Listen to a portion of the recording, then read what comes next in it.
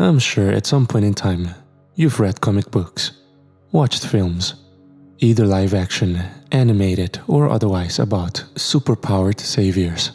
You know, the big muscular men and women in tights who go around defending the planet from world-conquering warlords or eldritch abominations? They're real. They're all real. At least, in my dimension they are. I'm even one of them. And I'm pretty sure I'm also the last of them. In fact, I'm probably the last surviving member of the human race. But most would hardly consider me human after my enhancements, shall I say. My name is Victor, but when they were still around, the public called me Rubble. It's a bit corny, I know, but I didn't necessarily pick it out. It just kinda picked up steam on social media after a particularly destructive fight I had with some creature that emerged from underground to tear apart Manhattan. I didn't look much different from your average guy. I was under 6 foot, had short black hair. The experiments the fats did on me did increase my muscle mass a bit, but I wasn't The Rock or Arnold Schwarzenegger by any means. The powers I was given were pretty standard, although I had never tested the true limits of them. I had only a rough idea of what I was capable of. The first of these powers was superhuman strength, that has once allowed me to lift an entire US aircraft carrier. Don't know the weight off the top of my head, so I'll just go with a hell of a lot. But even after that, it still felt like I had plenty of strength to spare. Next was flight, because who doesn't want to soar across the clouds, am I right? Although you do end up swallowing quite a few bugs if you're not careful. Best to wear some goggles if you don't have the reaction time to evade them. Third was superhuman speed and reflexes. Gotta be able to react and travel quickly. I thought the super hearing was great too, until I overheard several conversations that I didn't need to or want to. It was more of a curse than a blessing at first, but eventually I learned how to tune most things out. But there were still a few slip-ups here and there. I was supposedly given an increased lifespan as well. Not complete immortality or anything, but I currently sit at a little over 40 years old and don't look a day over 25.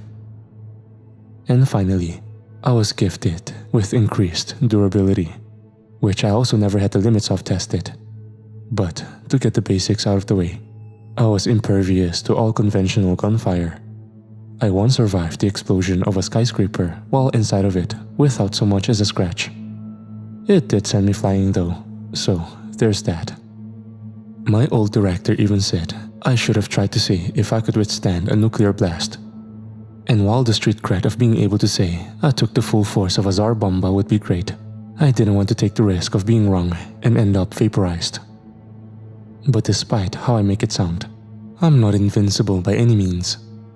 I've bled and have been mostly overpowered by monsters and other beings with similar abilities to myself.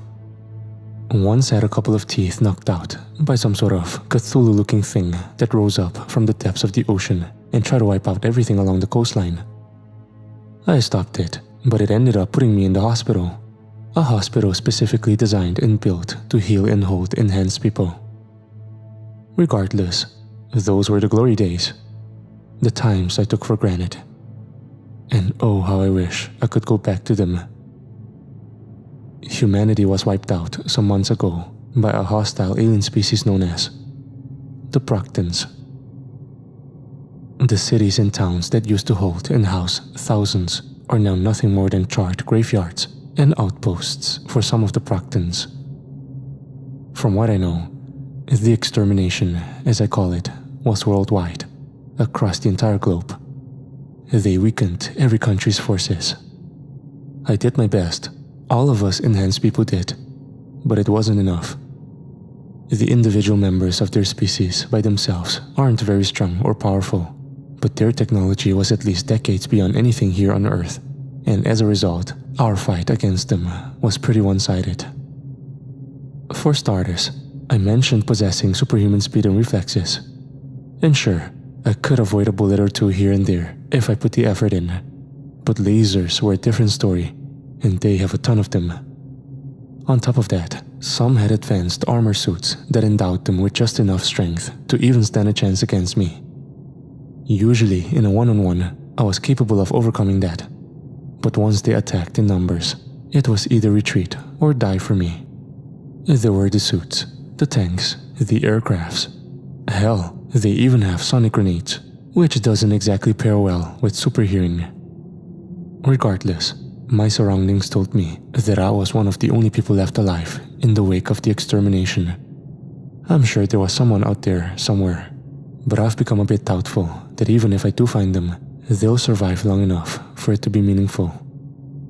What I really want, more than anything, is to find the leader of that species of assholes and end them, publicly, in front of all of his hideous-looking errand boys. Then I can kill the rest of them too, if I can manage to get that far. One of my most notable encounters with them came when I had just flown into what remained of downtown Manhattan. It was mostly what you'd expect. Crumbled buildings with all sorts of plant and wheat growths sprouting from their empty husks. Empty cars spread amongst the streets, mostly empty anyway. Some still contained corpses within them. One had its driver door ajar with the decomposed corpse of a woman leaning halfway out, indicating she was killed while attempting to flee from her vehicle. At least she was in one piece. From the shape I've seen a lot of other bodies in, they weren't so lucky. A handful were severed in half at the waist after being shot by a laser. Some had their heads and skulls missing as a result of the sonic grenades obliterating their eardrums and brains. Even then, there was worse than that. Much worse.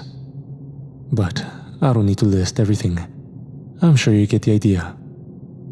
Regardless, I kept cruising about 100 feet or so above the ground in Manhattan, looking down at the remnants of what was, when I suddenly heard the faint burst of a cannon. And before I could even pick a direction to look in, I was suddenly hit with the hot, explosive energy of a laser blast and was sent tumbling to the ground below. I fell at breakneck speed at an odd angle, one that allowed me to go crashing through the side of a skyscraper and come flying out of the opposite end. My impact with the pavement left multiple small craters as I somersaulted backward numerous times, before finally coming to a screeching and destructive halt. It hurt, sure, but I've taken blows far worse than that in the past. I put my hand on the cracked concrete to push myself up, but immediately stopped as I laid eyes on a somewhat grim sight sitting less than a foot from my face. It was a skull. Human, obviously. A chunk of the top right was missing though, and the jaws were agape, as if whoever it belonged to was still trying to scream. I was 99% sure that they died like that, screaming. I looked away from the unnerving sight and flew back up, while hovering a couple of feet above the pavement. I looked around for where that blast might have come from, even trying to listen out for it. I kept low and didn't dare to fly up any further. I didn't want to get myself shot right out of the sky again. But I was instead greeted with an intense, bassy shockwave of sound piercing its way into my eardrums. I cupped my hands over my ears and fell to the ground, my knees sinking an inch into the pavement as I collided. It was like someone had shoved a large speaker inside my head before turning it up to full blast. I snarled in pain while attempting to look around for the source of the horrendous noise. The sheer volume of it impaired my ability to pinpoint the location at first, but I soon noticed that one of the abandoned vehicles on the road was moving ever so slightly from side to side, as if something was making it vibrate. It sat around 50 feet ahead of me. Without taking my hands off of my ears, I took flight and quickly closed the distance, gritting my teeth as I came to a hovering stop and peered inside the shattered passenger window of the car. Inside it was a fist-sized, spherical-shaped metallic object. Two small vertical red lights flashed repeatedly on either side of it. I immediately recognized it as one of the Proctans' sonic grenades. Without waiting a second longer, I descended and then threw my right foot out and kicked the car up into the stratosphere. And soon enough, the grenade was out of range to maintain its effect on me. As to why I didn't choose a less flashy method to neutralize the threat, well, whatever the hell those grenades were made of were tough. It definitely wasn't a metal present anywhere here on Earth. The last time I tried to simply crush one in my hands, it took the majority of my strength to do so. And just for perspective, bending and crushing steel for me was about as easy as destroying cardboard for a regular person. Basically, I just wanted to get the damn thing out of range as quickly as possible without having to take my hands off my ears. But now that it was gone, I could do just that. And I immediately heard a pattern of metallic clanking coming from around the street corner. It was a sound I recognized. It was the clanking of the boots of the Proctans' armored suits. So, instead of letting however many it was of them turn the corner and get the jump on me, I'd ambush them first. Without wasting a second, I quickly lunged and flew forward as fast as I could. And with ease, I smashed right through the walls of the first floor of the skyscraper that separated me and my adversaries. Dust kicked up and created a smoke-like aura as I crashed through the concrete and rebar like a speeding bullet. I grabbed the first Proctan that I saw around the waist and maintained my flight speed for a slight bit longer before coming to a sudden and hard stop, which sent him crashing through the set of buildings across the street, while I stayed hovering in the center of the street. I knew it wouldn't be enough to kill him in that suit, but getting him away from the others bought me some time to gauge what his group's numbers were. I turned around while still hovering and caught a glimpse of 3 more. Guess this would be a good time to mention that these guys were hideous.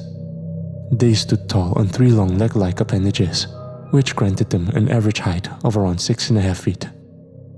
Through the transparent helmets of their suits were their faces, and I do mean faces plural, one on both the front and back of their heads, which their scarlet red skin was also stretched over like poorly molded Play-Doh. The features of each face on their heads consisted of 3 golf ball-sized eyes that glowed a bright pastel yellow. There was no nose to be seen, but a couple of inches below those horrendous eyes was a pair of thin, scaly lips that barely concealed their many jagged black-colored, asphalt-like teeth. They were also completely hairless. The biggest of the 3 Proctans stepped forward in his armor, and through his helmet, I could see him maintain an expressionless frown, as if he was mildly disappointed at best and completely apathetic at worst. Why so much anger in the way you confront human? Your kind had its chance, its shot at establishing a legacy in the grand game of existence. And it failed. You must learn to accept that the universe does not allow the weak to thrive, only the strong, he announced in a horribly scratchy voice, one that made me wish I had listened to nails on a chalkboard instead. "Shut the fuck up," I growled, before flying forward to tackle the monstrosity, only to be thrown to the side while en route by the impact of a laser blast. I slid down the street and tore up several yards of pavement, before regaining myself and flying right back in their direction, now furious. I stopped mid-flight and threw a punch that I practically put my whole shoulder into, right at the chest area of the larger Proctan. I heard the blow heavily dent the metal of his suit, before he was sent flying like a fastball, crashing through several traffic lights and building walls in the process.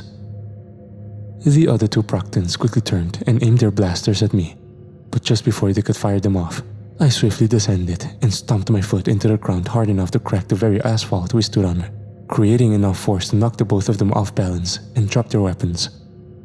I quickly knelt down and grabbed both blasters. But before I even got the chance to toss them away, both of the Proctans jumped onto me. I jumped off the ground and began to fly up at a speed that I hoped would throw them both off immediately, but they hung tight with a vice grip. In the midst of the chaos, I dropped both of the blasters, but I still had both of them to deal with. Whatever they made their suits out of was strong enough to keep me from easily tearing right through it. And to add insult to injury, their blows when in those suits legitimately had some power behind them. Sure, they definitely weren't going to beat me to death, but there was enough force in each punch to make me wince. With both of them still on me, I couldn't even see where I was flying, which caused me to go crashing through what I thought was a floor of what used to be an office building.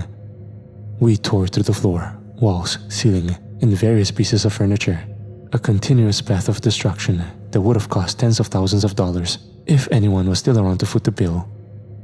Once we emerged out the other side, I purposefully gave up my momentum and let the 3 of us go crashing onto the ground. The chaos of the impact was enough to get the both of them off of me.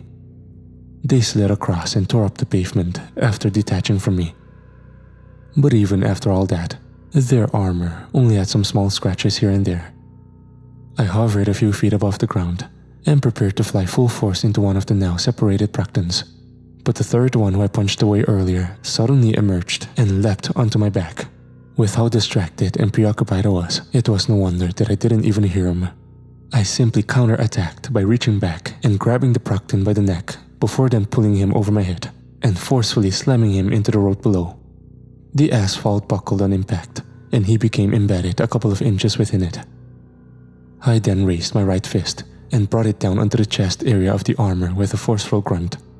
A dent formed in the shape of my knuckles and fingers where the blow connected, and the impact shook the ground around us. I then followed up with another few blows, each one more powerful than the last. And as I continued to wail on them, I felt every bit of hatred, anger and malice that I possessed for these things emerge. And my desire to hold back even in the slightest had completely faded. Each punch sent an almost earthquake-like rumble through the pavement around us. The Proctan could barely squirm before I punched him right through what little remained of the road and down into the sewer tunnel below. I fell with him, landing with my knees on his abdomen area. He looked up at me, and I could see that genuine fear emerged in his hideous eyes. "You come to my planet, kill my people, and you expect me to be rational?" I shouted with a furious snarl.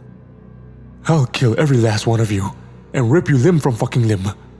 I raised my fist and prepared to come down with another blow, one that I was hoping would be the last to finally break through the armor of this monstrosity. And it likely would have, up until I felt a sudden and sharp wave of pain shoot up the length of my back. It was one of the few times I'd ever been stabbed since I had gotten my power, but the sensation was still familiar nonetheless. After I turned around and laid eyes on the Proctan who stood there, fearful, as he gripped a short, shiny silver blade in his armored appendage. Blood dripped down and nearly reached the handle before the Proctan lunged forward to take a second attempt on my life with his blade. But even with my injury, I was still fast enough to easily dodge the swing, and then throw an uppercut powerful enough to knock him back up through the asphalt of the street above us and hundreds of feet into the air above that. With all my might, I bent my knees, jumped, and then flew up with all the strength and momentum I could muster, ignoring the stinging sensation on my back and the warm blood dripping down my skin-tight outfit.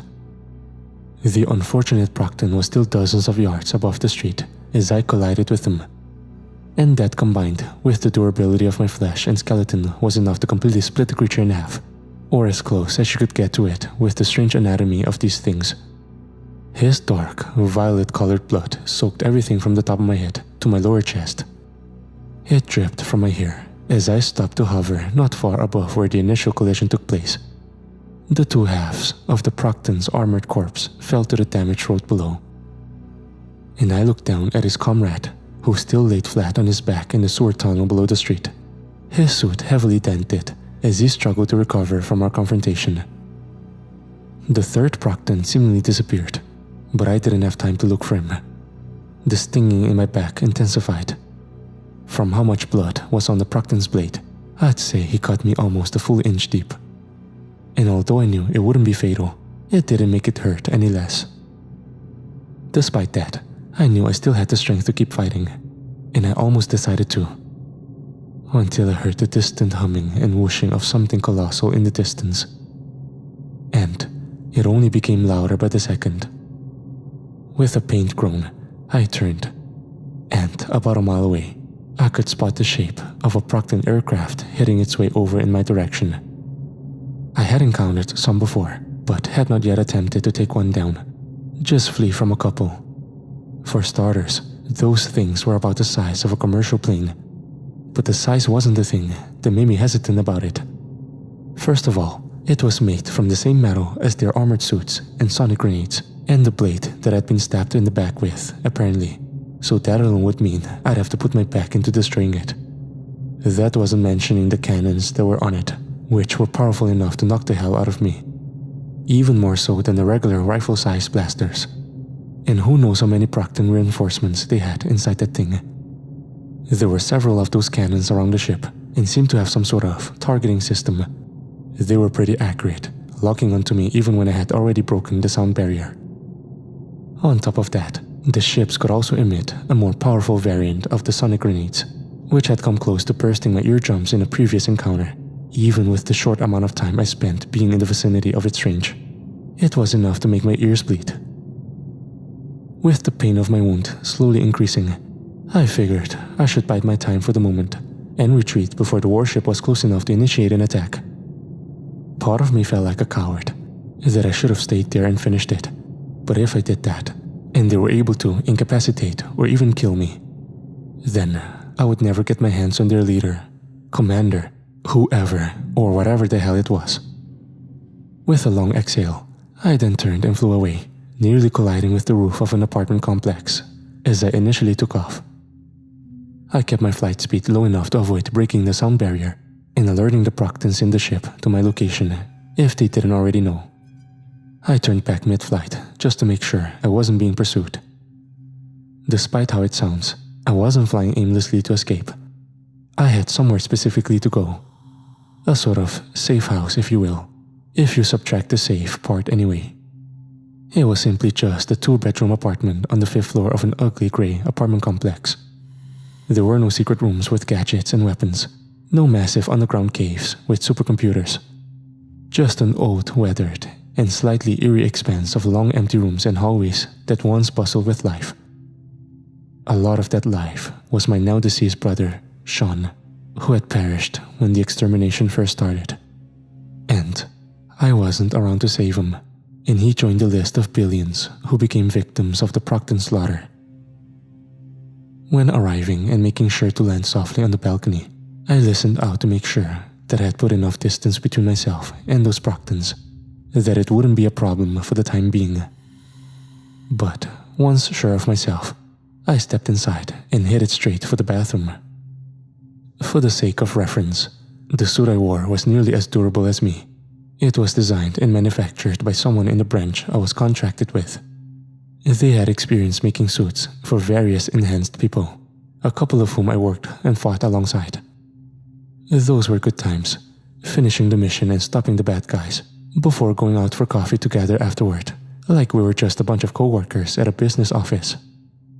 My suit's coloring consisted of mostly dark, almost lead grey, with a few thin accent lines of obsidian black that circle around the elbows, knees, and very end of the sleeves, along with a few jagged, almost lightning bolt-esque lines that ran across my chest area parallel to each other.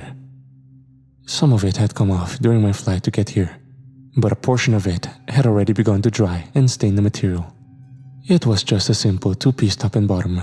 There was nothing like a cape, utility belt, or high-tech accessories.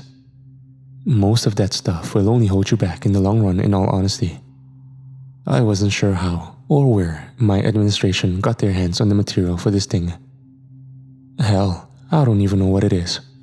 Wherever they hid the classified paperwork for it is probably nothing more than a smoldering crater by now.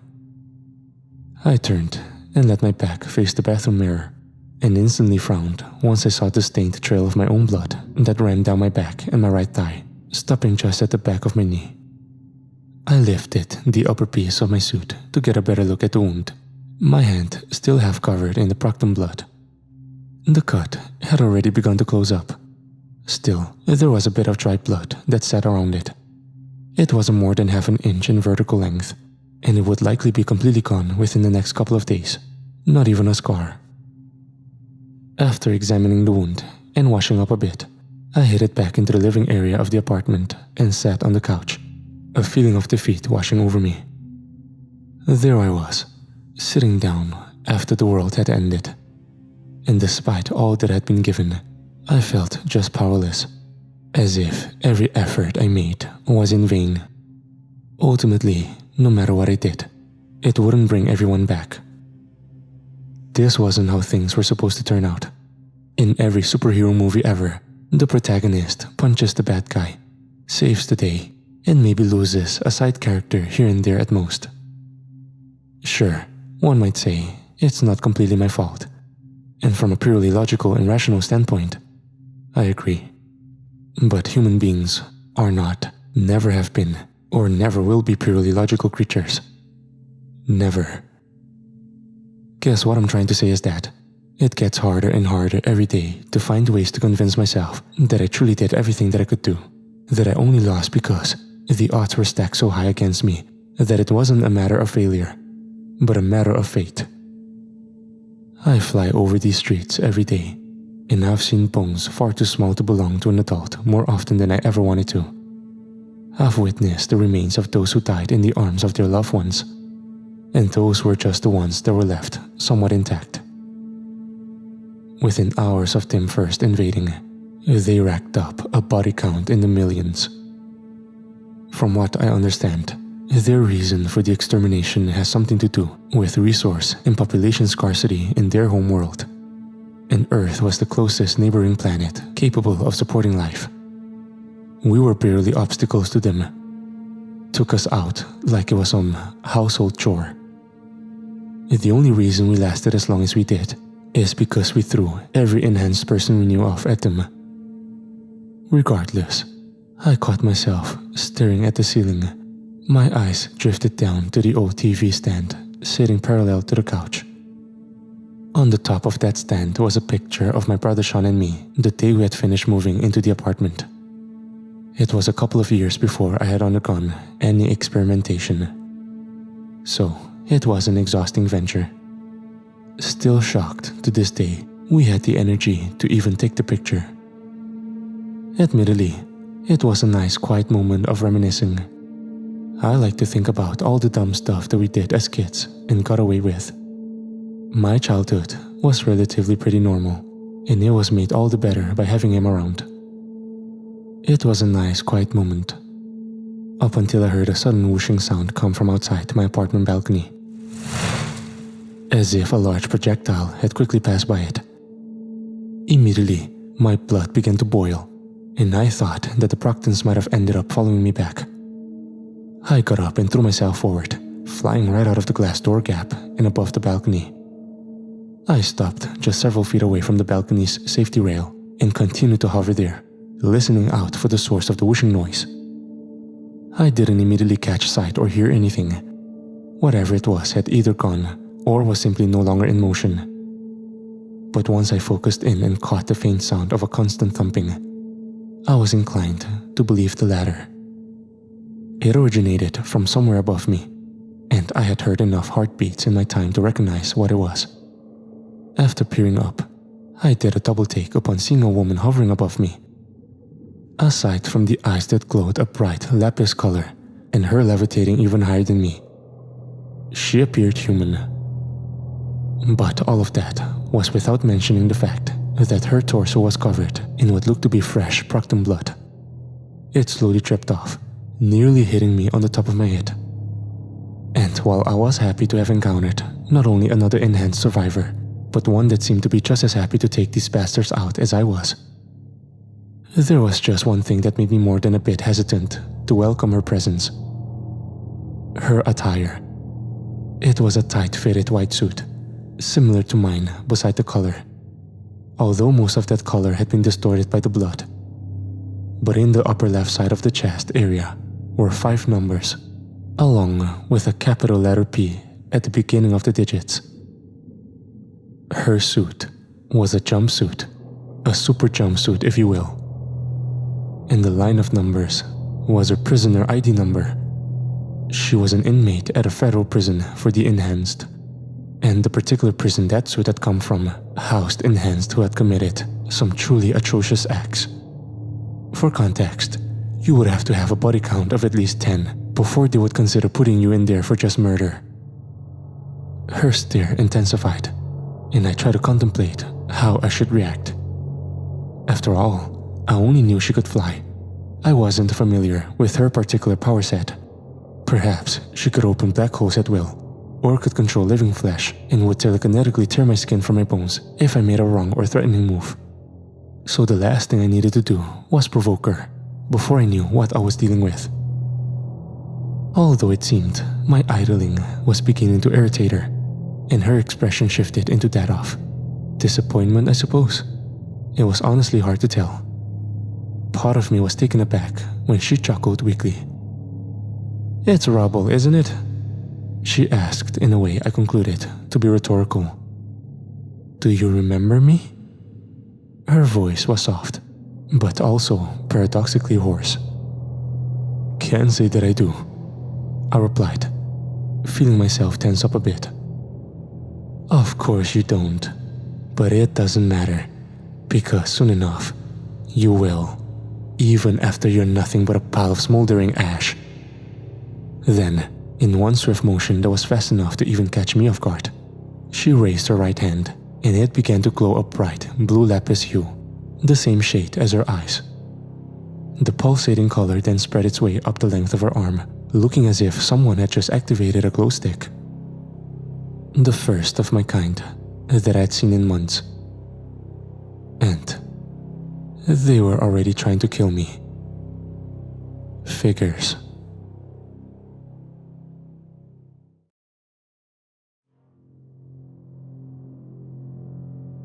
"Wait just a sec," I attempted to blurt before being cut off by the blue beam of energy that had manifested from her arm and blasted me in the chest. I went crashing both through the balcony and the apartment itself, all the way through the other side of the building. I was able to bring myself to a somewhat chaotic halt at about the same altitude. I could hear the woman begin to fly toward me, right through the destroyed section of the building. And while yes, she was heading straight for me, I caught a glimpse of something that drew my attention away despite that fact. In the middle of the living room, where a lot of the furniture had been either knocked around or charred up from the heat of her blasts, sat the now charred and torn picture of me and my brother Sean, which had been thrown from the table in all the chaos of my body speeding through the expanse like a rogue missile after the woman's attack. Immediately, I felt my blood boil, and my more cautious approach toward the situation went out the window. The last living memory of my brother that I had left destroyed, all because some nobody had some sort of one-sided petty grudge with me.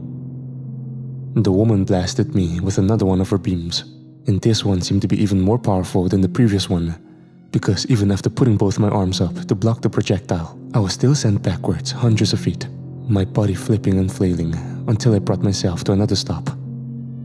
I was too angry to fully register that a few drops of blood had begun descending from my nose. The woman held both her arms out as she flew toward me, and they both began to light up once again. But this time, I was ready. Before she even fired off her blasts, I ascended high above the projectile's direct path and wasted no time flying right back down toward her at a speed she wasn't prepared to counter. We collided, and I hit her hard enough with my body to send her crashing toward the ground like a human bullet. Her impact threw an empty pickup truck off the ground and dislodged chunks of concrete from the sidewalk she slid across for dozens of feet.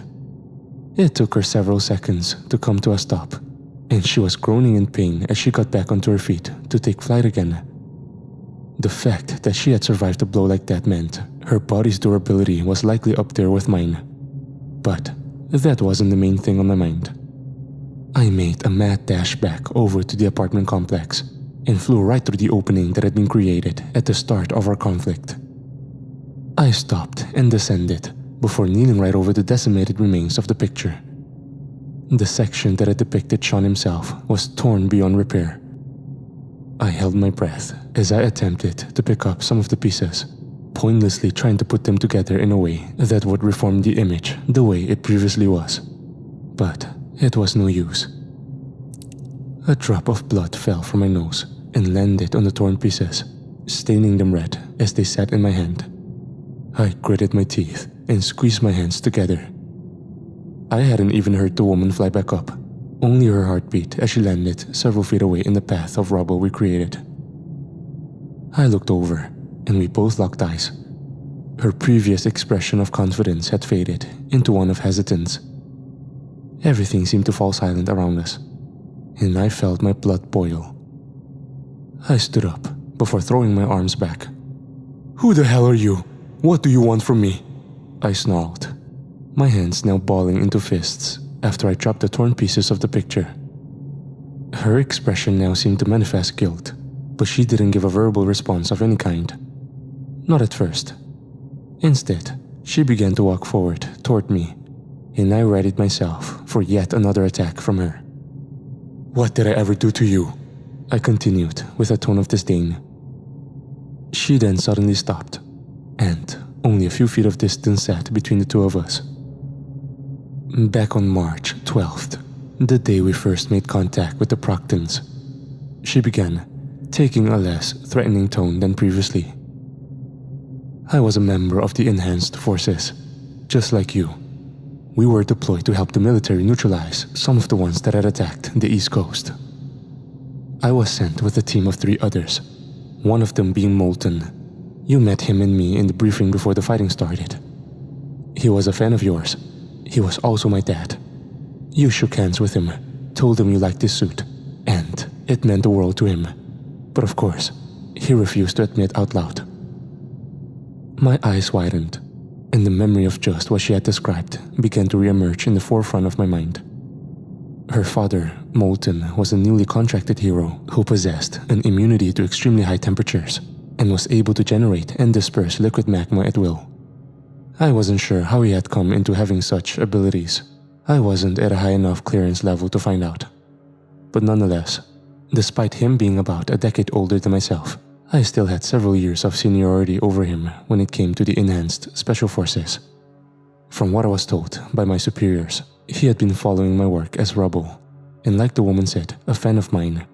Although I didn't see him that way, more or less just a fellow co-worker. "You're Molten's daughter? Sindris?" I asked, softening my tone and taking a less defensive stance. How did I survive the slaughter you left us in the middle of?" she erupted, her eyes beginning to shine brighter than before. They glowed with the brightness of high-powered flashlights. I now knew the source of her anger and almost forgot about my own. After the briefing where I met her father, we had all gone out to fight back against the group of invading Proctans along the coast. At that point in time, pretty much no one was aware of the true capabilities and technological advancement of these beings, and we treated it like any other invasion, even as they were slaughtering regular people by the thousands around different parts of the globe. Some nations weren't able to get the word out to the rest of the world about what was happening, hence why we didn't know the true danger that we were all in. And it would cost us, all of us, something. If it wasn't our life directly, it would be a family member, a friend, or their surrounding community. Once Molten, Sindris, and the rest of the team had already been in the fight for what I remembered as hours, I ended up getting an emergency distress ping from my brother Sean. You see, Sean worked as an EMT, and handling stressful situations wasn't exactly new to him. He and I were both in agreement at the time that pinging me was only to be done if his or a large number of other lives were in danger, and he didn't have access to the proper resources to deal with it. I knew in my gut that he was in serious trouble and that I had to make it back to him before something terrible happened. Despite the fact that leaving in the middle of a fight would get me reprimanded, I didn't care. I left, confident that the rest of the team would be able to hold their own until I returned. But you see, I never told the team why I left. Perhaps from their perspectives, and more specifically, Sindris's, I simply fled without warning. "You left us there. All of us. I watched those ugly fucks blow my dad to hell, all because you were a sniveling coward who ran," she shouted, her previous display of rage reemerging. Both her arms now began to glow and pulsate in conjunction with her eyes. "You don't understand. I needed to," I began, before she swiftly blasted me with a beam from each arm, ending my sentence long before I could utter another word. I was sent straight out of the building and into the one across the street, smashing right through the mix of glass, rebar, and concrete, as if it were made of styrofoam. It didn't end there. It wasn't until I had come barreling out the other end at a downward angle and was mere feet away from impacting the street that I caught myself, hovering just above it, as if lying flat on an invisible bed. I felt a small but warm stream of blood flow its way down my chin and neck. Putting my fingers to my lips confirmed that was the source of it. It was only a matter of seconds before she was in my line of sight again, hovering some dozens of feet above me. She attempted to blast me yet again, but I evaded by maneuvering to the left before she was able to release her beams. And while she definitely wasn't as fast, She gave chase to me as I took off flying through the streets, weaving between the crumbling buildings. I put some distance between the two of us, but not enough to break her line of sight, which allowed her to keep firing off her beams as she flew after me. A couple came close, but I managed to evade them all. Her cries before she fired each one sort of broadcasted when they were gonna happen. I came to a sudden stop when we got to the end of a particular road that led into an intersection. I dove down before quickly grabbing a red empty pickup truck and throwing it at her as a distraction.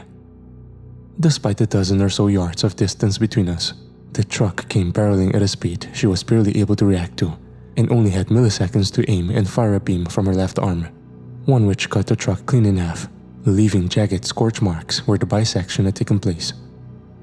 I then flew at her with my right arm pulled back and struck her square in the chin with an explosive right hook, one that both drew blood and also sent her crashing into a nearby traffic light pole.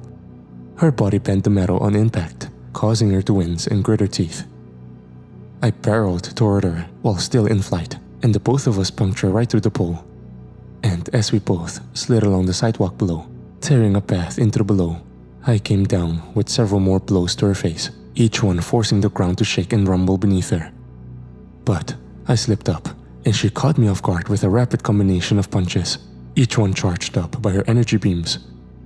After about 5 hits, she simply threw her right hand out, spread her fingers, and then blasted me in the ribcage with a beam. I spun like a spiraling football before crashing in through the front doors of an old restaurant. I split 3 different tables in half after I slammed through them, and only came to a stop once I crashed through the wall that separated the dining area from the bathroom, my head colliding with the bottom of the toilet and causing it to crack and nearly crumble. I was already back on my feet when she flew in through the newly formed entrance to the building. Her arms began to glow again as she bared her blood-stained teeth at me with a look of resentment. I stared her down with a mix of frustration and hesitance. The latter was due to the fact she hadn't let me tell her what it is I had tried to say before we had broken out into this pointless scrap. "Stop!" I snarled, using my arm to wipe fresh blood from my nose and mouth. "Just listen to me for a goddamn second." "Listen to you for what? So you can justify how you left us behind?" She blurted in response. "My bruh," I began before cutting myself off. A confused expression emerged on Syndra's face, puzzled as to why I had suddenly stopped my own sentence. In the distance, I heard the roaring of not just one, but several Proctan warships. Even through the walls of the building we were in, it sounded close, close enough that we could be spotted, should we find ourselves outside where we were much more visible. There were at least 4 separate ships that I could hear, which would be more than enough to take out both me and her if a physical confrontation occurred. "Don't go back out there," I told her in a hushed tone. "What are you talking about?" she asked while tilting her head. "Warships, Proctan warships. They're close. I can hear them." "I don't care," she snarled just as her arms began to pulsate once more. "I can work around them after I've taken care of you. Look, if they find us with those things, we're both fucking dead. Do you understand?" I snapped. "The both of us put together wouldn't be able to stand up to that." "You couldn't possibly understand what they took from me," she rebutted, somewhat weakly. "They killed my brother," I retorted, catching myself looking at the floor as I said. "They fucking killed him. Took him from me, just like they took your dad from you."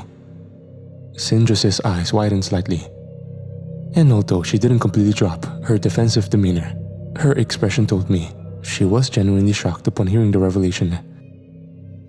"That's why I left the fight. That's why your dad got killed," I began.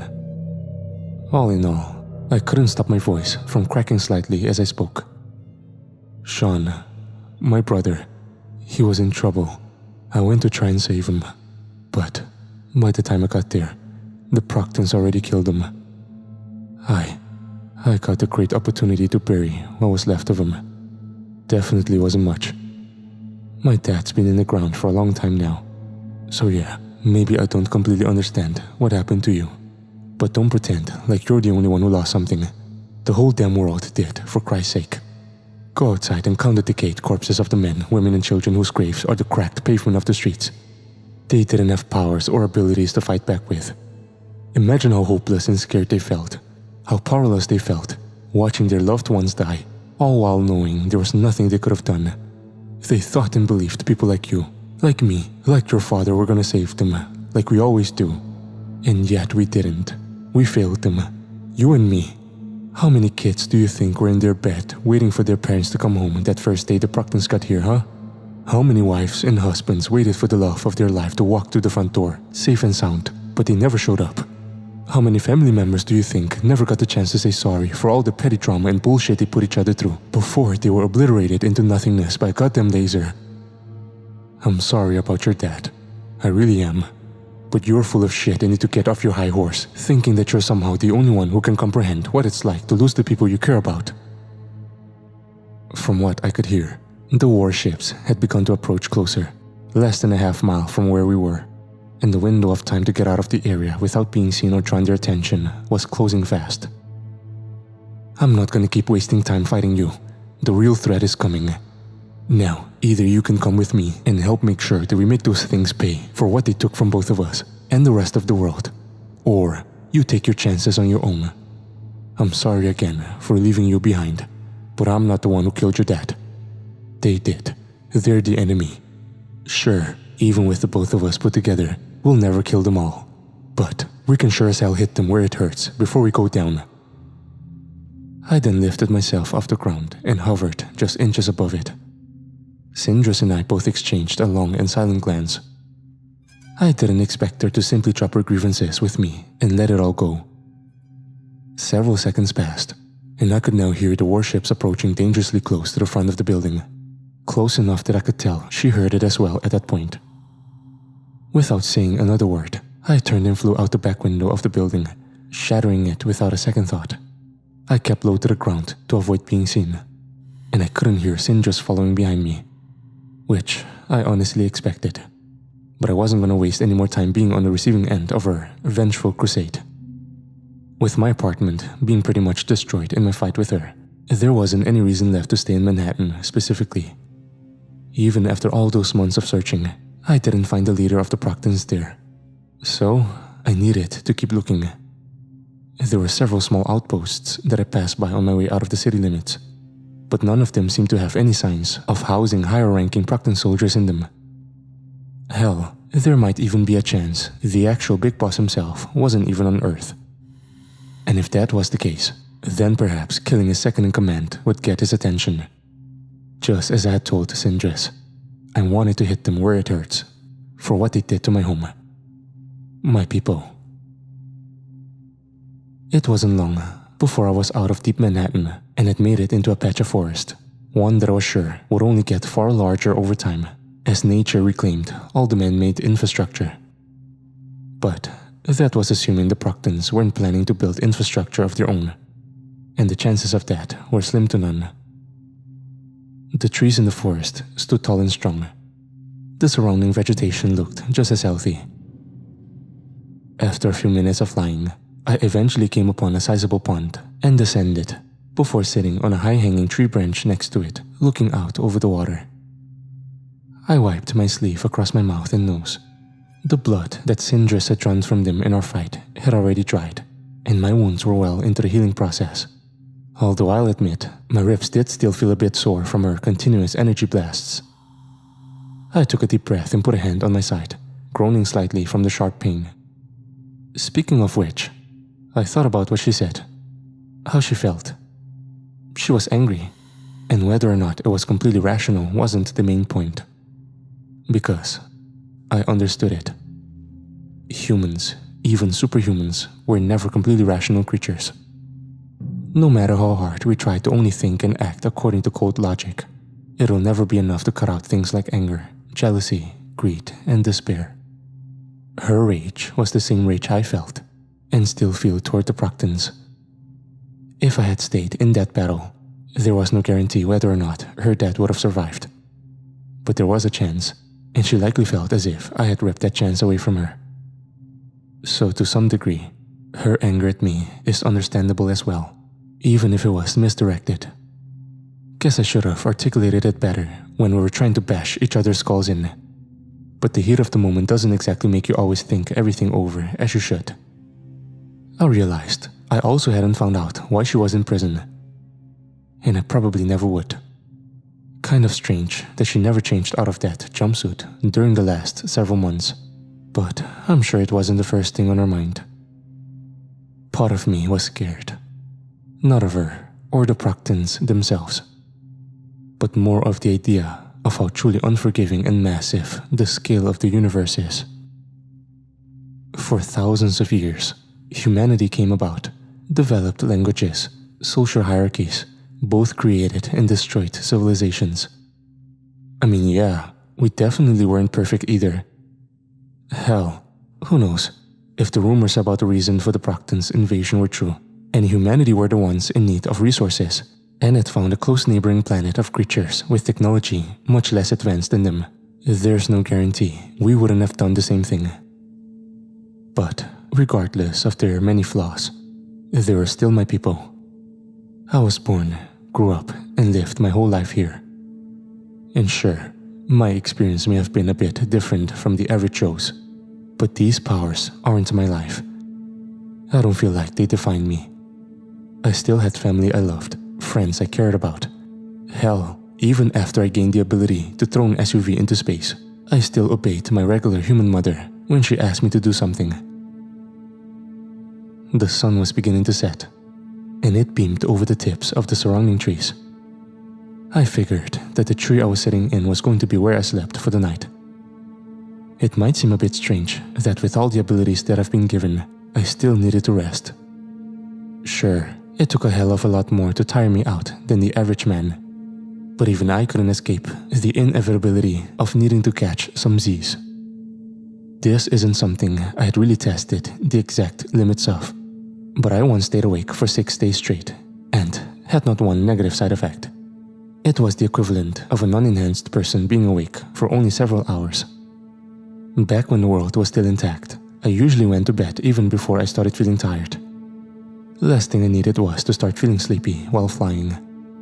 And the next thing you know, I accidentally crashed right into a commercial plane, all because I wasn't able to pay attention nearly as well. I wasn't able to accurately count the number of days I had currently been awake for, but it was definitely more than a couple. And that combined with all the bloody battles with some of the Proctans and my fight with Sindris, I felt that it was a good time to take advantage of the quiet. I suddenly awoke that morning to the sound of twigs snapping underneath the branch I was laying on. And soon after that, I heard a somewhat slow, rhythmic thumping, quickly recognizing it as a heartbeat. I peered my head over the side of the branch and couldn't help but crack a smile when I laid eyes on the sight of an adult black bear sniffing around near the bottom of the tree trunk. It raised its snout, taking a few more sniffs before beginning to climb its way up. It wasn't long until the bear's eyes met mine, and we exchanged a long glance. I slowly levitated off of the tree branch and began to float down to the ground as gently as I could, making sure that none of my movements were too sudden or quick. "Hey there, big guy," I greeted with a soft delivery and tone. The bear then backed off of the tree, and all 4 of its paws made contact with the ground below again. It backed up slightly with a defensive stance and a small snarl. But so far so good. Once I was back on the ground myself, I took a small and very slow step forward, allowing the beast to decide its next move. It backed off further, and I kept still where I was. The bear sniffed a few times rapidly and shook its head slightly. I watched as it pointed its muzzle slightly upward, as if looking for something above the both of us.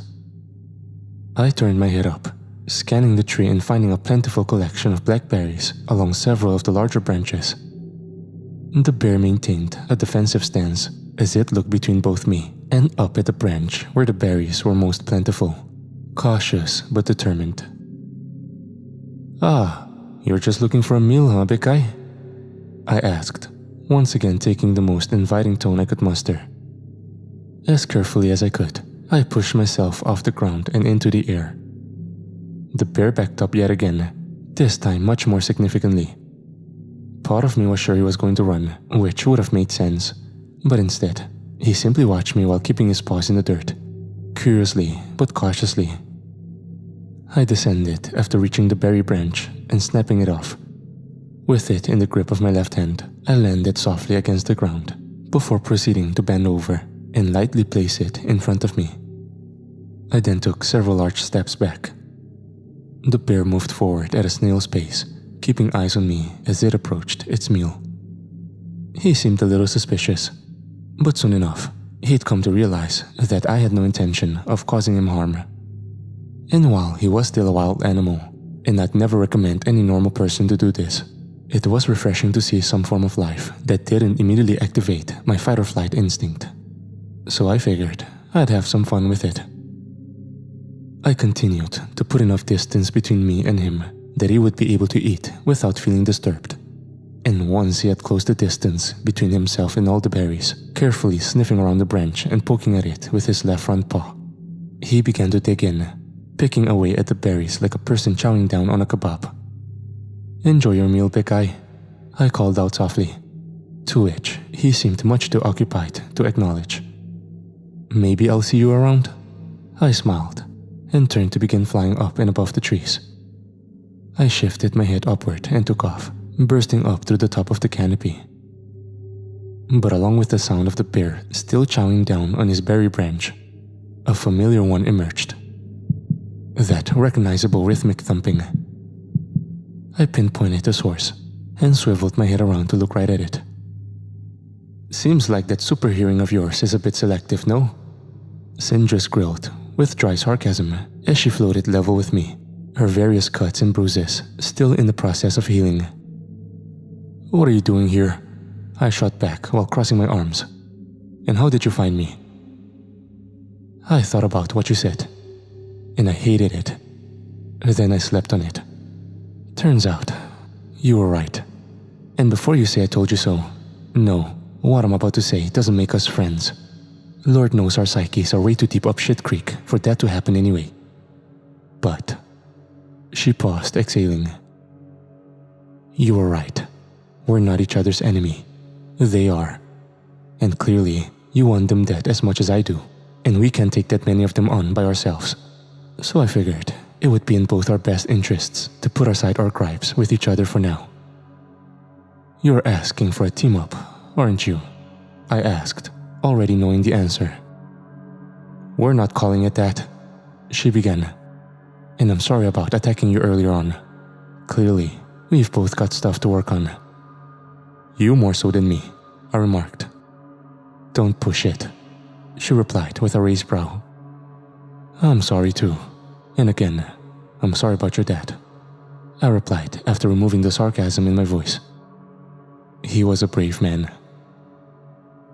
For the first time since meeting her, I saw her face take on a neutral expression. Not anger or bitterness. Sure, I didn't expect her to suddenly jump with joy, but it was a start. Then again, I'm not really sure I was all that pleasant either. There's an outpost of theirs set up in a warehouse about 10 miles north of here. Came across it on my way back to Manhattan from the prison. It's heavily guarded, and it'll take the both of us to get into it. Sindra said. "Is that where you think their leader is?" "No, but I know it's where some survivors might be. I saw them taking people in there after the first week of the extermination. None of them came back out." "And you didn't try to help them? Why?" "I had orders to focus on the larger populations and protecting people closer to the coast. It's not an excuse, I know. I should have told someone, but then everything happened with you and my dad soon after, and by the time I was able to get back there, they amped up security heavily, and I knew I wouldn't be able to make it out of there alive by myself, much less while also trying to keep dozens of people out of harm's way at the same time."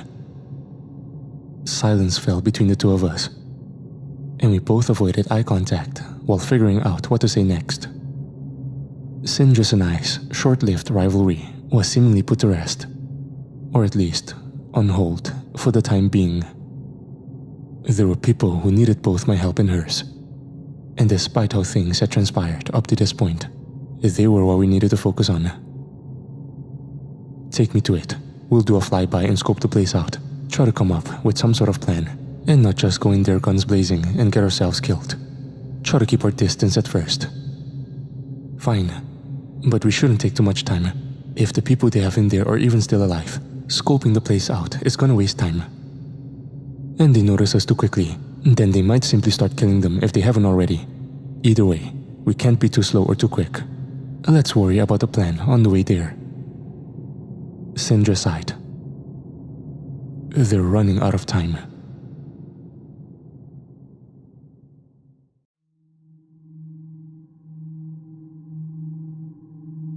Sindris and I picked our heads over the roof of the building that we watched the outpost from.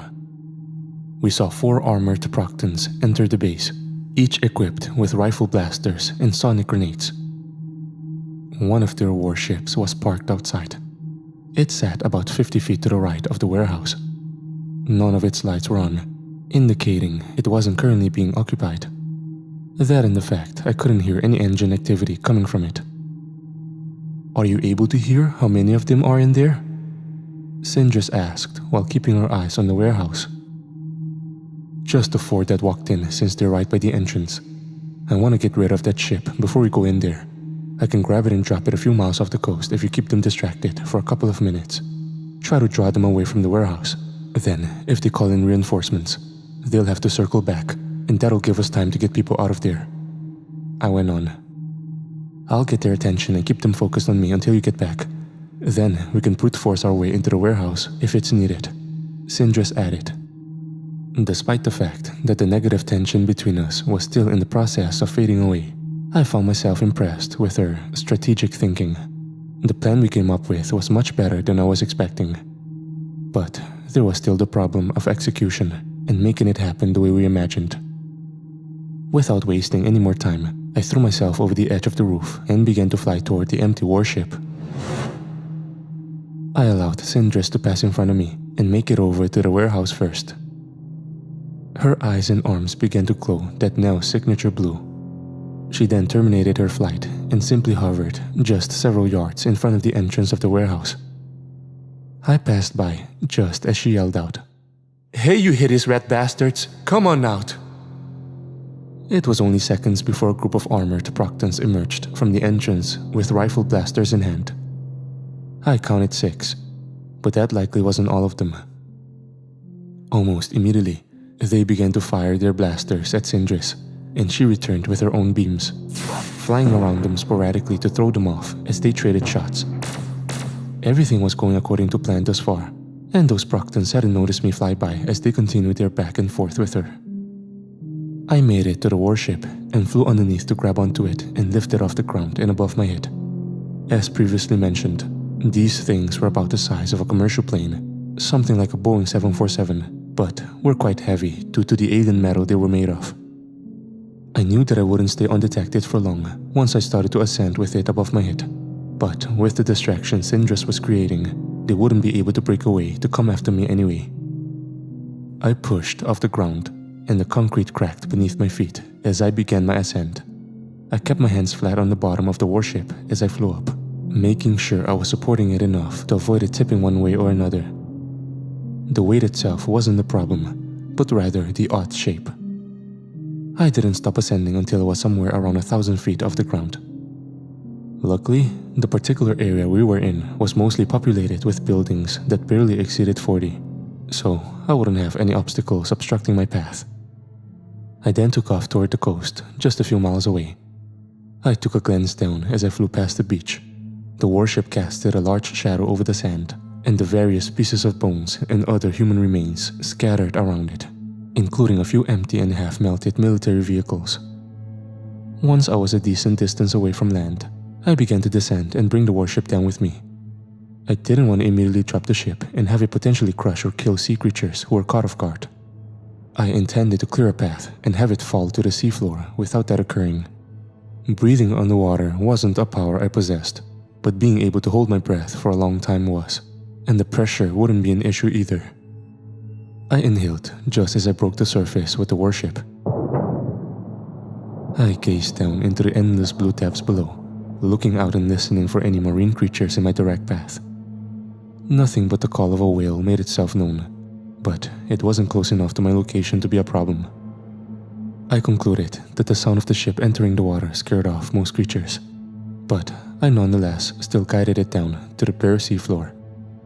It kicked up sand all around it once impacting, and over time it would likely become a massive artificial reef, a win-win in my book. After I was sure the warship was sitting stable, I turned, looking up toward the surface of the water several hundred feet above me, and then took flight. And in mere seconds, I had broken back up through the surface of the water completely drenched. I then took off with haste back toward land and back toward the area of the warehouse. A sonic boom erupted as I surpassed the sound barrier, and then some, to get there without wasting any more time. Everything I passed by was a blur even to me. Once I made it back, I caught the sight of Sindris in the midst of her scrap with the Proctan soldiers. And so far, things seemed to be going in her favor. 2 of them were already dead, indicated by their charred, bisected corpses that were spread across the ground. She hit one directly in the chest area with a beam from her right arm. The Proctan violently rolled down the street upon impact, dropping his blaster in the process. A bit of a struggle took place as he attempted to recover and pushed himself back up off the ground, revealing that the chest piece of his armor had orange burn marks in the shape of Sindris' beam. While she hadn't completely melted through, her beam's heat generated enough heat to severely weaken the armor with just the first blast, and I took full advantage of the opportunity. I flew down at the Proctan just as he had stood back up and grabbed a hold of his sonic grenade. He held it up, preparing to activate it while she continued to battle his comrades. But I denied his chance of doing so by making a fist with my right hand and driving both it and most of my forearm through the weakened metal and his chest. He looked at me in complete shock, caught off guard by my sudden appearance. He choked and gagged, expelling some of that violet-colored blood from his mouth while he stayed there helpless while impaled on my arm.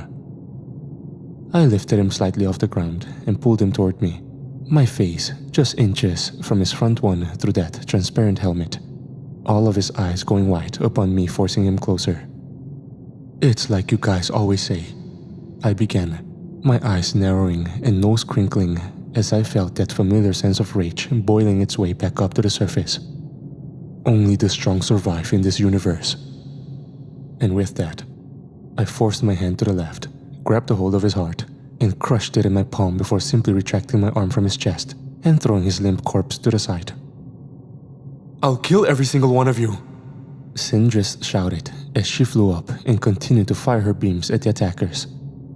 She hovered several yards above and stuck out her arm to take aim, but one of the 3 remaining Proctans had gotten a lucky shot off with a blaster, and, subsequently, a direct hit on her. She was sent tumbling almost out of sight. I flew at the group quickly enough to avoid being shot and followed up with a counterattack. I started by grabbing a hold of one of the legs of the closest one, and then began to swing him around in a rapid 360-degree spin, like a parent spinning their kid for fun. His body worked like a horizontal battering ram, and the other 2 Proctans standing in unison to him were sent flying in their respective directions. One was sent soaring before he crashed into the left side wall of the warehouse, while the other went tumbling down the street and slammed through multiple abandoned vehicles. And it was several seconds before he came to any sort of a stop.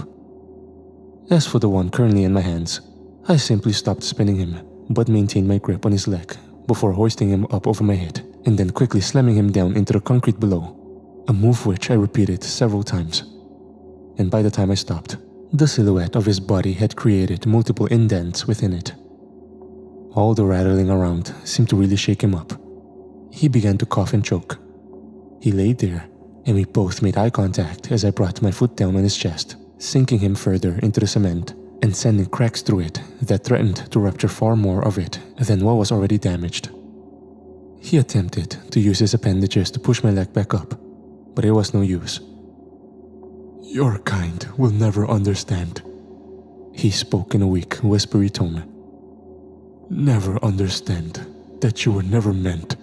I didn't allow him to finish his sentence before I reached down, grabbed onto his helmet, and then threw him up into orbit with an angry groan. I then turned my attention to the one whom I had catapulted down the street. He had gotten to his feet and shoved a black beaten down sedan out of the way, the tire screeching as it slid along the asphalt. I stepped forward to begin flying toward him, but Sindris suddenly dropped down onto the ground next to him, directly facing the side of his body. She then suddenly lunged forward and placed one hand on his back and the other on his chest. And her arms, both her arms began to glow, and her eyes brightened as well. And with a forceful, explosive shriek, she then shot out a beam from each arm. And the Proctans' expression of utter terror was frozen in place as she blasted a hole through his body that was so large that a full-grown adult could dive through it. The combined heat and energy of both beams put together was enough to melt right through the armor, and by extension, him, completely. He dropped to the ground with a pathetic thud, and I looked at Sindris with a raised brow. "Not bad," I told her, to which she seemed somewhat taken aback. And I was anticipating her response before I heard the sudden but subtle sound of a light whoosh, as if something small had been traveling fast in our vicinity. I quickly snapped my head to the right and laid eyes on one of the Proctans' sonic grenades lying on the ground several yards away. I quickly took off to get to it before it went off. The grenade activated before I reached it, and I was suddenly blasted with the ear-shattering boom that it dispersed. I felt my head vibrate and rattle as I cupped my ears and gritted my teeth. I dropped to my knees and cupped my hands over my ears. But it did little to halt the agony. I looked over at Sindris, and despite her not sharing my hearing ability, she too was in great pain from the looks of it, cupping her hands over her ears and squeezing her eyes shut. I pushed past the pain as best as I could and leaped over toward the grenade with my hands still over my ears. It drowned out every other sounds around me. And just as I prepared myself to take one hand off my ear to throw the thing up into orbit, I was shoved forward in a violent, sliding faceplant right into the cement. I felt something hard strike my back as I went down, and my hands momentarily came off my ears, increasing the intensity of the rattling of my eardrums. I turned, finding yet another armed Proctan behind me. He raised the blaster he held in his hands and looked down at me with a face void of any expression. He said something that I wasn't able to pick up due to the grenade, but if I had to guess, it was likely about me being a pathetic human or something. I tried to pick myself up and lunge at him despite the circumstances, but he simply fired the blaster, and when the laser struck my chest, I was blasted underground and quickly buried under several feet of concrete and dirt. This, however, worked in my favor, as all of the rubble and debris on top of me helped to keep me protected from most of the sound of the grenade. But even while underground, I was still able to pinpoint almost exactly where it was. It still caused me some pain, sure, but not nearly as much as the direct exposure on the surface. I ended up flying and digging my way through the earth around me, using my body as a sort of makeshift mining drill before positioning myself right underneath where I knew the grenade was lying on the ground above. I stuck my arm up, shoving it into a patch of dirt before spreading my fingers and lining my palm up with the grenade's exact position, after which I then launched myself upward, blasting right through the earth and concrete and emerging from below with an explosive display back into the bright light of the sun. The moment I felt the grenade hit my palm, I pulled my arm back and threw it up with everything I had. It quickly vanished into the blue ocean of sky above us, and the piercing sound waves terrorized us no longer. Sindris had gotten back to her feet, both of her ears leaking thin streams of blood. I planted my feet back on the ground, before then reaching around the side of my head and pressing my index and middle to the area of my chin just below my ear. That familiar wet and warm sensation of fresh blood was there, and pulling my hand back and seeing the red on my fingers confirmed it. "We have warships on the way," growled the Proctan, who stood next to his comrade, with both their blasters in hand. "You'll both only last moments against them." I clenched my fist, feeling my response rising in my throat, only for Sindris to take the words right out of my mouth. "Let them come," she hissed. "They can collect your corpses when they get here." She and I then turned our heads to face one another, sharing a look of mutual understanding. As soon as they prepared to fire their weapons, Sindris swiftly stuck her arms out and blasted each of them with a separate beam, melting their rifles in the process and sending them barreling down toward the road, flailing and kicking as they tried to grab onto something. I took flight after the one on the left, while Syndra's pursued the one on the right. And as soon as I reached him, I unleashed the fury of left and right hooks onto his helmet while he was still in motion, smashing the road into pieces below us as I allowed his momentum to continue while still delivering blows. We both came to a hard stop when I wrapped my hand around his throat and then threw him up towards the clouds. Not nearly hard enough to get him into orbit, but still enough to surpass the height of the skyscrapers far off in the distance. I allowed a few short moments to pass before I flew up after him. But when I did, a sonic boom erupted only seconds before I reached him. But that sonic boom was nothing in comparison to the sound of both my left, right, and fist colliding with his armor as I repeatedly punched him higher and higher into the sky. "What's the matter?"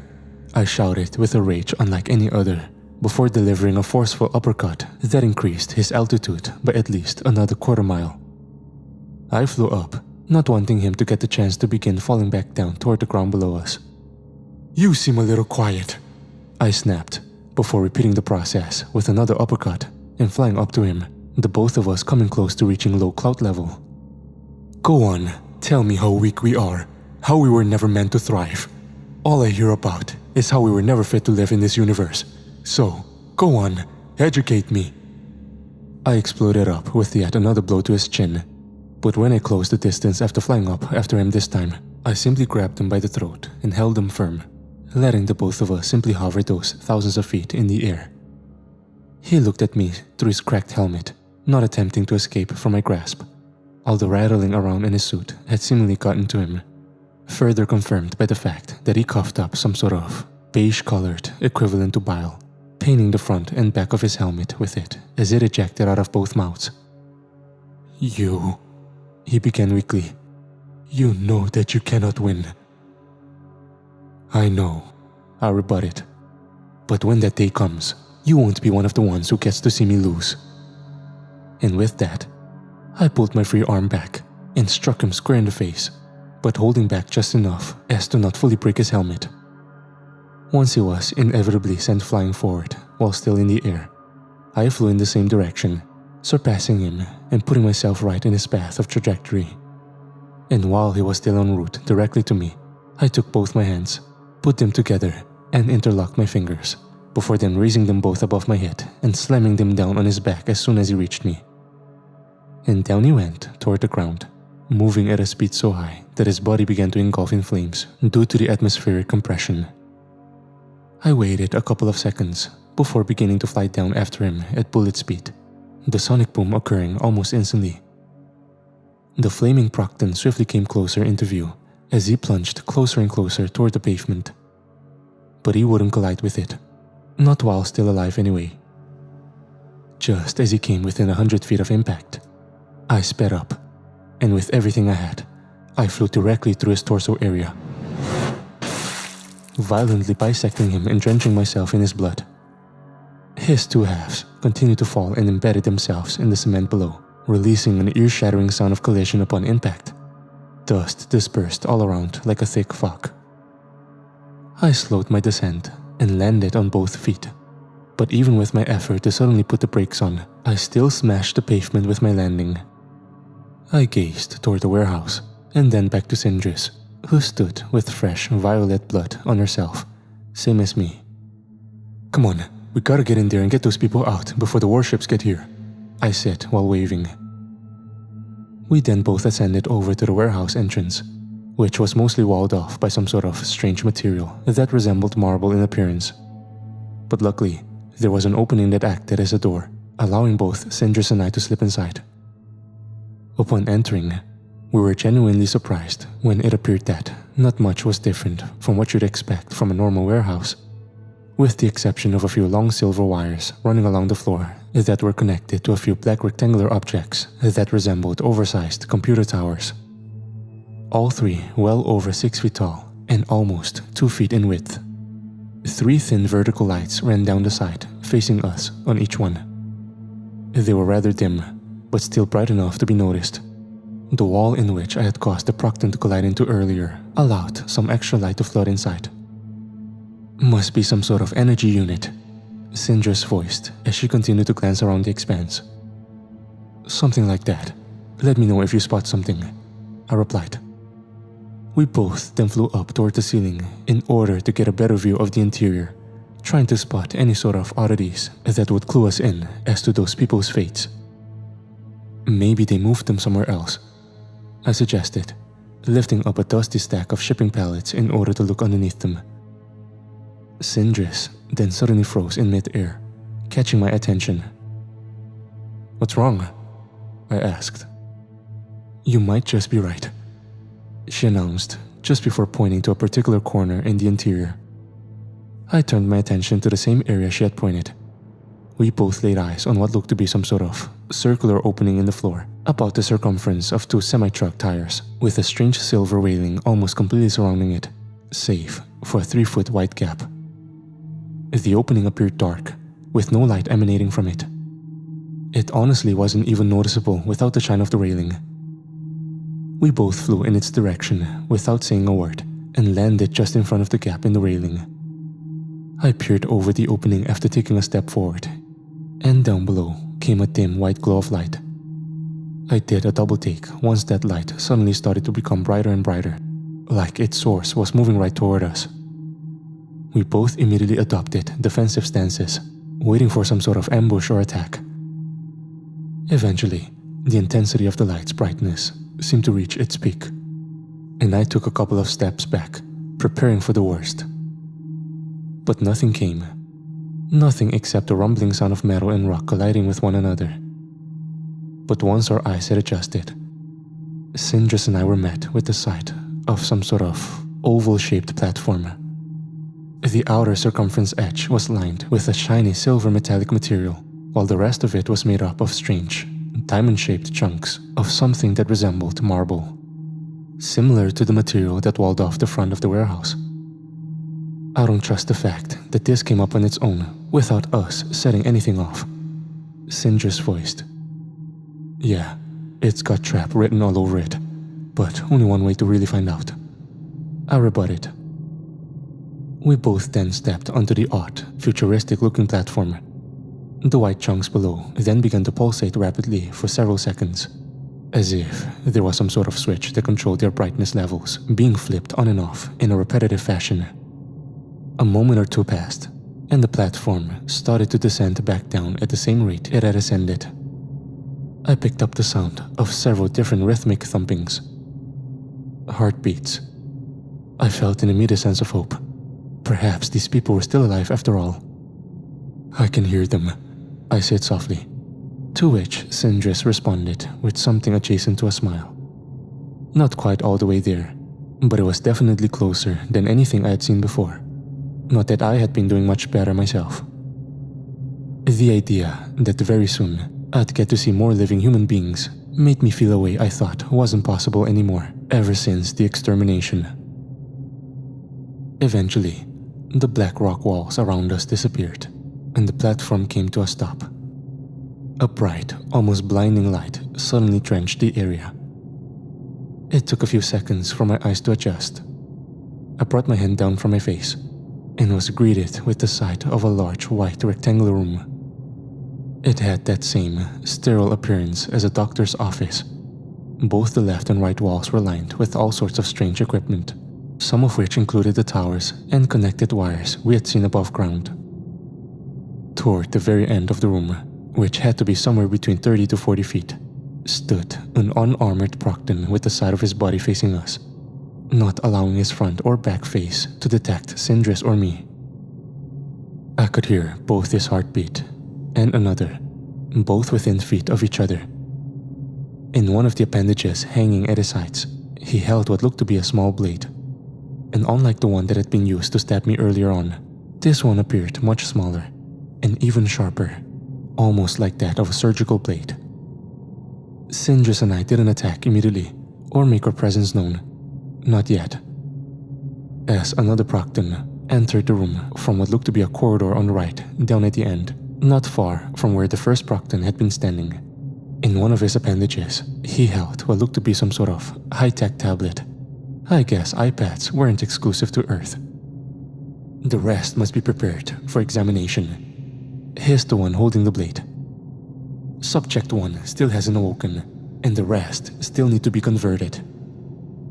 The cryo chambers down here are nearly full. We don't have space left.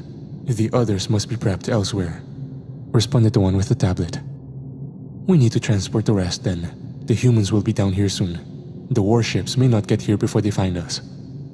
You got that right, I shouted out, prompting both the Proctans to turn their heads our way, both of their facial expressions devolving into nervous uncertainty. No, no, no! We need more time! The Proctan with the blade erupted, before the both of them turned to run down the open corridor to the right. And before either of them could make it to the threshold, Sindris raised her right arm and fired off a beam right in front of the entrance, stopping the both of them dead in their tracks. I then flew forward and had the Proctan with the knife's throat in my left hand in less than a second. With my right, I reached down and snatched the knife right from the grip of his appendage and let it fall to the floor. The one with the blade simply stayed put, mainly because Sindris had her arm aimed right at him. One wrong move and he would be nothing but a smoldering pile of ash. Where are the people you brought down here? I'm gonna give you a few seconds to answer. And if we like what you say, we'll allow you both to die quickly. While still within my grasp, he attempted to turn his head to the right. Well, my right and his left, down the corridor. So I allowed my eyes to follow where he was glancing. And what I saw will be forever burned within my mind. The corridor was long. I could only see that it led to some other wide expanse similar to the room we found ourselves in. The width was several feet, and each side wall was completely transparent. I assumed the material to be glass, but it didn't really matter, because either way, I would have seen the horrors inside. Contained behind the glass on each side of the walls were people, or rather, corpses. I couldn't detect any heartbeats coming from them. They were all in a state of undress and hooked up to wiring protruding from their abdomens, shoulders, and thighs. Men, women, and even some children. There was a faint frost on the glass, indicating they had been keeping the dozens of bodies cold in order to preserve them for their twisted means. Sindris, who stayed further back down the room and wasn't at an angle to see what it was I was witnessing, took notice of my sudden silence and bewildered expression. Rubble, what is it? She asked as she stepped forward, keeping her arm pointed at the other Proctan as if he were at gunpoint. I didn't respond verbally. I couldn't. I'm surprised that her question even registered at all. It was as if the world around me just paused, as I stood there, taking in what I'd just seen. Of all the abominations I had defeated, monsters I had killed, that sight was the most horrific to me, and nothing in my previous work had ever come close. It seemed that, after all, we were too late to save these people. Sindris turned her head to get a glimpse of what was in the corridor, and she immediately put her free hand in front of her mouth. As her eyes widened, no words left her lips, not even an exhale. Without a second thought, I applied pressure on the Proctan's throat, and my fingers sank right through his flesh and tissue, immediately spilling blood down on my hand and wrist. He had no time to gasp or express his pain as his head and body began to separate. And once his body fully became disconnected from his head, it fell and hit the floor, causing the Proctan to gasp in disgust and terror as I dropped the severed head of his comrade. He then backed up, raising his appendages in front of himself as if to shield his body. I'm not a soldier like the ones up there. Please, I have different orders. I just do what I'm instructed. I'm begging you. They begged too, I snarled, before then lunging forward, driving my fist and forearm right through the center of his front face before yanking it back to me, silencing him just before he collapsed. I slowly approached the glass on the left, putting my blood-stained hand on it to look at those inside. There I was, powerless to reverse what had been done to them. I felt tears begin to form in my eyes. I imagined all the pain they must have suffered being nothing but guinea pigs. Whatever terrible experiments or procedures they did on them, I didn't care to know. At the very least, They weren't in pain anymore. That was the only thing that kept me from having a meltdown. I could hear Sindra's behind me begin to choke as she held back sobs, specifically while looking at what appeared to be a family inside the glass. A mother, father, and their 2 children. They were elderly as well. No matter their age, their race, their sex, there they all were, stashed behind all the glass like cattle in a meat freezer. "I failed," she said. "I should have come here. I could have saved them. They'd still be alive if I hadn't been a coward." "It's not your fault," I interjected, turning around and reaching to put a hand on her shoulder before deciding against it. "They did this." "No, you don't get it," she erupted before turning around. "I let this happen. I saw them bringing them in here, and I kept going, all because I wanted to follow some orders that never even fucking mattered. They're all dead because of me." I paused, shifting my eyes to the right as I struggled to find the words to respond. "We're not gods. We can't be everywhere at once. We couldn't save them. But we can still avenge them. I want to make them all suffer for what they have done. And we will. We damn sure will. I'm not a hero. Never really was. How could I ever call myself one when I let something like this happen? We both failed just as much as the other. You and me have an opportunity to make sure this doesn't go unpunished, and we need to take it." Nothing further was said for some time, but as the silence set in, I heard more rhythmic thumpings coming from down the corridor and around the right-hand corner. Assuming that it was more Proctans, I dashed down it with a raised fist and a curious demeanor, only to turn the corner and be met with a sight that made me drop both entirely. There was another large room at the end of this hall, but unlike the previous, it took on a shape closer to a sphere than a rectangle. The same sterile white walls were present, but were broken up by sets of thin red lasers that ran down the floor and up into the ceiling, creating the appearance of prison cell bars. The spaces behind the bars looked to be no more than 50 square feet, but most were empty, save for one. Behind the laser cell bars was a man somewhere in his early 40s, and unlike those behind the glass inside the corridor, was clothed. The same applied to the other 2 people inside there with him, the first of which was a woman who appeared to be the same age as him, holding a young girl who couldn't have been older than 10. It was instantly clear to me that they were a family. The shared expressions of hopelessness on their faces as they huddled close together said so. They all threw their heads up upon seeing me, and the father's look of utter despair dissipated. You're him, the Rubble guy," he stuttered. "You can call me Victor, sir. We're here to get you and your family out of here," I replied, pointing to Sindris who stood close by. "I thought all the heroes were dead," voiced the woman as she continued to hold the child. "Not all.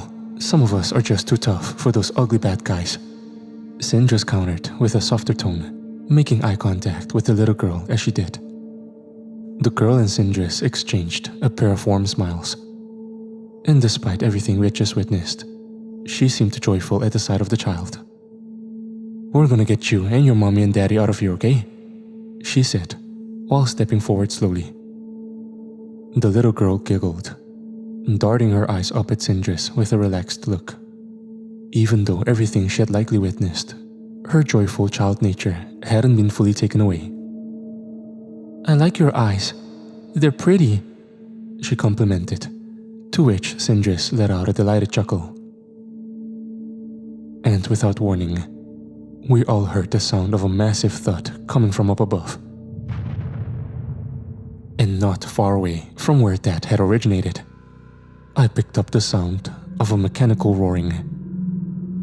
Although the others didn't react to it, indicating I exclusively sensed that part. Regardless, I know what both of those sounds meant. Sin just did too. She and I shared a glance, knowing that things weren't going to stay so peaceful for very long.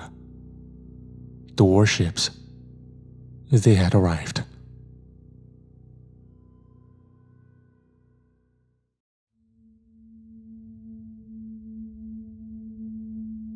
March 5th, 2026, 1 week before the Proctans' arrival.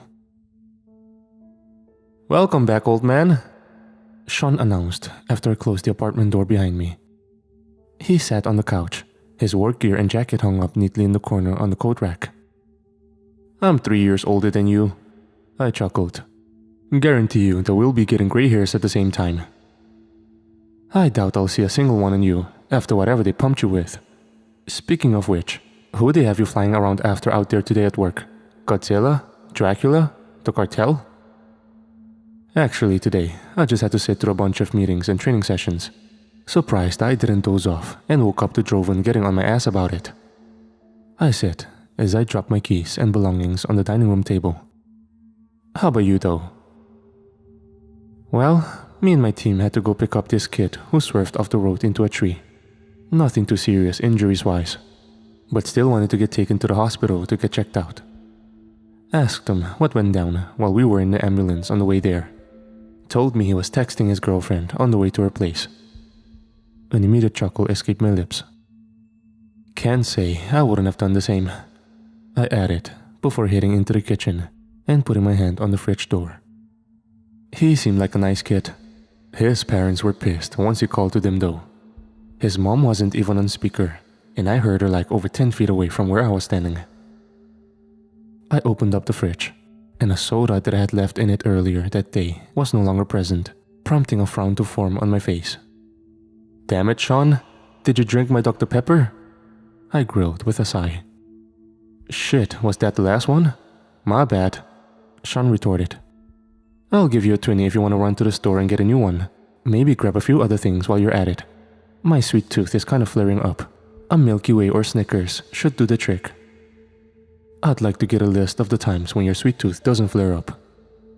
Hey, let's not act like you weren't just yapping about a bottle of Dr. Pepper. Alright. You got me. Sean got up before digging in his left pocket and retrieving a $20 bill, handing it over to me with a sarcastic smirk. "Maybe we can check out that new horror movie that came out a couple weeks ago," he suggested. "It's already on streaming." "Which one? It's not that one about those cannibals that live along the highway, is it?" "No, don't worry. One I was looking at was about this monster made by some government division that goes around hunting other monsters." "Oh, a little monster on monster action, huh?" "Damn it, Victor, why'd you have to phrase it like that?" he asked before trying and failing to hide his encroaching smile. "I did it on purpose," I said as I turned to head back out the door, but stopping along the way and placing Sean's 20 on the kitchen table. "Hey, take that with you," he exclaimed. "Don't make me get off this couch and glue it to your ass." "Nope, your money's no good tonight. I'll be back with the goodies soon enough. Go ahead and get that movie pulled up. We'll look at it while we stuff our faces." Sean then fully allowed his smile to emerge. I put my hand on the knob and began to turn it, before his voice caused me to cease said action. "Be safe out there. Pentagon put out a report about some UFO activity going on around the coast lately. Was on the news today. I think I can handle a couple of green bug-eyed aliens." Present day. Sindris and I shared a hasty glance before looking back at the family. Getting them out of the cell was the first step to all of us making it out of here alive. The concentrated heat from the lasers that acted as the cell bars would cut through them like butter if they made contact.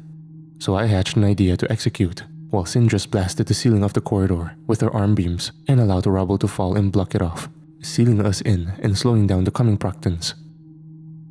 "You have lasers?" the young girl shouted excitedly. "Can they hurt the rat monsters?"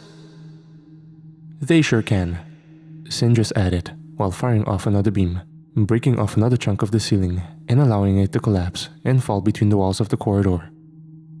I stood in the opening between the room and the cell, allowing the lasers to hit my neck, back and arms after I spread them out and took a tea stance. "Alright, everyone out," I announced with haste.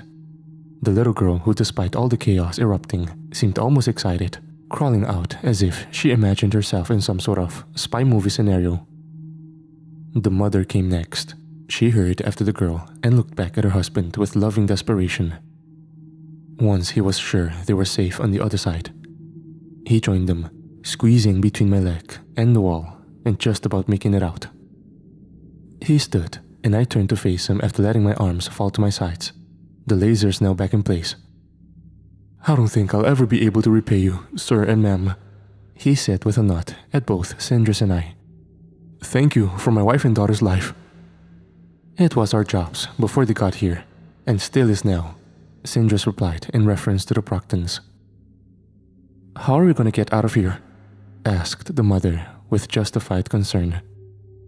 Without replying, I made a fist and drew back my arm, before then turning my head up and lunging at the ceiling with a forceful punch.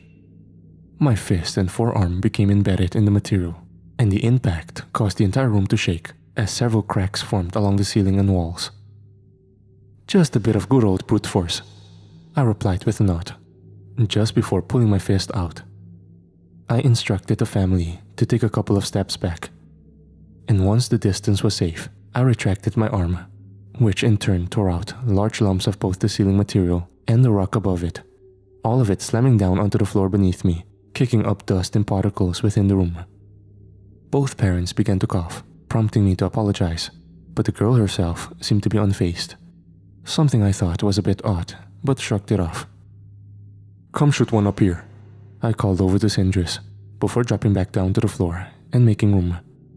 She stood right under the opening in the ceiling I had created and pointed both her arms up at it, firing off a combined beam and mining out a cylinder-shaped path back up to the surface. Sunlight immediately poured down in, and an armed Proctan peered his head down from the top. Once we made eye contact, he readied a blaster rifle and fired it down into the newly formed tunnel just after Sindris and I had dashed out of its trajectory. All three family members then screamed and jumped back with a mix of surprise and genuine fear. Sindris then stepped forward underneath the opening and fired back with one of her beams, striking the Proctan dead on and sending him tumbling back into a miscellaneous direction. "Please don't let him hurt us," I heard the girl shout out from behind me, which was then followed by the sound of both her parents attempting to calm her down despite their own fear-induced thumping heartbeats. With the amount of Proctan soldiers I could hear stomping around the surface, I knew that it wouldn't be long before they swarmed us down here. So I needed to go up there and slow them down, even if it meant I might not return. "Okay guys, huddle up and come get behind me. Everything's gonna be alright, but just stay behind me," Sindris ordered. None of them protested, and quickly did as she had said. "I'm going to get you all out of here," she posited, before turning and blasting the wall adjacent to the one the family leaned on, creating a makeshift tunnel amongst all the rock and rubble behind the material, one large enough for them and her to get through in a single file line. She then blasted it again, and once more after that, increasing its length further. "Try to make your way into the sewers and go from there. I'll meet back up with you all at some point. Gotta keep them busy so you have a chance." "If you go back up there alone, you're gonna die," Sindris protested. "It's better than all of us," I retorted, before turning and flying up the opening in the ceiling. Another Proctan poked his head over the top as I was on my way. I struck him with a closed fist, sending him up into the sky at the speed of a missile before he disappeared out of sight. When I emerged from below, I was greeted with the sight of dozens and dozens of Proctan soldiers all surrounding me, their blasters drawn. And besides just the armored grunts, there were 3 warships, 2 of them stationary on the ground and 1 hovering in the air, creating a triangular shape between them. However, none of them, nor the ground soldiers, fired upon me or launched any sort of attack. As soon as I laid eyes on the small army, I knew there wasn't much of a chance I'd make it out alive if I had chosen to fight. Not with the warships there. But I wasn't gonna give up regardless. So while I hovered several feet off the ground, I drew my fist back and went to lunge at the closest Proctan to me, only to be stopped when I was just a foot away by a low growling voice calling out to me. "Halt!" shouted the unknown figure, a familiar hiss present in its voice. I turned to locate the source and saw a group of Proctans separating from each other as if to make room for someone walking between them. And I see why. A far larger and far taller Proctan had emerged from the crowd. Of course, he wore armor like his smaller comrades, but his was a glossy black in color with a strange X-shaped red symbol running along the chest area. He walked toward me with a confidence that told me that my presence did not intimidate him, but that feeling was mutual. His steps were heavy on the cement below him, each of them booming through the crowd. "So you're the one who's been slaughtering my soldiers," he remarked with a confident stare. "You eager to join them?" I asked rhetorically in response. To which he simply chuckled, his deep laugh reverberating in his helmet. "I know that even you are not powerful enough to withstand my ships, but I do commend your conviction. But I'd be cautious to not let it turn into hubris. Victor." "How do you know my goddamn name?" I snapped. "I was told by an old acquaintance of yours, and he told me some other rather useful information as well. Not that he had much choice. Regardless, do you really think I wouldn't attempt to learn as much as possible about one of the strongest beings on the planet I intend to take? I suppose strategic thinking isn't a common trait among your kind." "Keep running your mouth." "My name is Commander Carthon," he interrupted, "leader of the Proctan army, and you and your female human comrade have been creating quite the chaos. Whether you will admit it or not, you cannot defeat all of us, and I tire of wasting soldiers and weapons on battling you two. So I'm here to put an end to your crusade, personally, and offer some resolution." "Resolution? After what I saw down there, you want what? To come to a sort of deal, shake hands, and walk off into the sunset? You had kids down there, strung up on wires behind glass like they were fucking trophies." I lunged and flew forward, attempting to tackle Carthon, only to be thrown back after being struck with a laser from one of the other soldiers' blasters. And before I could even spot the one responsible, a sonic grenade blared its pulse, and I immediately put both my hands over my ears. The Proctan who activated the grenade was none other than Carthon himself, who stood there, staring me down as I groaned in agony. He mouthed something that I couldn't hear over the grenade. A few more agonizing moments passed, and the grenade's pulse suddenly ceased. The relief was definitely welcomed, but once I regained myself, the confusion set in. But the answer as to why it had abruptly stopped came when I saw Commander Carthon holding it up in the air, seemingly disabling it at a moment's notice. "I was hoping that would make you a bit more willing to listen to my proposal. Should you still be hesitant to hear what it is I have to say, then I'll activate the sound pulses on the warships, all of them. And even with their inferior hearing, that family you have down there under your and that woman's protection won't survive. It'll rupture their skulls near instantly, even while they're underground below us." He went on, his face displaying no visible emotion. "What the hell do you want?" "To put it simply, I desire your surrender. And of course, I'm sure that's a prospect that upsets you. So let me put it this way. If you do not surrender and come with us, Sindris and that family down there under your protection will all perish. You may be vengeful, but we both know you're not foolish enough to gamble with the lives of some of the last remaining members of your kind.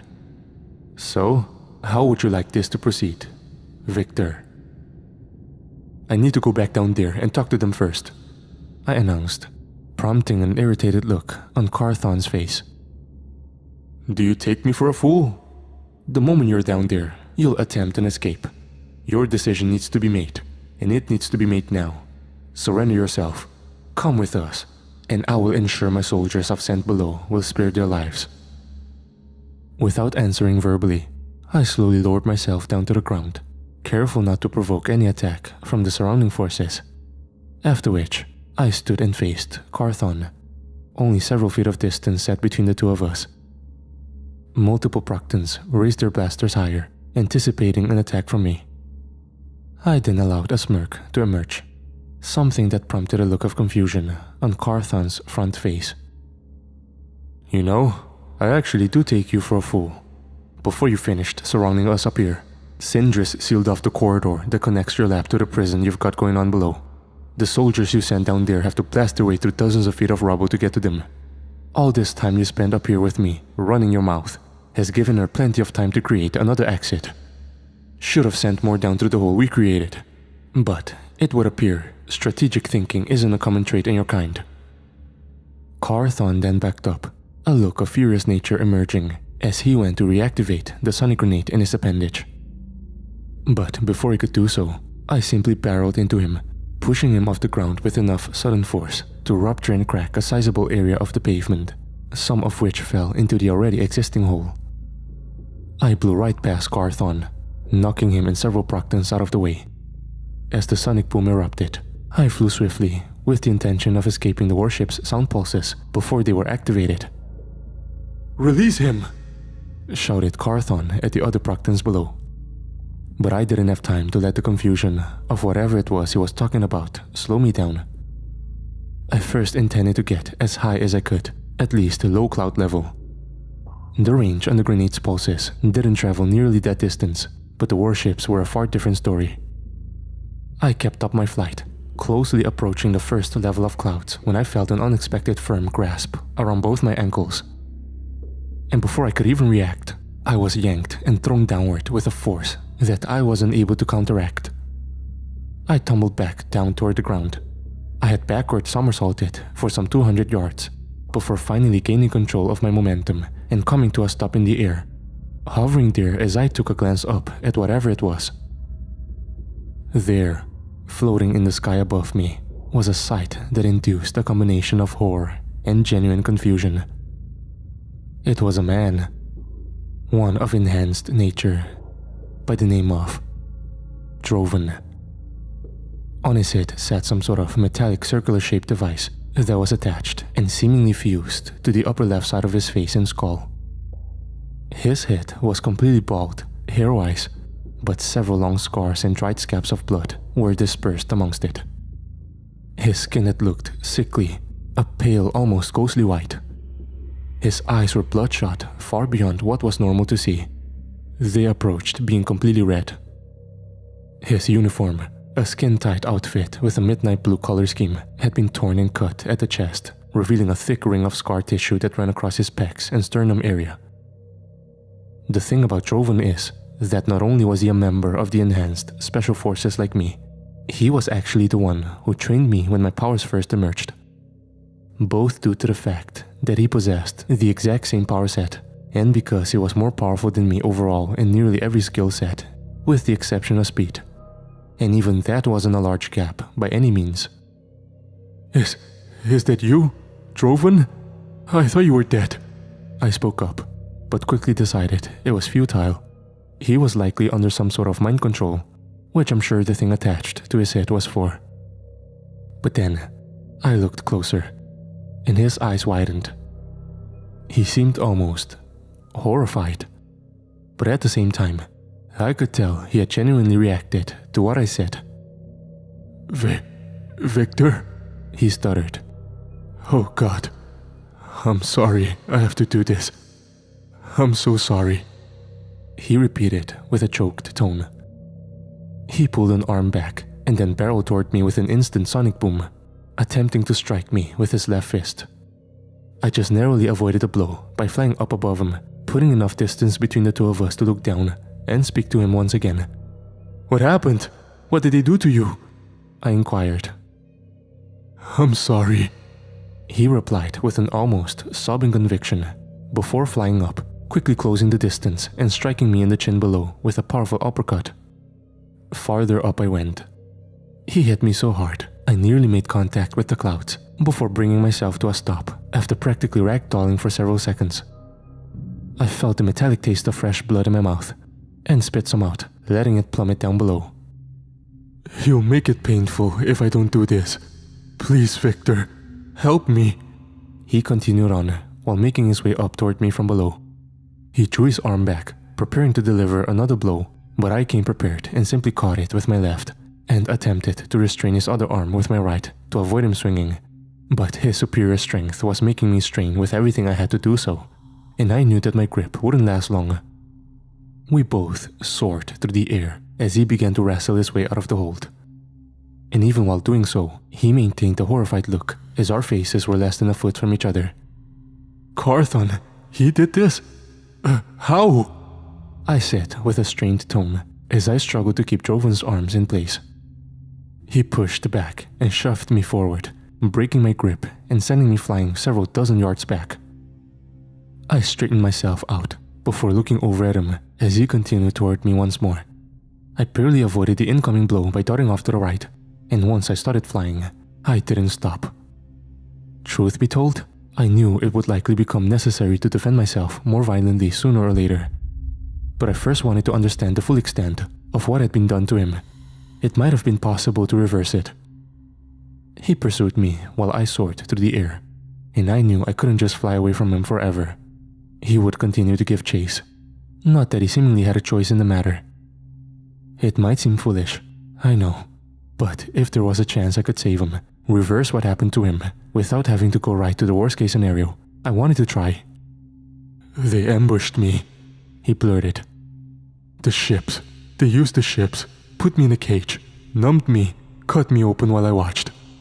They put stuff inside me, Victor," he went on, his voice cracking more intensely than before, which it now sounded like he was beginning to cry.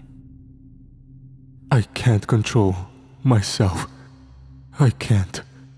You." He paused himself verbally, while continuing the physical pursuit. "You have to kill me. Please. You have to kill me, Victor." I could sense him closing the distance, so I did a sudden dive all the way back down to the ground at breakneck speed, taking caution not to fly back to the warehouse or within range of the warship's pulses. I couldn't go back to Sindris and the family until this was resolved. I wasn't sure if I would even be strong enough to fully subdue Drovan, and I didn't need to put their lives at risk by bringing him within range. Carthon likely knew wherever he was, and if what he said about him having no control over his body was true, then he'd likely use him to attempt to execute them. I had enough blood on my hands as it was, and I wasn't going to let the number of those who perished under my protection climb any further. "Is the strong man coming with us too, Miss Sindris?" asked the young girl, whose name I had found out to be Ava, along with her parents, Daniel and Rosita. Ava was seemingly unbothered by the putrid stench, unlike her parents, specifically her mother. And as for her question, truth be told, I wasn't too sure if Victor was still alive. And if he was dead, then it was my job to protect these people, no matter what the cost was. After all, it was my fault that they were there in the first place. I looked down at Ava after she asked her question. She walked while looking back at me, her balance perfect as she awaited an answer from me. "I'm sure he'll come find us, love. He's just gotta deal with those ugly bad guys first," I replied, somewhat disappointed in how easily I told a lie. The mother, who walked just behind the father to the left of her daughter, then suddenly stopped, standing as she rubbed her forehead with a weak groan. "Mommy, what's wrong?" came Ava. The father turned around as well, genuine concern in his tone just as potent as his daughter's. "Honey, you alright?" he probed, walking up and placing a hand on her wrist. "I'll be okay, just a little nauseous. Thank you, sweethearts. I love you both." "I love you too, Mommy," Ava erupted. "I love you too, honey," replied Daniel. We gave her a few moments to regain herself, and kept moving forward. I checked behind us every now and then to ensure we weren't being followed. And once I felt we were at a safe distance from the warehouse, my plan was to blast us out of there and back to the surface, and I figured I'd try and speed things up a bit. She was beginning to look a bit pale. "You know, no disrespect, miss, and I'm very appreciative of you saving us, but how much longer do you think we'll be down here?" came Rosita, while rubbing her forehead once more. "Not too much longer, I promise. Just want to make sure we're far enough away from the outpost to not be seen once I bring us back up." We kept on, and it was pretty obvious to everyone that Rosita wasn't feeling any better, so I knew I'd have to end up cutting it short. Which, in all honesty, wasn't something that upset me. The sewers weren't exactly an enjoyable place, but they were preferable to being liquefied by lasers. I halted everyone and had Rosita, Ava, and Daniel all stand back before I pointed my arm up and summoned a beam. Immediately, it obliterated the asphalt and other hard material up from below, creating a hole sizable enough for a person to fit through vertically. "I'm gonna check it out and just make sure the coast is clear," I announced before flying up and emerging from the ground below. I hovered just a few feet off the road, checking every direction possible for any Proctan activity. I sighed with relief when I couldn't see anything. As much as I knew I needed to, I was tired of fighting, and a moment of peace was more than welcome. I brought them up to the surface one by one, not having the strength to carry them all at once, and Daniel had apparently recognized the particular area we emerged into from having worked nearby. He led us to a hotel where they would be able to take shelter for the coming night. Of course, it was a bit dilapidated, but still seemed structurally sound enough to hold up in temporarily. But hey, beggars can be choosers. "Mommy, Daddy, can I have my own room?" Ava jumped excitedly once we entered and took the stairs to the 3rd floor. Her unrelenting positivity was infectious, and it was genuinely lifting my spirits to have her in my presence. Immediate concern grew on Rosita and Daniel's faces, with Rosita rebutting quickly. "No, sweetie, we want you in our sight. It's not safe to be sleeping by yourself." Rosita then coughed while facing the right wall of the stairwell, leaning over slightly as she did. Daniel went to her aid, supporting her on his shoulder and sighed. "Mommy, are you sure you're okay?" Ava probed with a tone growing in its level of worry.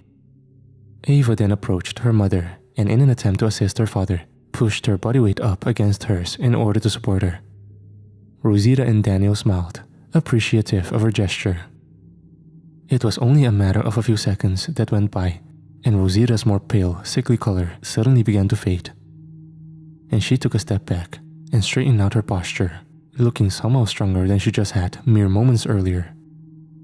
Part of me wanted to acknowledge the strange anomaly out loud, because Rosita didn't, and neither did Daniel. But they had enough excitement to deal with to last them for a while these last several months, and I figured it was best not to bring it up. The 4 of us headed upstairs to a lounge between the sets of rooms, a fireplace, breakfast area, and an arrangement of seats set within it. A few logs of wood were resting in the fireplace, half burned and charred up. Daniel went over to look to see if there were any fresh logs to burn, desiring to have a fire going once things got a bit colder at night. "I'm gonna fly along the perimeter of this place, just to triple check things are safe. I can see if I can bring some wood from somewhere nearby. And once you guys have your fire going, I'm gonna go back for Victor. If there's a chance he might still be alive, I need to take it. You all get cozy." Only a second passed before Ava ran up to me from her father, a smile plastered on her face. Once again, her positive energy contrasting with the general mood. "Thank you for saving us, Miss Indris," she erupted, before throwing her arms around my waist with a surprisingly tight hug.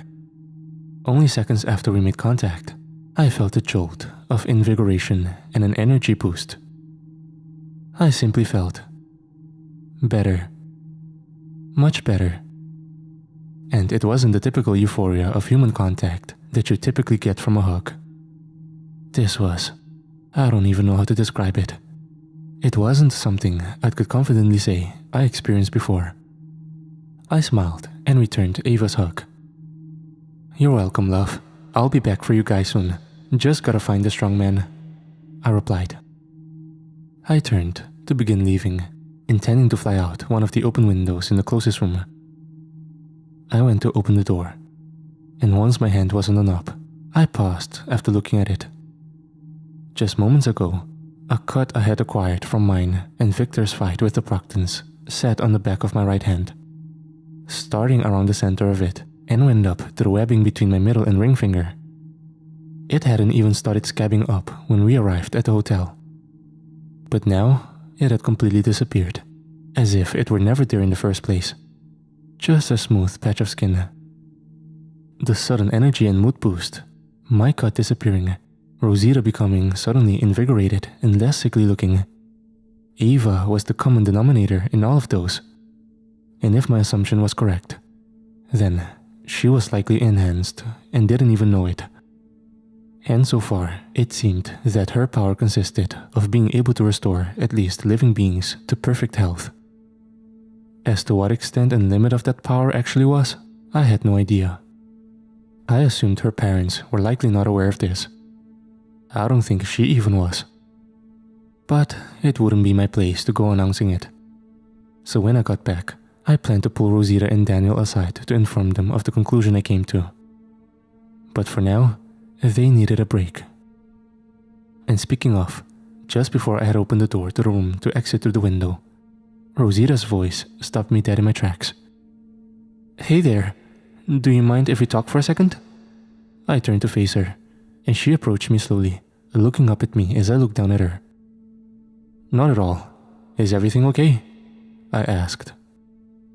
Rosita then looked back over her shoulder at Daniel and Ava in the lounge as they took the already burnt logs out of the fireplace before darting her eyes back at me. "What you're wearing, I've seen that before," she went on with a lowered voice, referring to my jumpsuit covered with dry Proctan blood. I froze, not knowing how to respond at first. Rosita shot me a glance of worry, and I returned with one of my own. "Super people, like you, they have a prison for the really bad ones. It comes from there, correct?" Rosita continued. "Yes," I answered hesitantly. "I'm sorry, I just need to know, why do you have that on you? If you're gonna be around my family, I need to know that we're safe with you. I will forever be grateful for you saving our lives, but I can't just help but see that and be nervous. I don't want to sound like I'm jumping to conclusions, but I just want to know why you have it on." I paused once more, sighing with a bit of nervous anticipation. I hadn't even told Victor why I had been imprisoned right after the Proctans' arrival. What I did is something you'd expect to get you thrown into prison. But, in all honesty, I didn't regret it. Almost not at all. So, I looked back at Rosita, who stood there surprisingly patient as I figured out how to word this in a specific way. It wasn't something I expected to talk about, but I guess I should have figured that I'd be confronted sooner or later. Nonetheless, I began to speak, even without fully knowing what I'd say. It's a long story. But you're right. If I'm gonna be around your family, you deserve to know.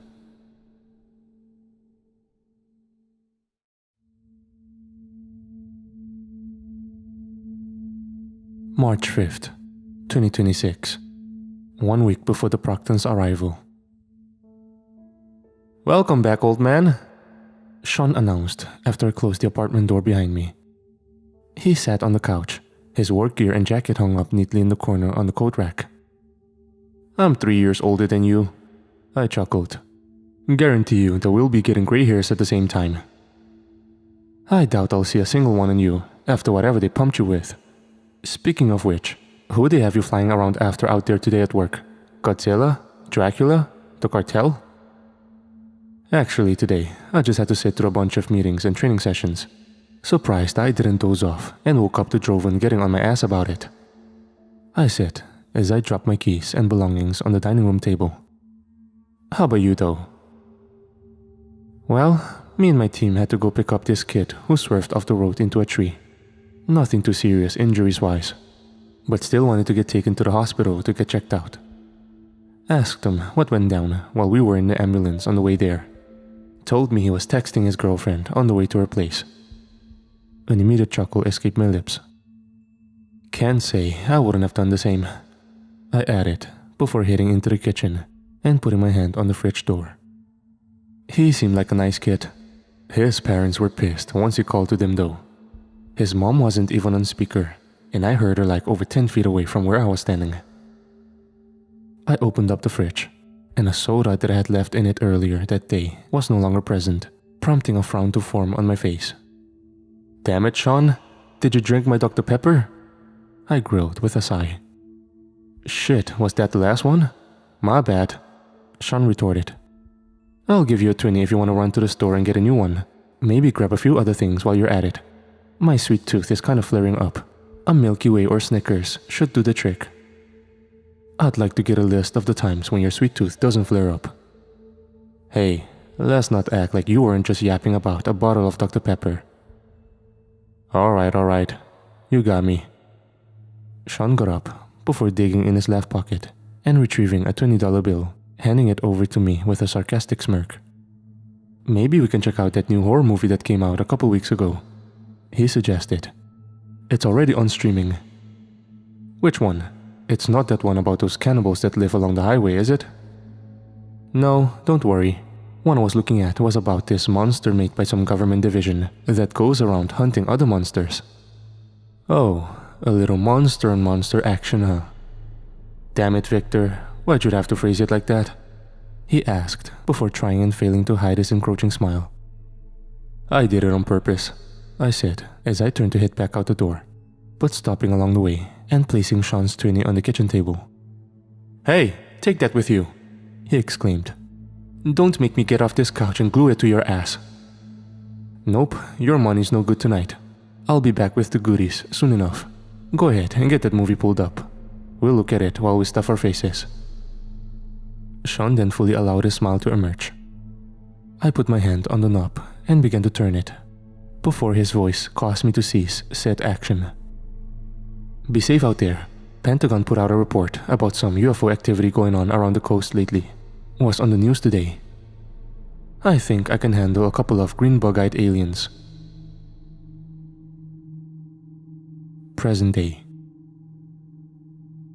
Sindris and I shared a hasty glance before looking back at the family. Getting them out of the cell was the first step to all of us making it out of here alive. The concentrated heat from the lasers that acted as the cell bars would cut through them like butter if they made contact. So I hatched an idea to execute, while Sindris blasted the ceiling of the corridor with her arm beams and allowed the rubble to fall and block it off, sealing us in and slowing down the coming Proctans. You have lasers? The young girl shouted excitedly. Can they hurt the rat monsters? They sure can, Sindris added while firing off another beam, breaking off another chunk of the ceiling and allowing it to collapse and fall between the walls of the corridor. I stood in the opening between the room and the cell, allowing the lasers to hit my neck, back and arms after I spread them out and took a T-stance. Alright, everyone out, I announced with haste. The little girl, who despite all the chaos erupting, seemed almost excited, crawling out as if she imagined herself in some sort of spy movie scenario. The mother came next. She hurried after the girl and looked back at her husband with loving desperation. Once he was sure they were safe on the other side, he joined them, squeezing between my leg and the wall and just about making it out. He stood and I turned to face him after letting my arms fall to my sides, the lasers now back in place. I don't think I'll ever be able to repay you, sir and ma'am, he said with a nod at both Sindris and I. Thank you for my wife and daughter's life. It was our jobs before they got here, and still is now, Sindris replied in reference to the Proctans. How are we going to get out of here? Asked the mother with justified concern. Without replying, I made a fist and drew back my arm, before then turning my head up and lunging at the ceiling with a forceful punch. My fist and forearm became embedded in the material, and the impact caused the entire room to shake as several cracks formed along the ceiling and walls. Just a bit of good old brute force, I replied with a nod, just before pulling my fist out. I instructed the family to take a couple of steps back, and once the distance was safe, I retracted my arm, which in turn tore out large lumps of both the ceiling material and the rock above it, all of it slamming down onto the floor beneath me, kicking up dust and particles within the room. Both parents began to cough, prompting me to apologize, but the girl herself seemed to be unfazed, something I thought was a bit odd, but shrugged it off. Come shoot one up here, I called over to Sindris, before dropping back down to the floor and making room. She stood right under the opening in the ceiling I had created and pointed both her arms up at it, firing off a combined beam and mining out a cylinder-shaped path back up to the surface. Sunlight immediately poured down in, and an armed Proctan peered his head down from the top. Once we made eye contact, he readied a blaster rifle and fired it down into the newly formed tunnel just after Sindris and I had dashed out of its trajectory. All 3 family members then screamed and jumped back with a mix of surprise and genuine fear. Sindris then stepped forward underneath the opening and fired back with one of her beams, striking the Proctan dead on and sending him tumbling back into a miscellaneous direction. "Please don't let him hurt us," I heard the girl shout out from behind me, which was then followed by the sound of both her parents attempting to calm her down despite their own fear-induced thumping heartbeats. With the amount of Proctan soldiers I could hear stomping around the surface, I knew that it wouldn't be long before they swarmed us down here. So I needed to go up there and slow them down, even if it meant I might not return. "Okay guys, huddle up and come get behind me. Everything's gonna be alright, but just stay behind me," Sindris ordered. None of them protested, and quickly did as she had said. "I'm going to get you all out of here," she posited, before turning and blasting the wall adjacent to the one the family leaned on, creating a makeshift tunnel amongst all the rock and rubble behind the material, one large enough for them and her to get through in a single file line. She then blasted it again, and once more after that, increasing its length further. "Try to make your way into the sewers and go from there. I'll meet back up with you all at some point. Gotta keep them busy so you have a chance." "If you go back up there alone, you're gonna die," Sindris protested. "It's better than all of us," I retorted, before turning and flying up the opening in the ceiling. Another Proctan poked his head over the top as I was on my way. I struck him with a closed fist, sending him up into the sky at the speed of a missile before he disappeared out of sight. When I emerged from below, I was greeted with the sight of dozens and dozens of Proctan soldiers all surrounding me, their blasters drawn. And besides just the armored grunts, there were 3 warships, 2 of them stationary on the ground and 1 hovering in the air, creating a triangular shape between them. However, none of them, nor the ground soldiers, fired upon me or launched any sort of attack. As soon as I laid eyes on the small army, I knew there wasn't much of a chance I'd make it out alive if I had chosen to fight. Not with the warships there. But I wasn't gonna give up regardless. So while I hovered several feet off the ground, I drew my fist back and went to lunge at the closest Proctan to me, only to be stopped when I was just a foot away by a low, growling voice calling out to me. "Halt!" shouted the unknown figure, a familiar hiss present in its voice. I turned to locate the source and saw a group of Proctans separating from each other as if to make room for someone walking between them. And I see why. A far larger and far taller Proctan had emerged from the crowd. Of course, he wore armor like his smaller comrades, but his was a glossy black in color with a strange X-shaped red symbol running along the chest area. He walked toward me with a confidence that told me that my presence did not intimidate him, but that feeling was mutual. His steps were heavy on the cement below him, each of them booming through the crowd. "So you're the one who's been slaughtering my soldiers," he remarked with a confident stare. "You eager to join them?" I asked rhetorically in response. To which he simply chuckled, his deep laugh reverberating in his helmet. "I know that even you are not powerful enough to withstand my ships, but I do commend your conviction. But I'd be cautious to not let it turn into hubris. Victor." "How do you know my goddamn name?" I snapped. "I was told by an old acquaintance of yours, and he told me some other rather useful information as well. Not that he had much choice. Regardless, do you really think I wouldn't attempt to learn as much as possible about one of the strongest beings on the planet I intend to take? I suppose strategic thinking isn't a common trait among your kind." "Keep running your mouth." "My name is Commander Carthon," he interrupted, "leader of the Proctan army, and you and your female human comrade have been creating quite the chaos.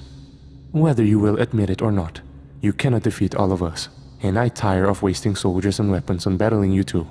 So I'm here to put an end to your crusade, personally, and offer some resolution." "Resolution?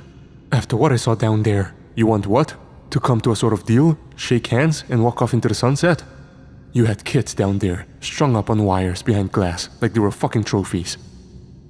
I lunged and flew forward, attempting to tackle Carthon, only to be thrown back after being struck with a laser from one of the other soldiers' blasters. And before I could even spot the one responsible, a sonic grenade blared its pulse, and I immediately put both my hands over my ears. The Proctan who activated the grenade was none other than Carthon himself, who stood there, staring me down as I groaned in agony. He mouthed something that I couldn't hear over the grenade. A few more agonizing moments passed, and the grenade's pulse suddenly ceased. The relief was definitely welcomed, but once I regained myself, the confusion set in. But the answer as to why it had abruptly stopped came when I saw Commander Carthon holding it up in the air, seemingly disabling it at a moment's notice. I was hoping that would make you a bit more willing to listen to my proposal. Should you still be hesitant to hear what it is I have to say, then I'll activate the sound pulses on the warships, all of them. And even with their inferior hearing, that family you have down there under your and that woman's protection won't survive. It'll rupture their skulls near instantly, even while they're underground below us. He went on, his face displaying no visible emotion. What the hell do you want? To put it simply, I desire your surrender. And of course, I'm sure that's a prospect that upsets you. So let me put it this way. If you do not surrender and come with us, Sindris and that family down there under your protection will all perish. You may be vengeful, but we both know you're not foolish enough to gamble with the lives of some of the last remaining members of your kind. So, how would you like this to proceed, Victor? I need to go back down there and talk to them first, I announced, prompting an irritated look on Carthon's face. Do you take me for a fool? The moment you're down there, you'll attempt an escape. Your decision needs to be made, and it needs to be made now. Surrender yourself, come with us, and I will ensure my soldiers I've sent below will spare their lives. Without answering verbally, I slowly lowered myself down to the ground, careful not to provoke any attack from the surrounding forces. After which, I stood and faced Carthon. Only several feet of distance sat between the two of us. Multiple Proctans raised their blasters higher, anticipating an attack from me. I then allowed a smirk to emerge, something that prompted a look of confusion on Carthon's front face. You know, I actually do take you for a fool. Before you finished surrounding us up here, Sindris sealed off the corridor that connects your lab to the prison you've got going on below. The soldiers you sent down there have to blast their way through dozens of feet of rubble to get to them. All this time you spent up here with me, running your mouth, has given her plenty of time to create another exit. Should have sent more down through the hole we created. But it would appear strategic thinking isn't a common trait in your kind. Carthon then backed up, a look of furious nature emerging as he went to reactivate the sonic grenade in his appendage. But before he could do so, I simply barreled into him, pushing him off the ground with enough sudden force to rupture and crack a sizable area of the pavement, some of which fell into the already existing hole. I blew right past Carthon, knocking him and several Proctans out of the way. As the sonic boom erupted, I flew swiftly with the intention of escaping the warship's sound pulses before they were activated. "Release him!"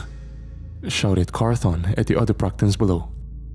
But I didn't have time to let the confusion of whatever it was he was talking about slow me down. I first intended to get as high as I could, at least low cloud level. The range on the grenade's pulses didn't travel nearly that distance, but the warships were a far different story. I kept up my flight, closely approaching the first level of clouds when I felt an unexpected firm grasp around both my ankles. And before I could even react, I was yanked and thrown downward with a force that I wasn't able to counteract. I tumbled back down toward the ground. I had backward somersaulted for some 200 yards before finally gaining control of my momentum and coming to a stop in the air, hovering there as I took a glance up at whatever it was. There, floating in the sky above me, was a sight that induced a combination of horror and genuine confusion. It was a man, one of enhanced nature, by the name of Droven. On his head sat some sort of metallic circular-shaped device that was attached and seemingly fused to the upper left side of his face and skull. His head was completely bald, hair-wise, but several long scars and dried scabs of blood were dispersed amongst it. His skin had looked sickly, a pale, almost ghostly white. His eyes were bloodshot, far beyond what was normal to see. They approached being completely red. His uniform, a skin-tight outfit with a midnight blue color scheme, had been torn and cut at the chest, revealing a thick ring of scar tissue that ran across his pecs and sternum area. The thing about Droven is that not only was he a member of the Enhanced Special Forces like me, he was actually the one who trained me when my powers first emerged. Both due to the fact that he possessed the exact same power set, and because he was more powerful than me overall in nearly every skill set, with the exception of speed. And even that wasn't a large gap by any means. Is that you, Droven? I thought you were dead. I spoke up, but quickly decided it was futile. He was likely under some sort of mind control, which I'm sure the thing attached to his head was for. But then, I looked closer, and his eyes widened. He seemed almost horrified, but at the same time, I could tell he had genuinely reacted to what I said. Victor? He stuttered. Oh God, I'm sorry I have to do this. I'm so sorry. He repeated with a choked tone. He pulled an arm back and then barreled toward me with an instant sonic boom, attempting to strike me with his left fist. I just narrowly avoided a blow by flying up above him, putting enough distance between the two of us to look down and speak to him once again. What happened? What did they do to you? I inquired. I'm sorry, he replied with an almost sobbing conviction, before flying up, quickly closing the distance and striking me in the chin below with a powerful uppercut. Farther up I went. He hit me so hard, I nearly made contact with the clouds before bringing myself to a stop after practically ragdolling for several seconds. I felt the metallic taste of fresh blood in my mouth and spit some out, letting it plummet down below. You'll make it painful if I don't do this. Please, Victor, help me. He continued on while making his way up toward me from below. He drew his arm back, preparing to deliver another blow, but I came prepared and simply caught it with my left and attempted to restrain his other arm with my right to avoid him swinging. But his superior strength was making me strain with everything I had to do so, and I knew that my grip wouldn't last long. We both soared through the air as he began to wrestle his way out of the hold. And even while doing so, he maintained a horrified look as our faces were less than a foot from each other. Carthon, he did this? How? I said with a strained tone as I struggled to keep Droven's arms in place. He pushed back and shoved me forward, breaking my grip and sending me flying several dozen yards back. I straightened myself out before looking over at him as he continued toward me once more. I barely avoided the incoming blow by darting off to the right, and once I started flying, I didn't stop. Truth be told, I knew it would likely become necessary to defend myself more violently sooner or later. But I first wanted to understand the full extent of what had been done to him. It might have been possible to reverse it. He pursued me while I soared through the air, and I knew I couldn't just fly away from him forever. He would continue to give chase. Not that he seemingly had a choice in the matter. It might seem foolish, I know, but if there was a chance I could save him, reverse what happened to him, without having to go right to the worst case scenario, I wanted to try. They ambushed me, he blurted. The ships. They used the ships, put me in a cage, numbed me, cut me open while I watched. They put stuff inside me, Victor. He went on, his voice cracking more intensely than before, which it now sounded like he was beginning to cry. I can't control myself. I can't. You. He paused himself verbally, while continuing the physical pursuit. You have to kill me. Please. You have to kill me, Victor. I could sense him closing the distance, so I did a sudden dive all the way back down to the ground at breakneck speed, taking caution not to fly back to the warehouse or within range of the warship's pulses. I couldn't go back to Sindris and the family until this was resolved. I wasn't sure if I would even be strong enough to fully subdue Droven, and I didn't need to put their lives at risk by bringing him within range. Carthon likely knew wherever he was And if what he said about him having no control over his body was true, then he'd likely use him to attempt to execute them. I had enough blood on my hands as it was, and I wasn't going to let the number of those who perished under my protection climb any further. "Is the strong man coming with us too, Miss Indris?" asked the young girl, whose name I had found out to be Ava, along with her parents, Daniel and Rosita. Ava was seemingly unbothered by the putrid stench, unlike her parents, specifically her mother. And as for her question, truth be told, I wasn't too sure if Victor was still alive. And if he was dead, then it was my job to protect these people, no matter what the cost was. After all, it was my fault that they were there in the first place. I looked down at Ava after she asked her question. She walked while looking back at me, her balance perfect as she awaited an answer from me. "I'm sure he'll come find us, love. He's just gotta deal with those ugly bad guys first," I replied, somewhat disappointed in how easily I told a lie. The mother, who walked just behind the father to the left of her daughter, then suddenly stopped, standing as she rubbed her forehead with a weak groan. "Mommy, what's wrong?" came Ava. The father turned around as well, genuine concern in his tone just as potent as his daughter's. "Honey, you alright?" he probed, walking up and placing a hand on her wrist. "I'll be okay, just a little nauseous. Thank you, sweethearts. I love you both." "I love you too, Mommy," Ava erupted. "I love you too, honey," replied Daniel. We gave her a few moments to regain herself and kept moving forward. I checked behind us every now and then to ensure we weren't being followed.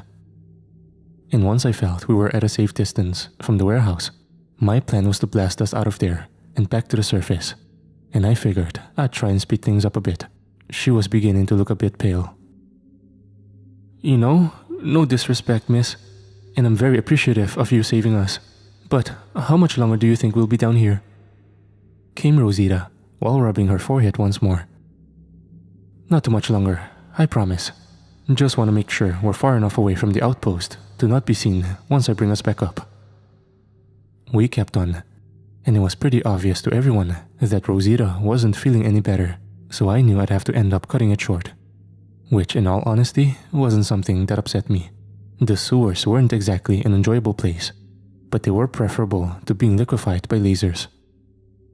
I halted everyone and had Rosita, Ava, and Daniel all stand back before I pointed my arm up and summoned a beam. Immediately, it obliterated the asphalt and other hard material up from below, creating a hole sizable enough for a person to fit through vertically. "I'm gonna check it out and just make sure the coast is clear," I announced before flying up and emerging from the ground below. I hovered just a few feet off the road, checking every direction possible for any Proctan activity. I sighed with relief when I couldn't see anything. As much as I knew I needed to, I was tired of fighting, and a moment of peace was more than welcome. I brought them up to the surface one by one, not having the strength to carry them all at once, and Daniel had apparently recognized the particular area we emerged into from having worked nearby. He led us to a hotel where they would be able to take shelter for the coming night. Of course, it was a bit dilapidated, but still seemed structurally sound enough to hold up in temporarily. But hey, beggars can be choosers. "Mommy, Daddy, can I have my own room?" Ava jumped excitedly once we entered and took the stairs to the 3rd floor. Her unrelenting positivity was infectious, and it was genuinely lifting my spirits to have her in my presence. Immediate concern grew on Rosita and Daniel's faces, with Rosita rebutting quickly. "No, sweetie, we want you in our sight. It's not safe to be sleeping by yourself." Rosita then coughed while facing the right wall of the stairwell, leaning over slightly as she did. Daniel went to her aid, supporting her on his shoulder and side. "Mommy, are you sure you're okay?" Ava probed with a tone growing in its level of worry. Ava then approached her mother and, in an attempt to assist her father, pushed her body weight up against hers in order to support her. Rosita and Daniel smiled, appreciative of her gesture. It was only a matter of a few seconds that went by, and Rosita's more pale, sickly color suddenly began to fade. And she took a step back and straightened out her posture, looking somehow stronger than she just had mere moments earlier. Part of me wanted to acknowledge the strange anomaly out loud, because Rosita didn't, and neither did Daniel. But they had enough excitement to deal with to last them for a while these last several months, and I figured it was best not to bring it up. The four of us headed upstairs to a lounge between the sets of rooms, a fireplace, breakfast area, and an arrangement of seats set within it. A few logs of wood were resting in the fireplace, half burned and charred up. Daniel went over to look to see if there were any fresh logs to burn, desiring to have a fire going once things got a bit colder at night. I'm gonna fly along the perimeter of this place, just to triple check things are safe. I can see if I can bring some wood from somewhere nearby, and once you guys have your fire going, I'm gonna go back for Victor. If there's a chance he might still be alive, I need to take it. You all get cozy. Only a second passed before Ava ran up to me from her father, a smile plastered on her face. Once again, her positive energy contrasting with the general mood. "Thank you for saving us, Miss Indris," she erupted, before throwing her arms around my waist with a surprisingly tight hug. Only seconds after we made contact, I felt a jolt of invigoration and an energy boost. I simply felt better. Much better. And it wasn't the typical euphoria of human contact that you typically get from a hug. This was, I don't even know how to describe it. It wasn't something I could confidently say I experienced before. I smiled and returned Ava's hug. "You're welcome, love. I'll be back for you guys soon. Just gotta find the strong man," I replied. I turned to begin leaving, intending to fly out one of the open windows in the closest room. I went to open the door, and once my hand was on the knob, I paused after looking at it. Just moments ago, a cut I had acquired from mine and Victor's fight with the Proctans sat on the back of my right hand, starting around the center of it and went up to the webbing between my middle and ring finger. It hadn't even started scabbing up when we arrived at the hotel. But now, it had completely disappeared, as if it were never there in the first place. Just a smooth patch of skin. The sudden energy and mood boost, my cut disappearing, Rosita becoming suddenly invigorated and less sickly looking. Ava was the common denominator in all of those. And if my assumption was correct, then she was likely enhanced and didn't even know it. And so far, it seemed that her power consisted of being able to restore at least living beings to perfect health. As to what extent and limit of that power actually was, I had no idea. I assumed her parents were likely not aware of this. I don't think she even was. But it wouldn't be my place to go announcing it. So when I got back, I planned to pull Rosita and Daniel aside to inform them of the conclusion I came to. But for now, they needed a break. And speaking of, just before I had opened the door to the room to exit through the window, Rosita's voice stopped me dead in my tracks. "Hey there, do you mind if we talk for a second?" I turned to face her, and she approached me slowly, looking up at me as I looked down at her. "Not at all. Is everything okay?" I asked. Rosita then looked back over her shoulder at Daniel and Ava in the lounge, as they took the already burnt logs out of the fireplace, before darting her eyes back at me. "What you're wearing, I've seen that before," she went on with a lowered voice, referring to my jumpsuit covered with dry Proctan blood. I froze, not knowing how to respond at first. Rosita shot me a glance of worry, and I returned with one of my own. "Super people, like you, they have a prison for the really bad ones. It comes from there, correct?" Rosita continued. "Yes," I answered hesitantly. "I'm sorry, I just need to know, why do you have that on you? If you're gonna be around my family, I need to know that we're safe with you. I will forever be grateful for you saving our lives, but I can't just help but see that and be nervous. I don't want to sound like I'm jumping to conclusions, but I just want to know why you have it on."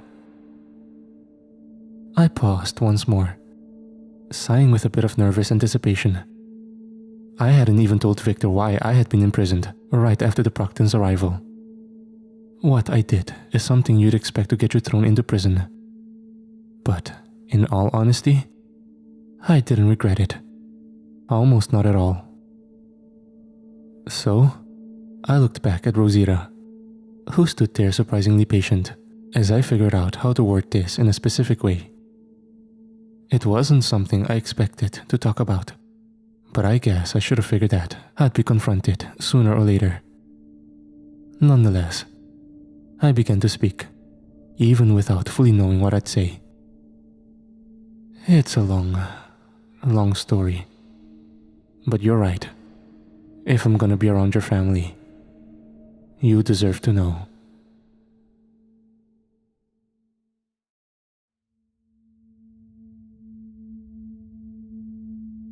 June 17th, 2011.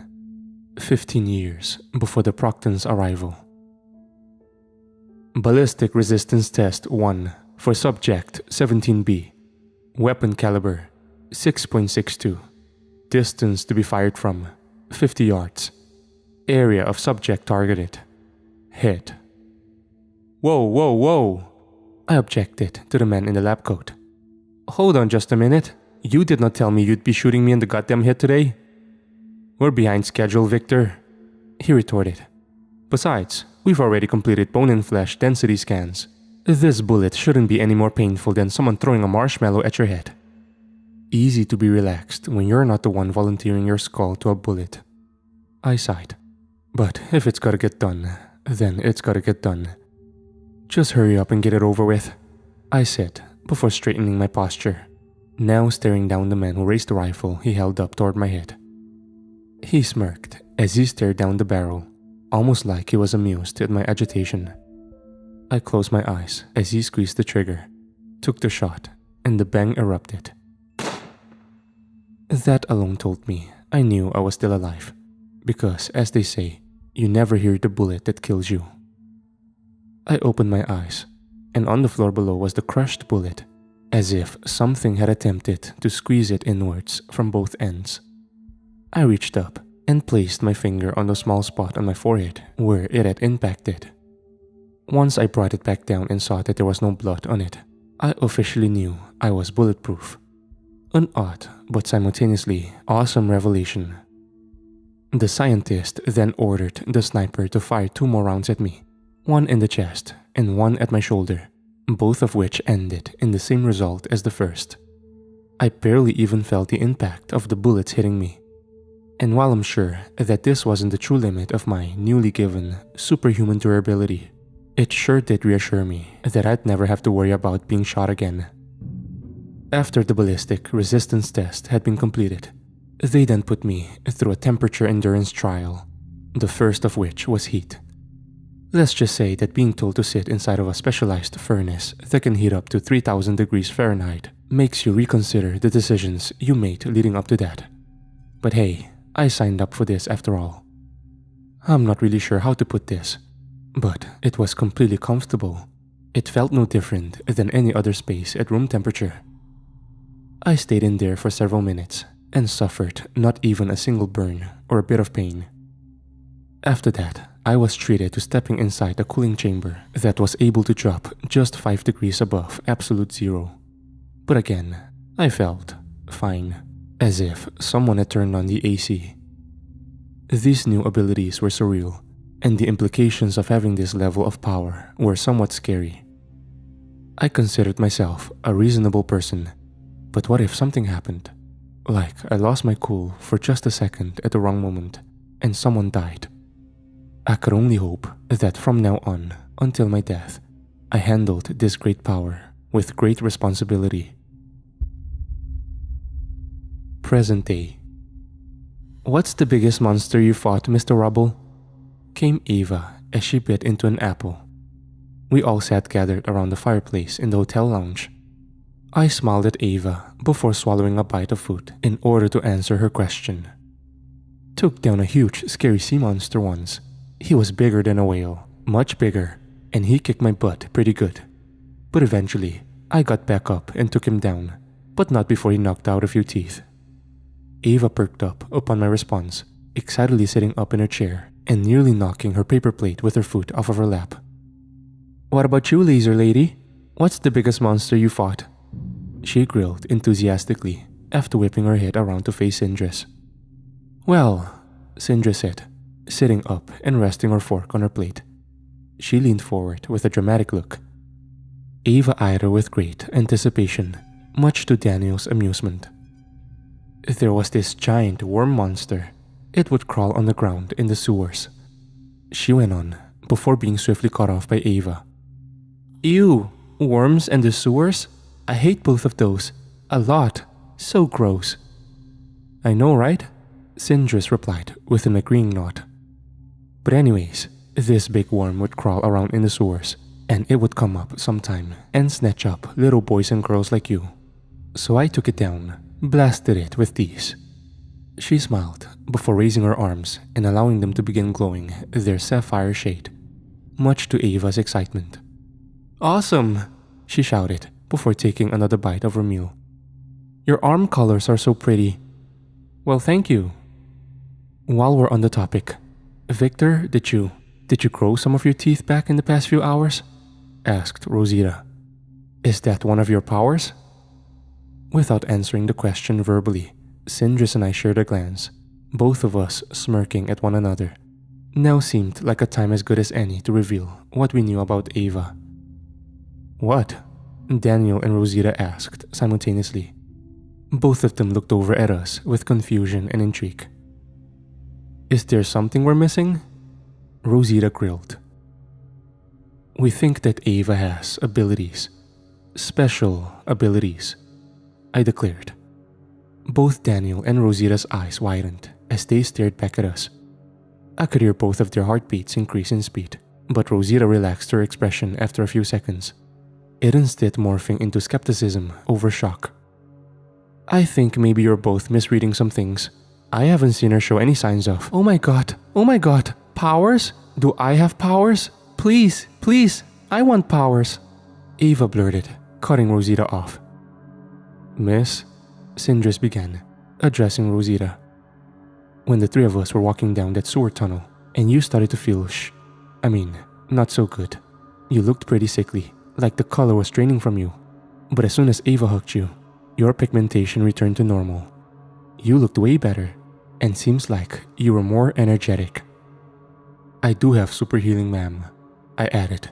But growing completely new teeth back is something that would take days, even for me, not an hour.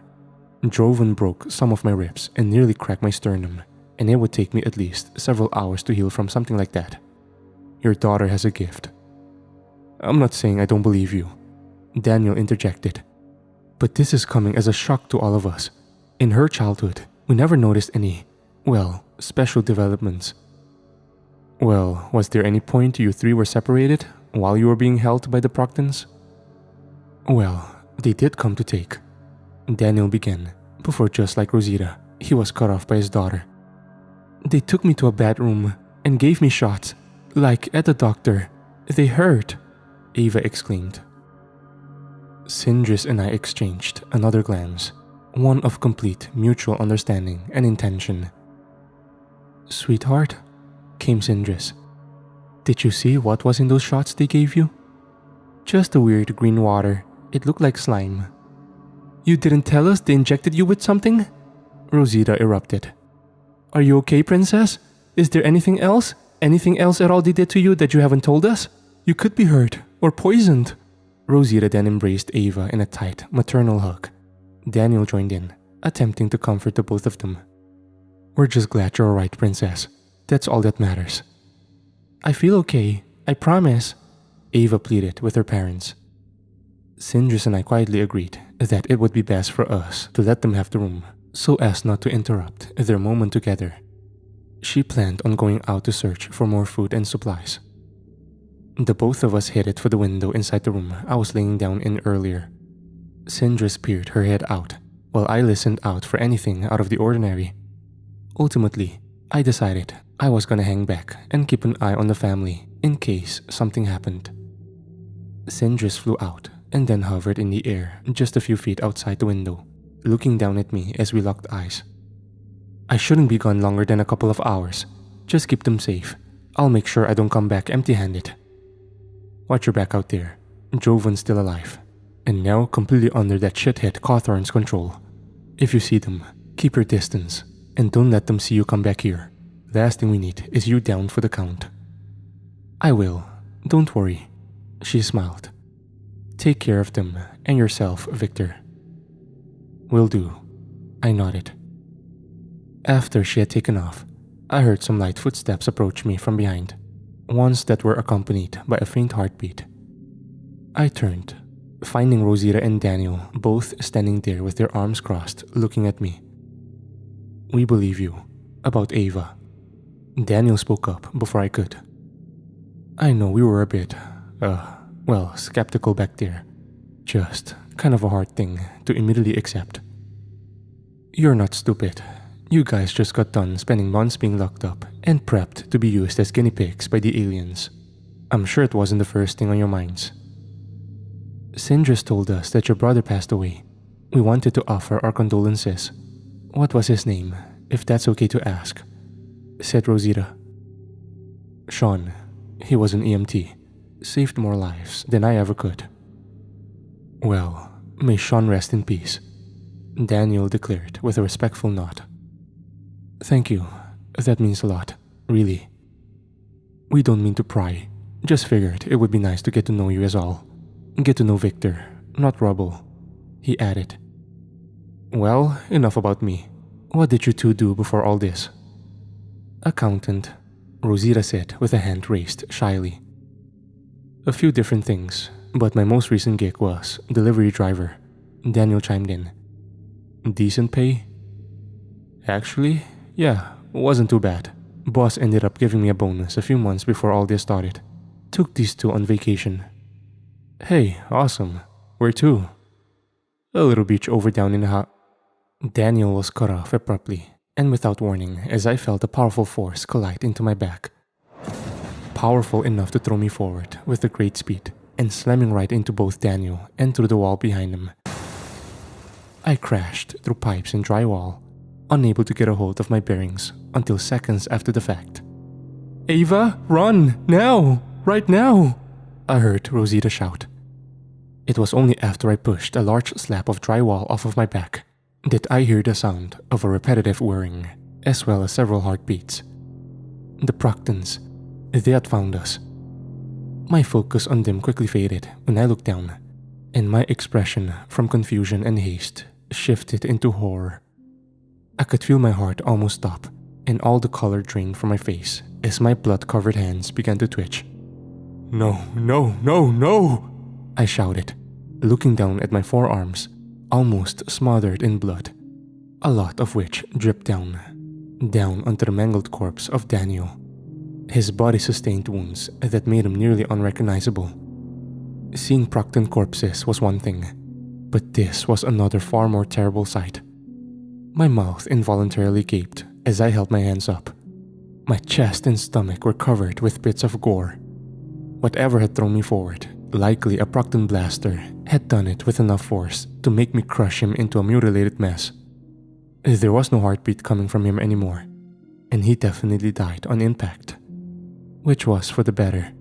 There was no need for him to suffer. But still, it was no less horrifying to see what was left of him right there, in front of me. Yet another death on my hands that I was powerless to stop. Shit, fucking shit.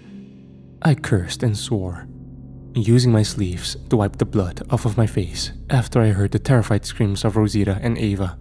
Screams that were much more along the lines of them fearing for their lives, rather than being grief-stricken.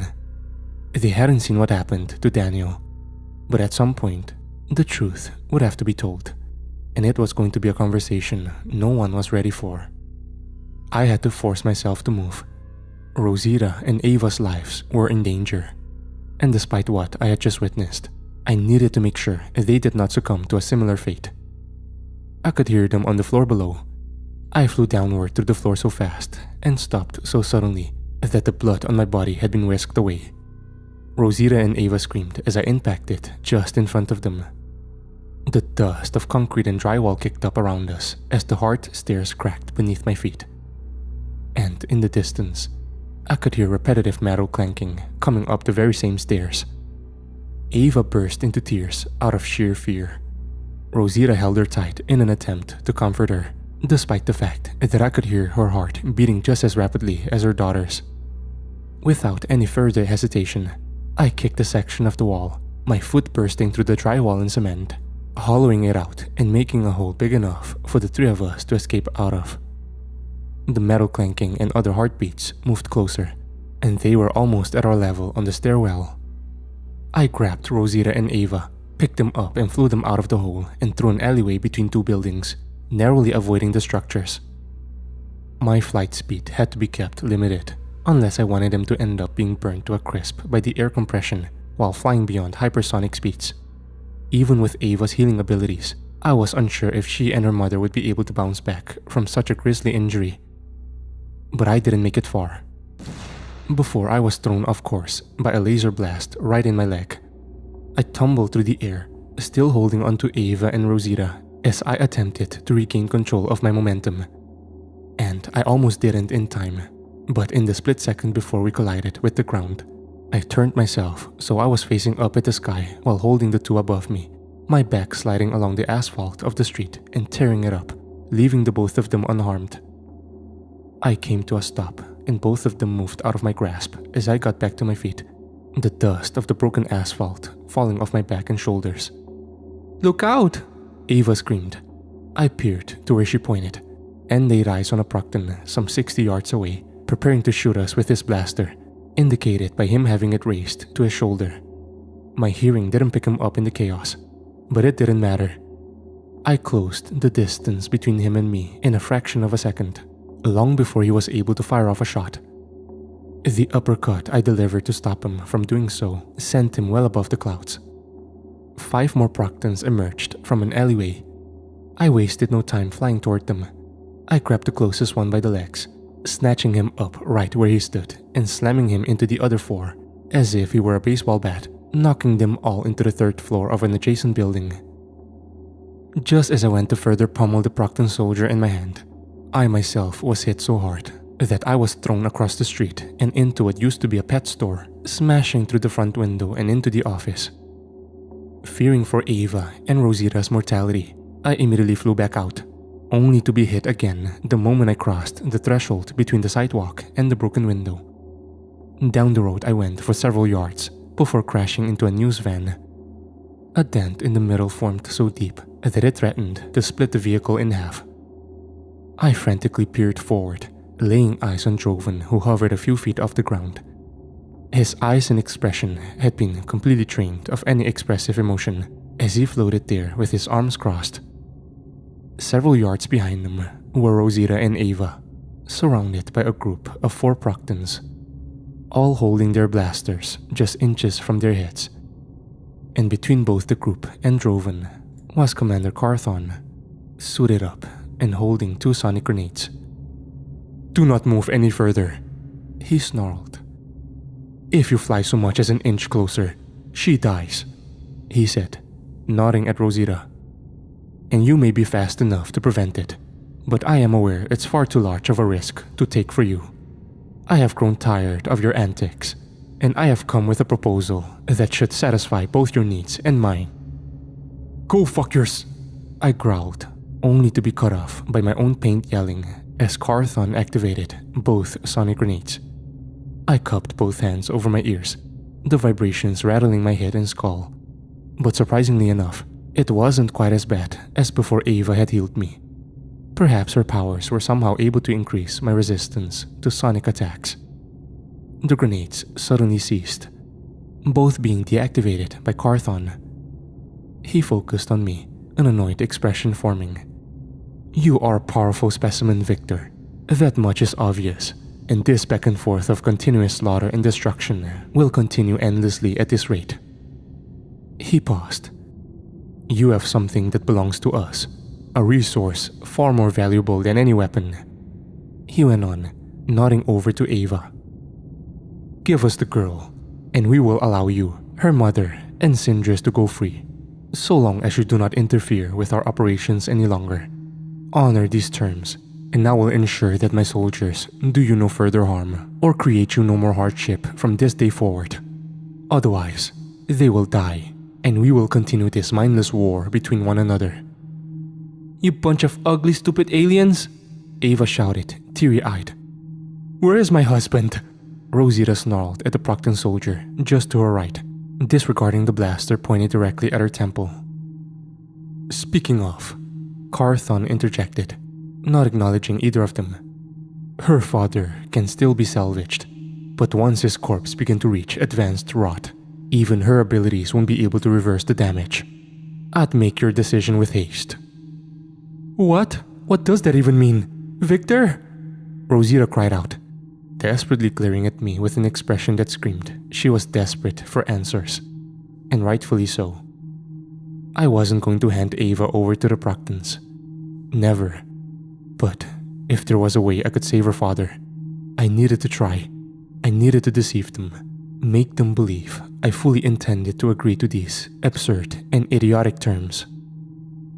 Carthon was correct in saying that I wasn't ready to take the risk of crossing the distance and disarming the Proctans surrounding Ava and her mother in time before their blasters activated, but only because Jovan was right there, and he'd likely be able to stop or impede me along the way. Even if I was a bit faster than him, the slightest obstacle in that regard would mean both Ava's and Rosita's death. I could only hope that Sindris would return soon. I need her help now more than ever before. Carthon began to appear impatient. Ava and Rosita both swore and hurled insults at him and the other Proctan soldiers, as he fully kept his attention on me. "So," he began, "what will it be?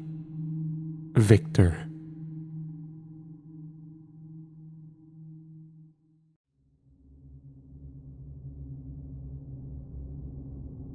"You're full of I snarled at Carthon. "You expect me to believe you'd make some sort of deal after everything you've already done?" "As I've stated previously, your antics are costing me soldiers and resources. It's become clear that you are an elusive man. Even with the means to neutralize you, it's been far more trouble than I see as necessary. You care for your people, and I'm giving you a way to secure their safety. And because of you and your people, one of them is already dead. You killed their dad and her husband," I exclaimed, pointing over to Ava and Rosita. I got to my feet, which caused Jovan to uncross his arms and prepare for a potential fight. One that might have been coming sooner than I thought. "You fried and took over the brain of one of my best friends. You killed my brother and almost all of my people. And you really think I'd make a fucking deal with you?" "Enough, Victor," Carthon spat. "This pointless rambling is unproductive. I want to see my daddy, now," Ava erupted. She then turned and grabbed the leg of the Proctan soldier immediately to her left. Fearing for the repercussions, I took off, flying forward in her direction, only to be grabbed in a hitlock by Jovan. "Get off me!" I shouted as I shoved my elbow back into Jovan's ribs, causing him to groan in pain and be thrown back far enough to loosen his grasp. I quickly turned around and followed it up with a left hook, sending Jovan crashing through skyscrapers several blocks away. "Bring no harm to the girl," I hear Carthon shout angrily. "She must be kept alive. Call the warships and kill the rest." I wasted no time getting over to Ava and Rosita, flying past Carthon with enough speed that he was thrown off his feet by the wind I generated. But by the time I had closed the distance between me, Ava, and her mother, the Proctans around her had already fallen to the ground, save for one. I looked back, but only for a split second, as I could hear the sonic boom created by Jovan in the distance as he made his way back over. And in that same frame of time, Ava had leapt onto the chest of one of the Proctan who was still standing, screaming and howling cries that were a mix of grief, heartbreak, and unfiltered rage. "You killed my daddy, you stupid, ugly, annoying aliens! I hate you!" she bellowed, not letting up in her attack. Before he could attempt to pry her off in such a way that wouldn't cause her harm, he too suddenly collapsed, just as his comrades did. After getting a closer look at the Proctan Ava had leapt onto, I could see that, through the transparent helmet of his suit, His face was covered in grisly wounds. While I wasn't an expert on Proctan biology, those same wounds looked like they were already somehow in advanced stages of decomposition. And as strange of a revelation as it wasn't something I had time to focus on. I looked out for Carthon, who was nowhere to be seen or heard for that matter. He couldn't have gotten far. I tried to listen out, but the whirring of the warship engines drowned out his heartbeat. Is it true? Is my Daniel gone? Came Rosita once I made it over, her grief more than evident. We're gonna save him, I promise, I replied softly. With both Drovan and the warships I could hear in the distance approaching, I reached out to grab both of them, with Ava first refusing to step into my grasp. She stood firm, tears falling from her cheeks as she yelled with aching grief. Honey, my sweet girl, we can still save Daddy, but we have to go with Victor, or we're gonna get hurt. They killed my daddy, Ava thundered. They killed him! They killed him! The whirring of the warship's engines intensified, and I knew that time was running thin.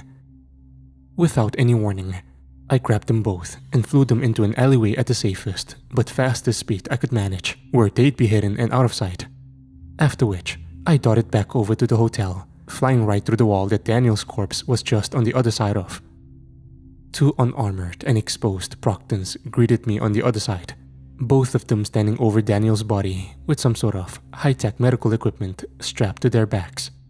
It looked as if they were going to harvest tissue, blood, bone, or some other form of DNA from him, probably for another one of their twisted experiments. I dealt with both of them by violently clapping my hands together at an upward angle in order to ensure the resulting shockwave didn't blast into Daniel's remains.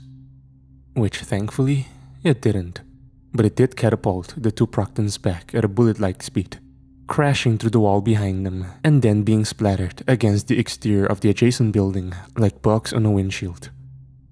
I grabbed Daniel's body without any hesitation, and I flew back over to Rosita's and Ava's location.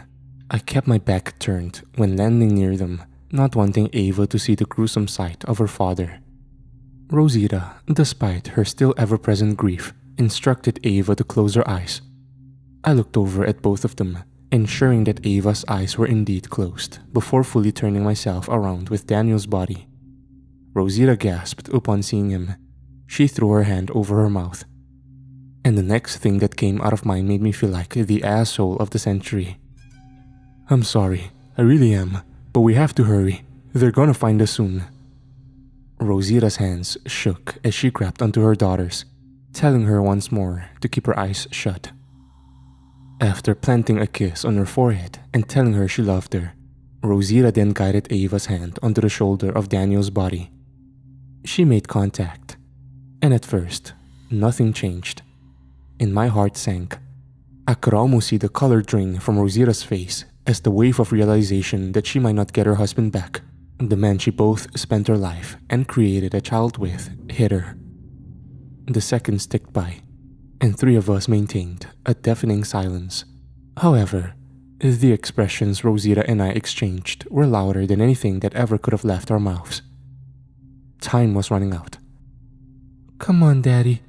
Please come back. Ava sniveled, her fingers gripping tighter around her father's shoulder. Once again, nothing seemed to change. But after a few seconds passed, my jaw went agape in amazement, something that I hadn't experienced in a long while. Daniel's open wounds began to slowly close up, muscle tissue and flesh reforming and repairing at a speed far beyond what was normally possible. His spilled blood, even the dried bits, evaporated and or disappeared. His bones snapped back into place while his eyes reformed and nose was realigned. His skin smoothed over as if it were never displaced. And soon, his face had fully reconstructed. It was barely a few seconds after that when I heard his heartbeat begin again. And there he was, alive. He gasped before sitting up in my arms and eventually getting to his feet. Rosita and Ava immediately threw their arms around him, embracing him in a teary-eyed three-person hug. "Oh my god. Oh god," Rosita gasped. "Daddy, you're okay," Ava added on, holding her father with a vice grip. As much as I wanted to let them enjoy their moment, Joven and the Proctans had nearly found us. They were close, no more than 1,000 feet away. I turned to grab the three of them, only for Daniel to stop me in my tracks, holding a hand up to my chest. "Something wrong?" I asked. "Because I gotta get you guys out of here. It's not safe." "Wait just a damn minute. You've saved our lives, fought for us, so let us return the favor." Daniel then looked over at his wife, both of them sharing a look of mutual understanding. "Those blaster guns they carry around, bring a couple to us. We might not have powers, but I'll be damned if I'm gonna continue to let them throw us around." "Look, it's too dangerous," I began, only for Rosita to cut me off. "Let us help. Please, Victor. We'll make sure to keep our distance. Like, those assholes killed our people and took our planet, so we want to make them hurt for it just as much as you do." "I've already let enough people die on my watch," I retorted. "I can't have it happen again." "Listen to yourself, Victor. Sure, you're a hell of a force to be reckoned with, but the failure to protect the planet does not just fall on you.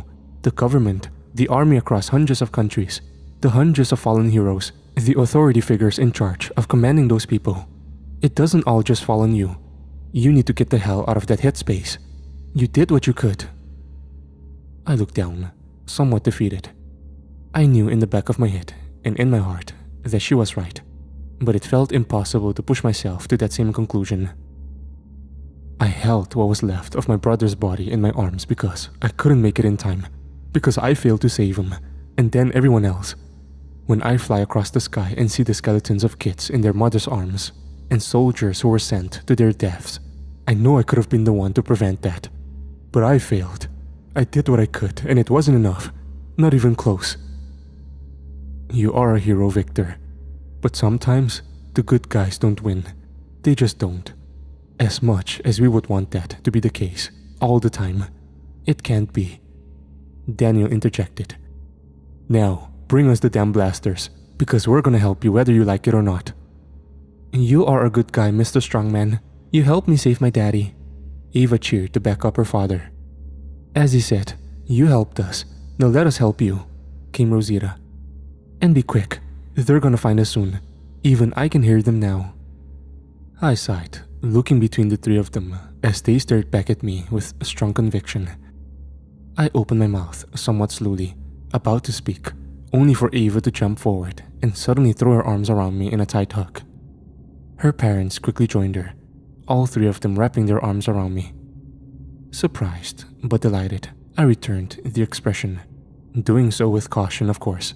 But I can physically feel myself calm down as much as possible in the context of the situation.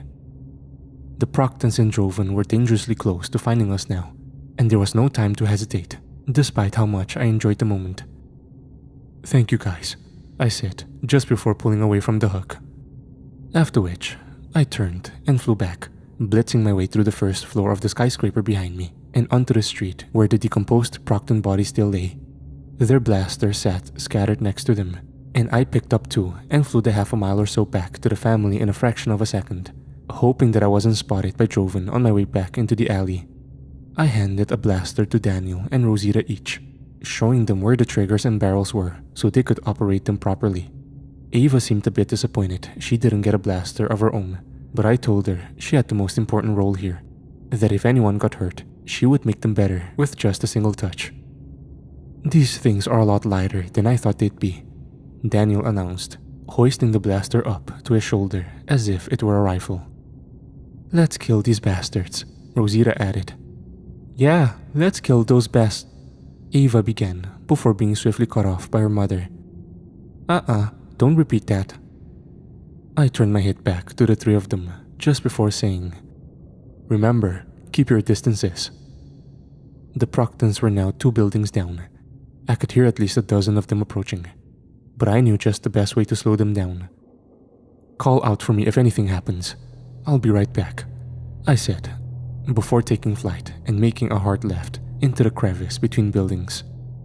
I flew behind the back of the building the Proctans were on the other side of, They of course weren't able to detect my presence, which is what I was counting on.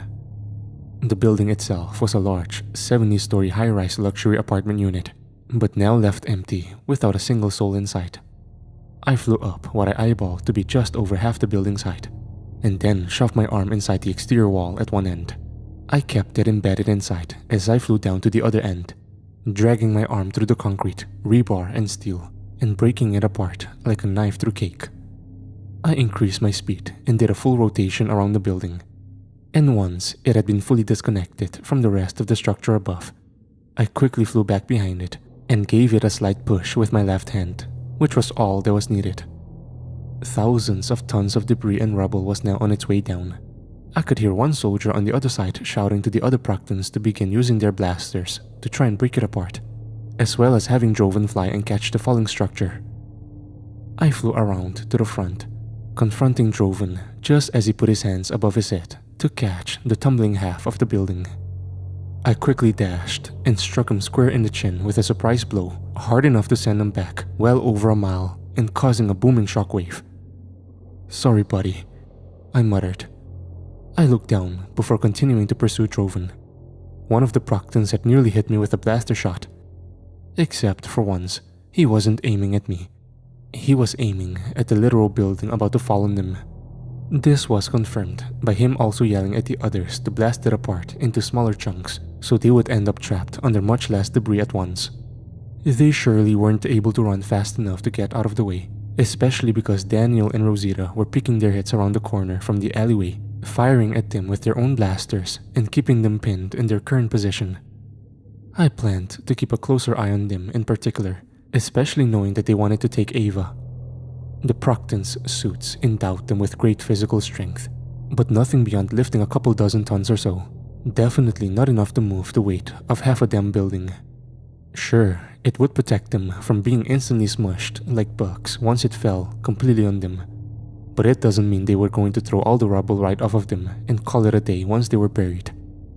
With them distracted, I could focus on subduing Joven while keeping an eye on the family until Syndra's came back.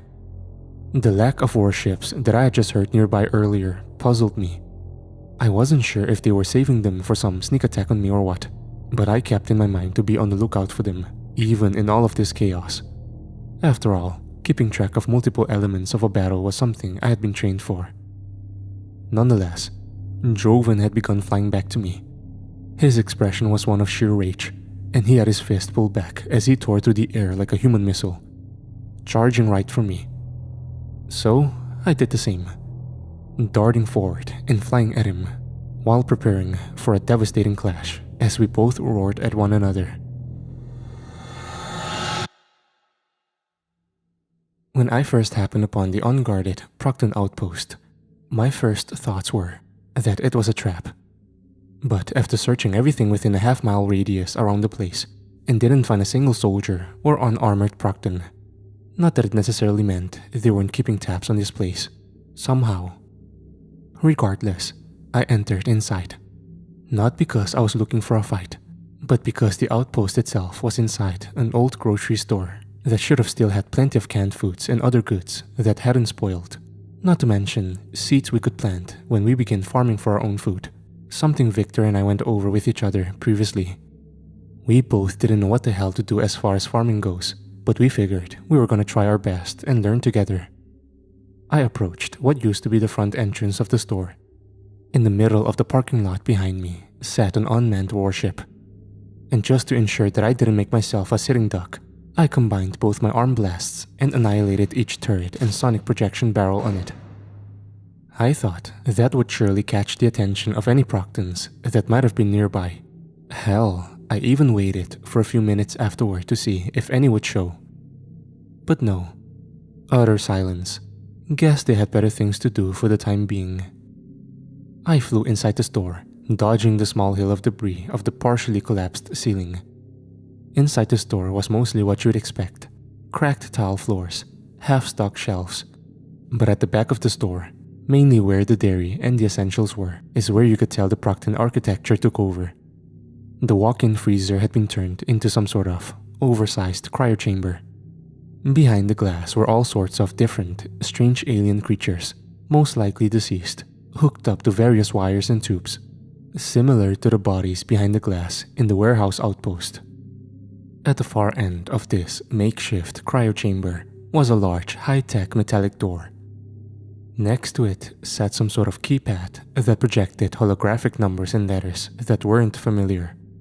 The walls the door was attached to were seemingly reinforced with that same damn metal they use for nearly everything else. In front of the door was a large rectangular bolt, which I'm assuming would only be lifted up to have the door be opened if you entered the right code into the holographic keypad. At least, that's usually how I see it work in the movies. But luckily, having lasers that nearly reach the temperature of the sun's surface can help bypass that sort of thing. I raised both of my arms, aiming them directly at the door, and I concentrated my beams after combining them together. Victor had mentioned to me that after his wounds and injuries had been healed by Ava, he felt stronger than ever. And sure, he could have just been saying that he felt rested and restored. But something tells me it genuinely did enhance and amplify his abilities greater than they were before. And the kid in me had sort of hoped the same thing applied to myself as well.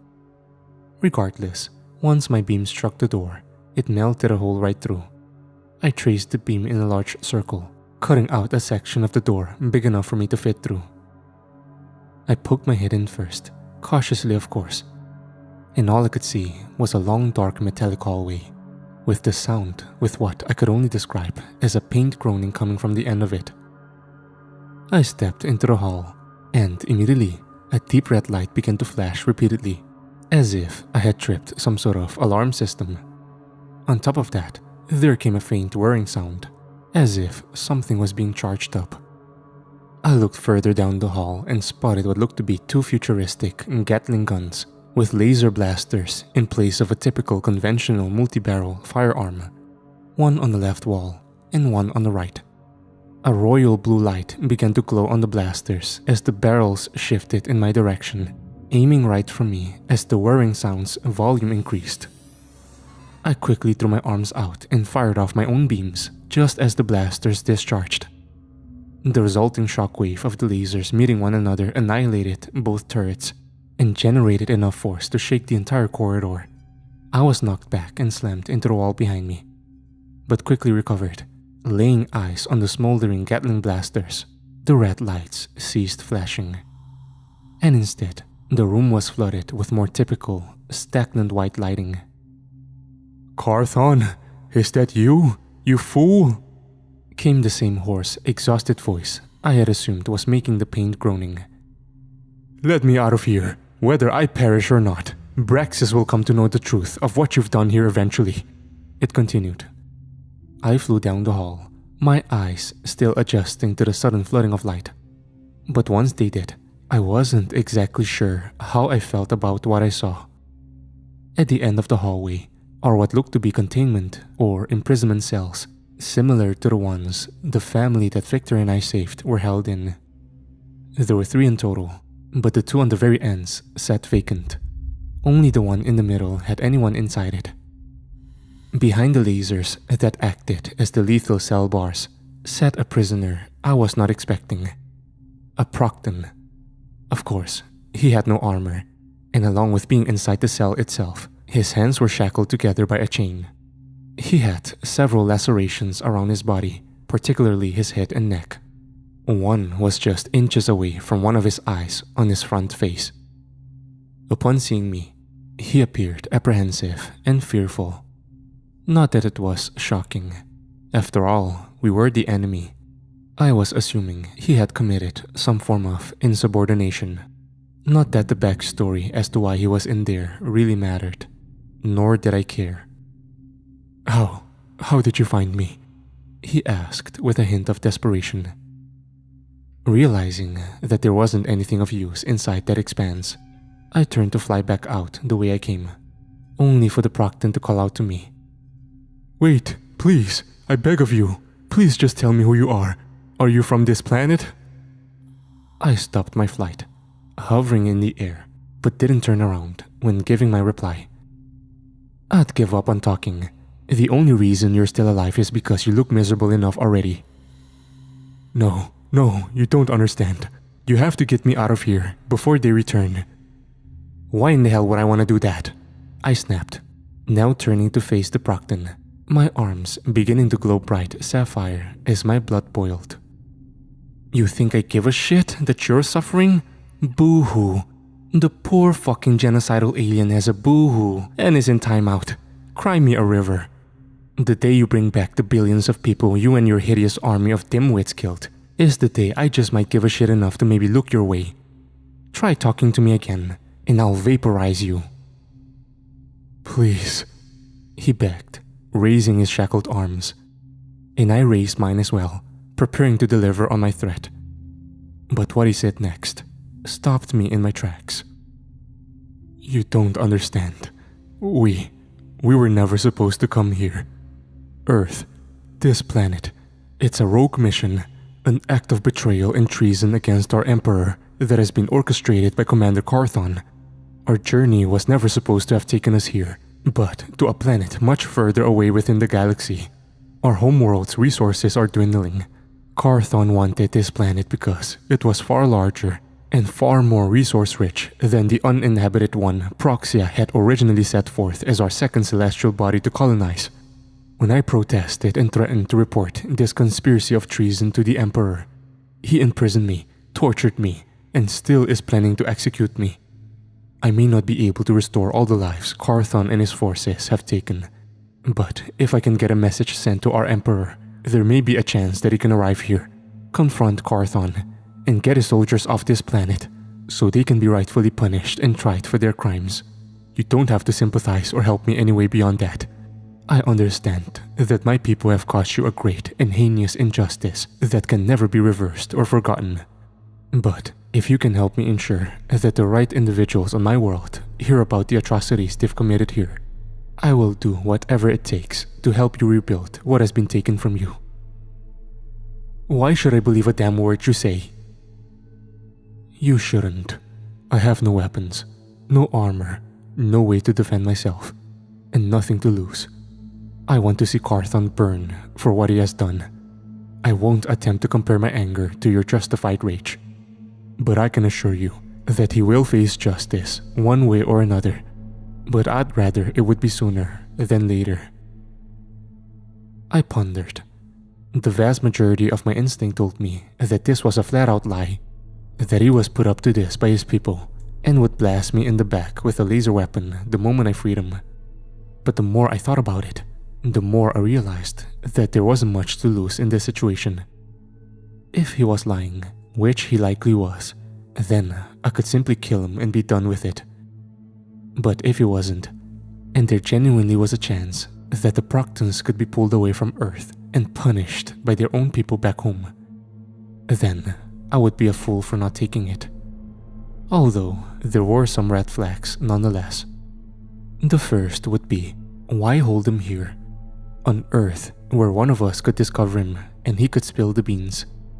The second being, why hadn't Carthon killed him if he genuinely posed a threat to his rogue mission? The alarm that you activated when entering here alerted Carthon's forces. It won't be long before they're upon us. If you truly wish to leave or kill me, then I am powerless to stop you. But our time for pondering is thin. I hovered in the air, as silent as could be. This decision was one that I was surely hesitant about, for more reasons than one. But if there was an opportunity to help right some of my wrongs, and I didn't take it, I wasn't sure I'd be able to live with myself. If there was a chance, then I needed to take it.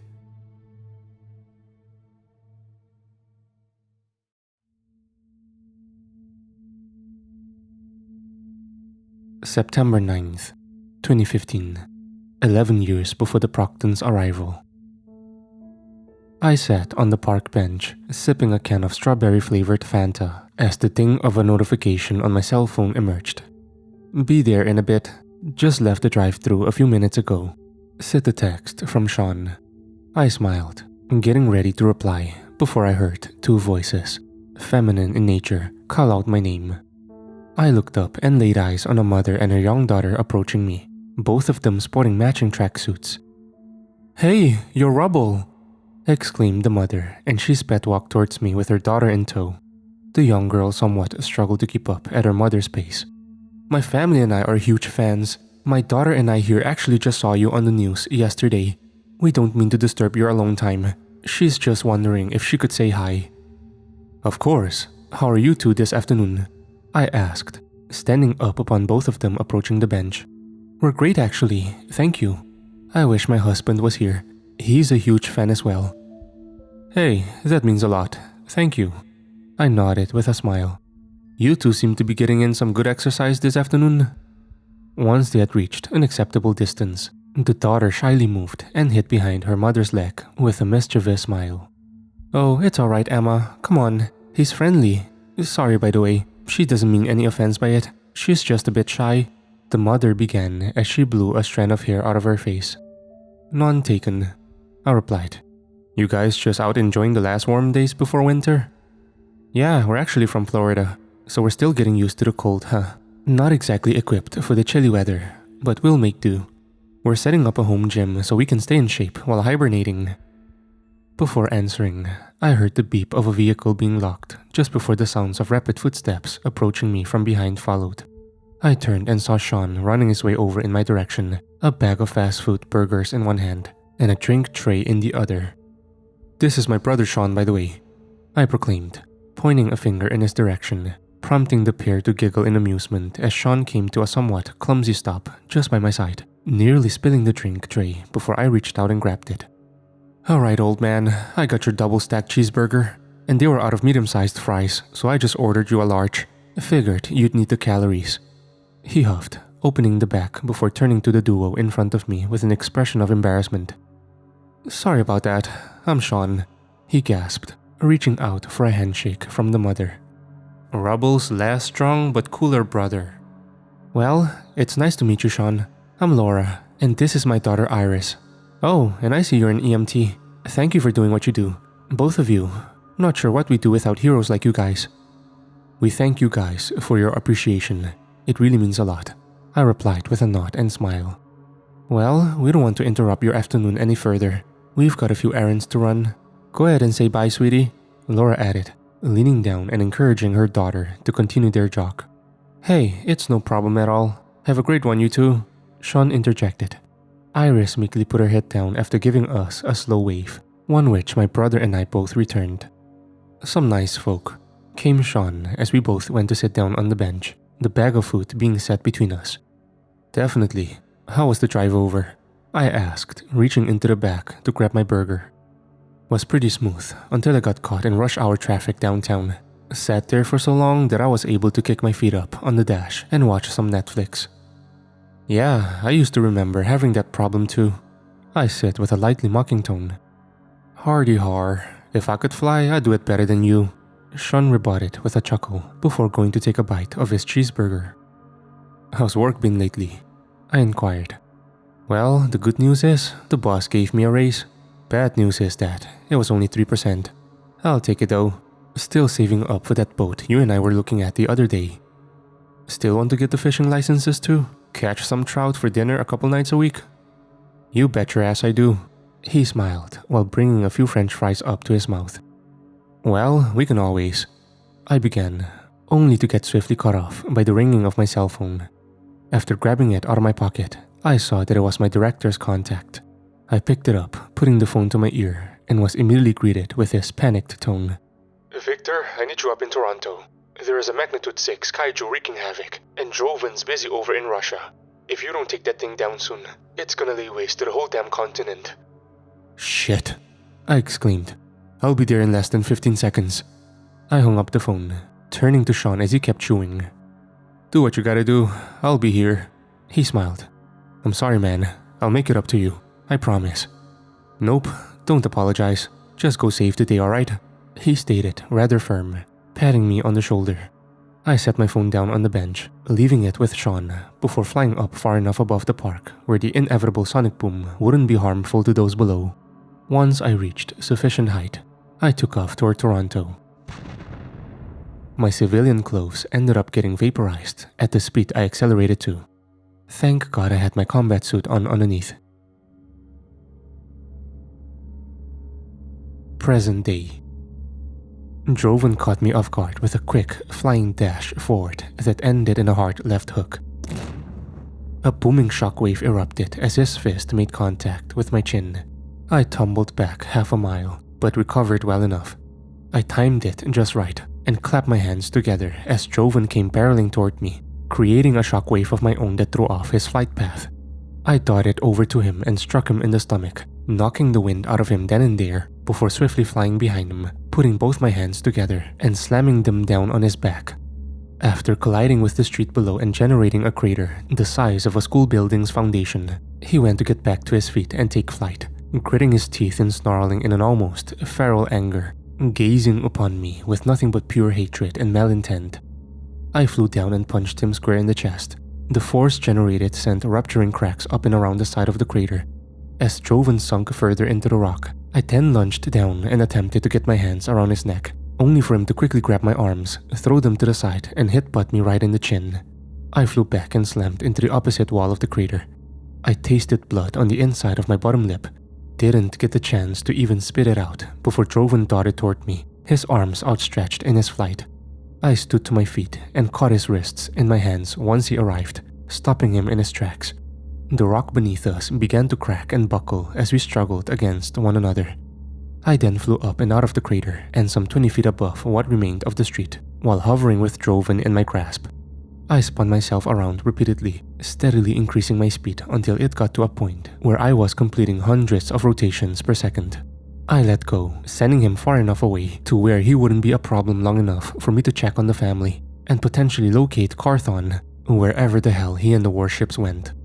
I made my way back over to Daniel, Ava, and Rosita, who were mostly keeping their backs against the building that acted as cover. The Proctans I dropped the building on were still buried underneath. Only one managed to climb his way out of the rubble.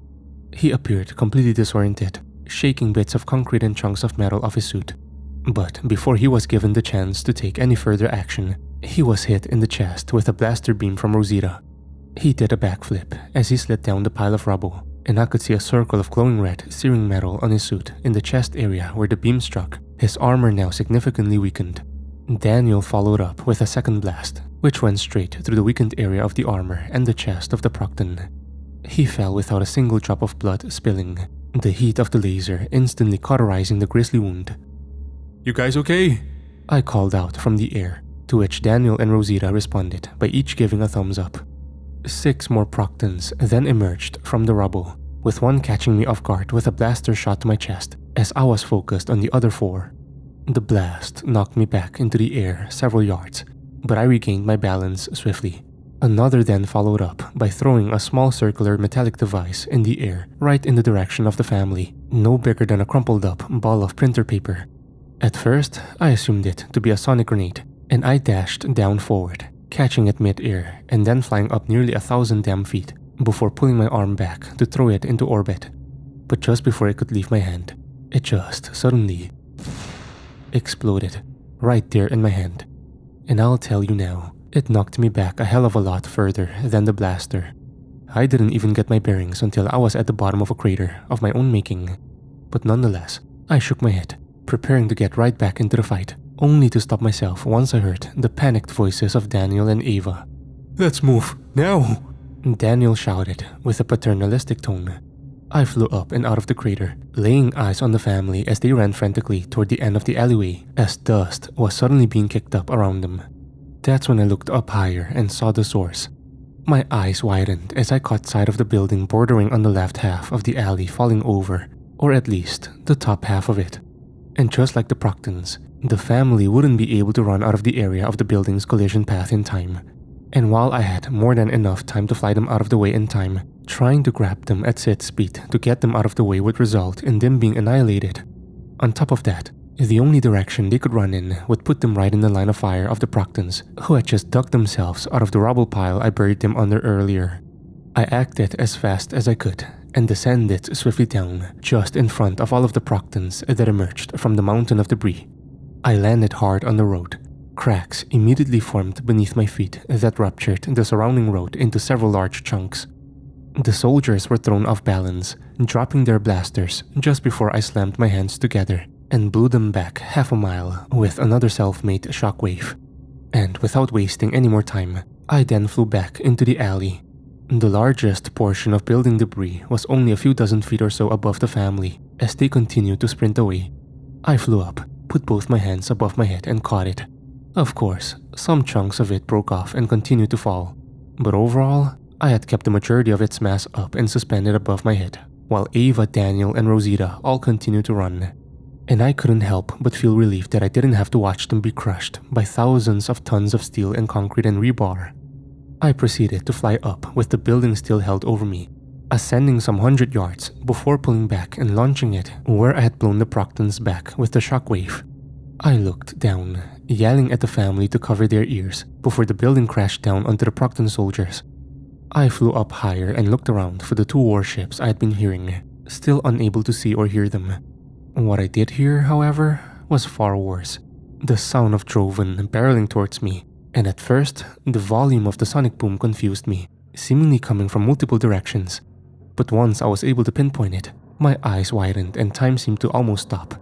I wasn't sure if I even ended up audibly shouting the word no, or if it was just in my head. Droven was below, barreling right for Daniel and Rosita, mere feet away from obliterating the both of them. I flew down as fast as I could, slamming straight into him in the street below. The both of us struggled, locking hands and gritting our teeth as we fought for the upper hand. Get back, now! I shouted at the three. I used my leverage to push Droven's arms back and then quickly throw my hands around his neck. It was cold, like he had just stepped out of a freezer. We locked eyes, and in his expression, I only saw disconnected anger, no different than before. I'm sorry, damn it, was all I could weakly utter. I started to squeeze, applying pressure to his windpipe and the sides of his neck. Although we were able to hold our breaths for an extended period, we still needed oxygen in the first place, just like any regular man. He fought back and attempted to squirm from my grasp. I choked on the extra words I tried to muster up, but I just couldn't get them out. Rosita dropped her blaster and forced her daughter to look away, and I realized that this was not the place I wanted to do it. Not here, right in front of Ava. Sure, she's seen plenty of death up to this point, but she still was just a child. If I were to let Droven go, even for a few milliseconds, he would likely kill her parents and then bring her to Carthon. And in the event that he did harm Ava and she wasn't able to heal her own injuries, then I would never forgive myself for allowing that to occur. And I don't think Daniel and Rosita would either. And I wouldn't blame them even a little bit. Keep a lookout, Ava, now! Rosita barked at her daughter, forcefully turning her away from the grim sight. Daniel and Rosita then looked up, pointing their blasters into the sky and firing them on two warships that had been hovering some 400 or 500 feet above us, seemingly heading for the rubble that the foot soldier Proctans were buried under. They guided the blasters as they increased the beam sizes and energy output, causing them both to stumble back because, yes, those things do have a kickback. Obviously not enough for the armored Proctans to notice, but enough to affect two regular people. Both beams missed the ship on the right, but struck the one on the left, and seemingly hit what appeared to be a thruster of some sort. This made the ship begin to spin out of control wildly, like a duck chasing its own tail. It did a swift compilation of a full 360s, before violently crashing the ship parallel to it, both of them erupting into explosive, charred messes upon impact. Droven gave me one final cold stare as I watched what little was left of him drain away right there in my hands. I believed in the concept of a fate worse than death, and I'd argue this was a prime example of it. A few more seconds went by, and he went limp. His heartbeat continued, but slowly weakened, and only seconds went by as I no longer heard him breathing. And there I stood, hunched over with his neck still in my hands. By no means was I ready to just get up and go, but I still had innocent lives to save. I grabbed Droven's neck and then the hunk of metal sticking out of his head, and with a groaning strain, I separated it from his skull. It made a mess on my hands. Brain matter and blood leaked out from the hole in his hidden skull. The device beeped and rumbled in my hands. There was a part of me that thought I should hold on to it. Maybe there was someone still alive that could study it find out how it works and if there's some way to detach it from someone without killing them. But bringing it with me would end up only hurting us in the long run, as I'm sure the Proctans would use it to track our location. I put it between both my hands and strained, crushing and deforming it in my palms. Afterwards, I put it in my right hand and grabbed the leg of Joven's corpse with my left, flew up several yards, and then threw them both in opposite directions, making sure each of them traveled at least a few dozen miles on their respective paths of trajectory. I had no clue if the Proctans possessed the technology to resurrect the dead, but I didn't want to take that chance. Joven deserved far better than that. But he was gone, and I had to focus on protecting the people who were still here, even if it meant not giving him a proper burial.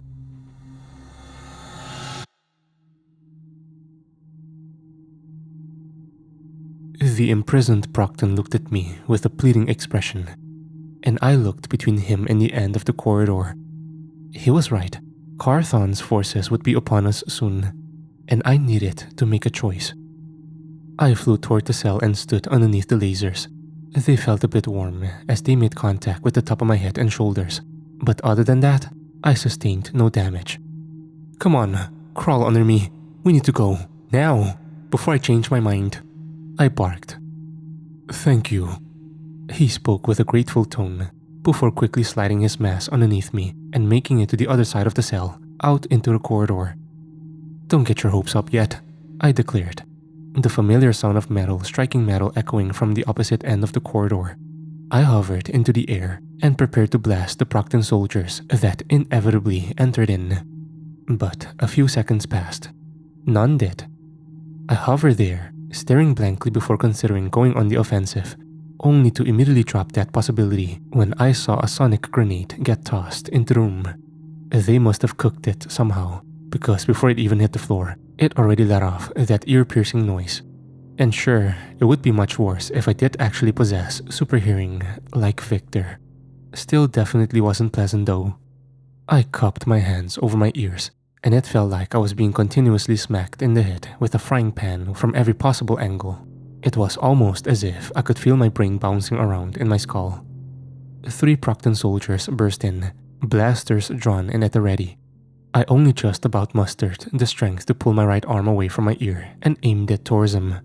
I fired off my beam, and all 3 Proctans simultaneously fired off theirs from their blasters. The beams met around dead center of the corridor, and there we were, locked in a standoff. If the sonic grenade hadn't been breaking my concentration, my beam would have easily overpowered theirs. My concentration dwindled, while I simultaneously felt a warm stream of blood run down the right side of my face, clearly originating from my ear. The light emitting from all 3 beams was blinding, and I was unable to see anything in my peripheral vision. All I could see was the beams from the Proctans' blasters moving forward as mine retracted, and I knew I had to come up with something fast. I wasn't gonna die, but I couldn't risk them hitting the imprisoned Proctan. If he was telling the truth, he was likely our only hope at getting these bastards off our planet and justice for what they've done. The soldiers' beams continued to overpower mine, and I didn't even have enough time to react when it made contact with me, blowing me all the way back inside the cell the imprisoned Proctan was being held in, my body denting the rear's wall. After I hit the floor, it took me a quarter minute to stand back up. The grenade was still going, still making me wish I was deaf.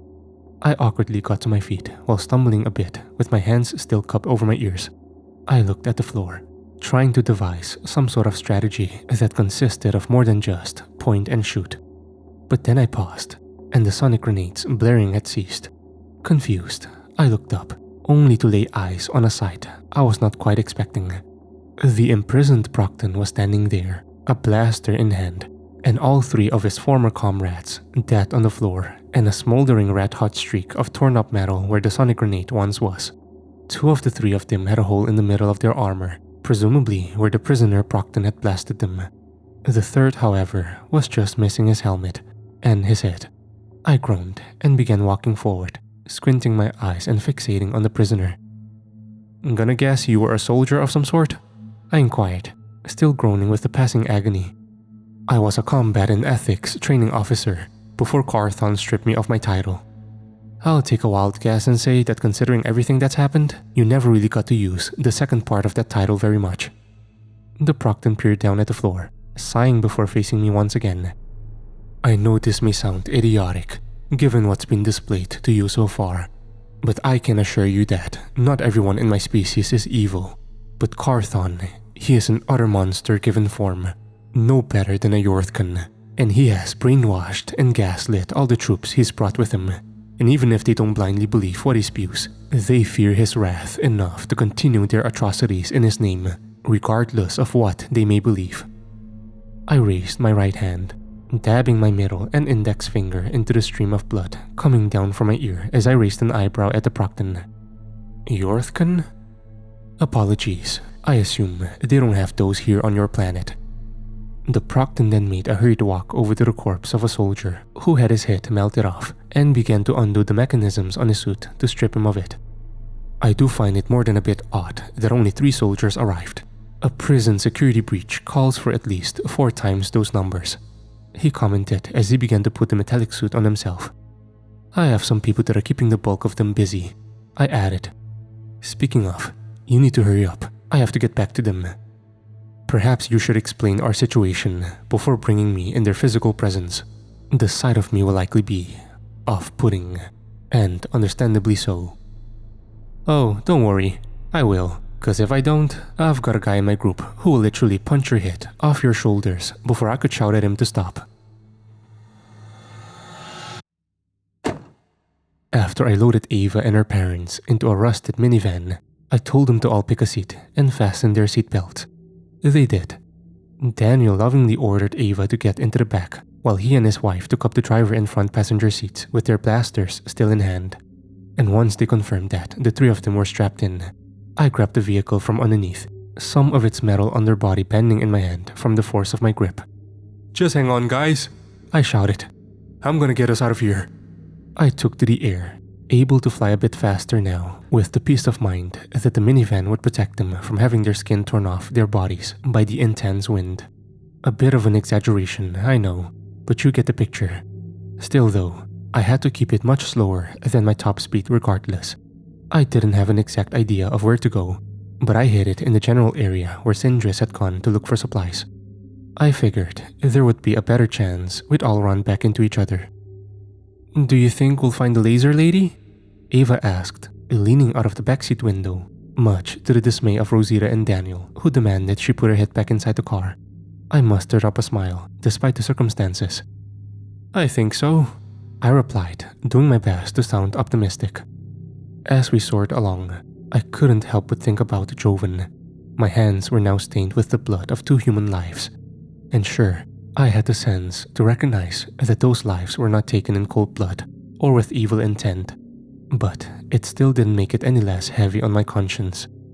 Joven wasn't my father, brother, or best friend. He was still my fellow man, someone who fought for the people just like I had. He had done nothing to deserve his death. He just fell victim to horrific circumstances, and that was the hardest part to swallow for me. He was punished for simply being a victim. But this family who had done nothing to deserve what they were put through either, was alive and well because of my actions. I just wish it could be the same for everyone else too. All the families who were torn apart and destroyed by the invasion.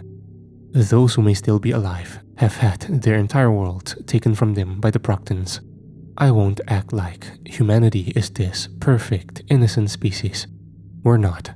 But damn, when we did put our minds to it and focused on what's right, we could do and did some truly amazing things. We weren't always right, not even close.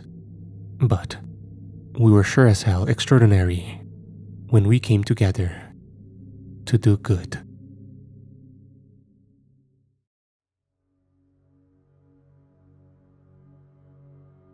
October 16th, 2019, 7 years before the Proctans' arrival. Mass simulation increase. Current weight, 225,000 tons. The robotic female voice announced, echoing throughout the lab chamber. I kept my arms above my head, supporting the simulation block, which was now just a giant hunk of metal the size of a nuclear cooling tower. Not sure how the tech side of it works actually, but it's supposed to be able to simulate up to 1 million US tons. It's supposed to test and increase the strength of heroes who possess it at a level beyond Class 7. I had never been super invested in finding the exact limits of my abilities, but my director had ordered that I participate in more regular testing. He wasn't pleased when I said it felt like it was a bit of a waste of taxpayer money. Speaking of, he approached me, giving me an intrigued glare through his glasses as he held a closed binder on his right side. "How do you feel?" "Pretty good. I think I'm getting stronger at a faster rate these last couple years." "You taking super steroids or something without telling me?" he asked sarcastically before looking over at the technicians operating the control panel on the mass simulator. "Give him a 20% increase," he ordered. They fiddled with some switches, keys, and other contraptions. Again, I'm far from being a tech expert. All I knew was that whatever they did worked, as the robotic woman's voice echoed throughout the lab once more. Mass simulation increase. Current weight, 270,000 tons.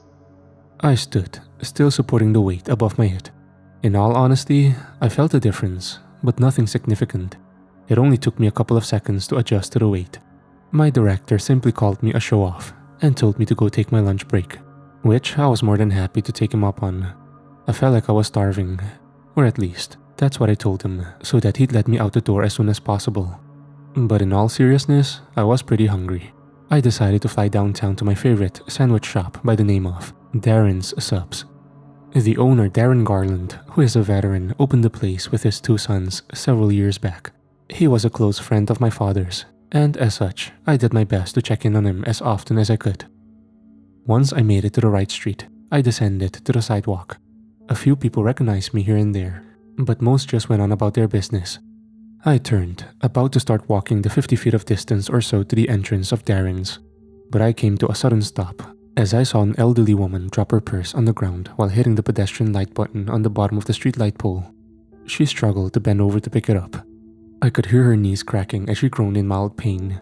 She wasn't able to reach the purse before it was swiftly snatched up by a young woman in a gray hoodie who appeared to be no older than her mid-20s. "Hey!" cried out the elderly lady as the young woman attempted to disappear into the crowd on the sidewalk. Luckily, however, she was heading right in my direction, so I stood there, waiting for the opportune moment.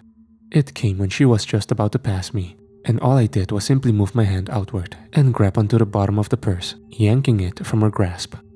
In a quick reflex, she turned and attempted to stab me with a pocket knife. The blade bent upon contact with my body, and I looked down at her, glaring in utter disappointment. "This doesn't belong to you," I declared, holding up the purse. "What the hell?" she asked, flabbergasted, staring at the deformed plate in disbelief. "I said the same thing in my head when I saw you trying to steal from a lady who can barely walk right. Get your act together," I snarled. "You're one of those super people, aren't you?" she asked with a rhetorical tone. "You don't have a single clue what it's like to fend for yourself. Save the lecture that's coming." "You're right, I don't. But I do know there are people you can talk to and places you can go to get help, not throwing your life away for petty cash." "And those places would be?" she remarked with a hint of sarcasm. "Look, stay here. I'll be right back. And before you try to run, don't. I'll hear you." I then walked over to the elderly woman whose purse she had snatched. Upon my arrival, she looked up, at first appearing angry and bitter. Rightfully so, by the way. But that quickly faded, and a smile appeared instead. "Thank you so much, young man," she blared out. "What has gotten into the youth nowadays? Never would have gotten away with such behavior in my day." "Wish I could tell you." I nodded, handing her back the purse after helping her to her feet. A rush of cars flew past us, and it appeared it would be a while before the next walk signal appeared. The woman's face was one of disappointment as she looked onto the busy street. "Oh gee, with this rush, I'm not sure if I'll make it over to the library in time to return my book. I don't want another late fee on my charge card," she grumbled, looking through her purse to see if there was anything missing inside it. "Well, ma'am," I spoke up. "With your permission, I could get you there a bit faster." "Are you saying what I think you're saying?" she inquired, squinting her eyes with a hint of friendly sarcasm. Before I could even form the words of my response, she slowly but surely held herself out, as if she was going to sit down in a car seat. all the while announcing, "Please do, I haven't been carried since my husband passed." I took her into my arms while reminding her to hold on tight to all her belongings. I slowly lifted off the ground, ascending a couple dozen feet into the air, well above the cars on the street waiting at the red light. She gasped with an excited cry of joy as we slowly passed over the road, casting a shadow on the vehicles below us. The entire ordeal only lasted several seconds, and it wasn't long before we were on the other side of the street, with her still in my arms. I slowly descended just in front of the door to the library. I was given several looks by the passing pedestrians, but no one stopped moving to observe. People with special abilities were definitely not the majority of the population, but they were seen and talked about enough to where a flying man wasn't much to gawk at. After my feet made contact with the sidewalk cement, I slowly adjusted myself and allowed the old woman to step onto the ground, standing close to ensure she didn't trip or fall. "Wow," she bellowed. "Thank you so much, young man. That was, I don't even know what I should say." "Anytime, ma'am. Have a great afternoon," I replied before turning and flying back to the other side of the street. The young woman who attempted the mugging still stood there against the front of a bar entrance, an expression of annoyance present on her face. "Glad you waited," I said, descending down in front of her, some 5 to 7 feet of distance between us. "Yeah, whatever. So you're gonna call the cops on me or what?" she asked with a tone that gave the impression she already decided what the answer would be. "No," I retorted. "Not if you come inside Darren's with me and grab a sandwich, and we have a little conversation." The woman raised an eyebrow, taking a step forward and crossing her arms. Suspicion was the main thing on her mind, I could tell. "What exactly are you trying to do here?" she asked. "Exactly what I just asked." She curled her lips inward, staring past my shoulder, then back at me. "Guess I won't turn down the free food," she muttered. Smart choice. We entered the shop. Darren himself wasn't working. Rather, it was one of the college kids he had hired to run things while he was away on vacation with his sons. I greeted him nonetheless and asked that he ensure to tell Darren I said hi upon his return to work. I ordered my usual ham and turkey with a few extra slices of both, some cheese and mayonnaise just to ensure it wasn't too dry. I was never too complex with my food. If it tastes good, then I'll eat it has always been my motto. She ended up ordering a meatball sub with extra sauce. I asked her if she wanted chips and a drink as well, to which she again shot me a look of skepticism, only to then give in and accept the offer when I told her that my boss is technically the one paying due to me using an expense card. After thanking the young man behind the counter, the woman and I grabbed the booth toward the back of the relatively empty shop. Only 2 other customers inside at the time. She immediately tore into her sandwich, devouring it like a tiger that hasn't eaten in days, which I guess may have likely been true in her case. "Never been a fan of meatball subs. Is it any good?" I asked just before biting into my own sandwich. One eye shot up toward me as she finished chewing her current bite. "So are you gonna tell me what this is about? The real reason you're doing this?" "Before I tell you that, I've got something that I want you to answer for me, and be honest, because I'll hear your heartbeat increase. If that old woman would have fought back or defended herself with force when you took her purse, would you have hurt her like you tried to hurt me?" She looked down, darting her eyes off to the side. Her heartbeat remained consistent, and we sat there in silence for a good several seconds. "I don't know," she declared. "Look, I've been mostly on the street for years now, and I don't have much of a choice." "I understand, but that woman did nothing to deserve what you were attempting. You can't hurt innocents just to ease the pain of your own situation." "I'm gonna take a wild guess and say you've never been homeless?" she asked with a challenging tone. "No, so I can't speak on your experience, but what I can say is that it might seem like no one cares, that no one wants to bat an eye your way. But believe me, there are people that care, people that want to help, but you have to be willing to reach out. I'm not saying your problems are gonna be solved overnight, not even close. Hell, it might not ever be fully rectified, but they can be made easier." Again, she didn't respond verbally, instead opting to bite into her sandwich while making eye contact. I took out my business card and put it on the table next to the unfolded wrapping of her sandwich. "Never told me your name, by the way." I posited. "What's yours? 'Cause I know it isn't actually Rubble." "Victor. And you?" "Lisa." Well, Lisa, I have to get back to work, or my boss isn't gonna be very happy with me. Keep a hold of my car if you'd like. Don't do foolish stuff like that again. And if you ever need help or run into any issues, just give me a call. There's also a number on the back for Rita North. She can help you find a place to stay for a few nights every month and direct you to some hot meals a couple of times a week. The library across the street will help you use the phone, if you're up for it. I'll meet back up with you here in a couple of weeks and check on how you're doing. But you better not be hurting innocent people while I'm gone. Trust me, a potential lifetime in prison isn't worth the $50 or $60 in a wallet or purse, so stay out of trouble. Fair enough. She nodded. Thank you. And with that, I said my final goodbye, exited the bar, and took off into the sky. Present day. The Proctan hung onto my back as I soared across the sky, weaving and bobbing through the gaps of skyscrapers and other various buildings. In the time that I'd been gone, the hotel we were staying at clearly had fallen under attack, and I knew Victor had retreated with the family. Finding them was my top priority. I simply followed the path of destruction, thrown around cars, torn up pavement, collapsed sections of walls of nearby buildings. One building that had its upper half or so entirely collapsed onto the road below, along with dead Proctans strewn about as well. Are you aware of your companion's locations? Asked the Proctan on my back. His voice turned somewhat weak. I took it as him being upset at the sight of his fellow species members' corpses, even if they were traitors. I could understand, but didn't share his sentiment whatsoever. I don't want to be an asshole, but do me a favor and don't talk right into my ear. Your breath travels around to my nose, and it isn't pleasant. My access to hygiene upkeep in my cell was minimal, he replied. I'm sure you can imagine the awkward silence after that. It wasn't long until I spotted Victor, standing in a tucked-away parking lot with what looked to be a minivan next to him, Ava, Rosita, and Daniel all inside conversing. I called out, knowing Victor would be able to hear me, even with the sizable distance between us. Turn around, I shouted, before coming to a halt, allowing a few seconds for the sound to travel the distance. Victor then stopped, turning and facing me, and upon seeing me, he smiled, but it faded just as fast as it appeared. Instead, his expression shifted into one of disdain. Before I could even shout the word no, he became a blur, and suddenly, the Proctan on my back was now on the ground in a dusty crater the size of a suburban home basement.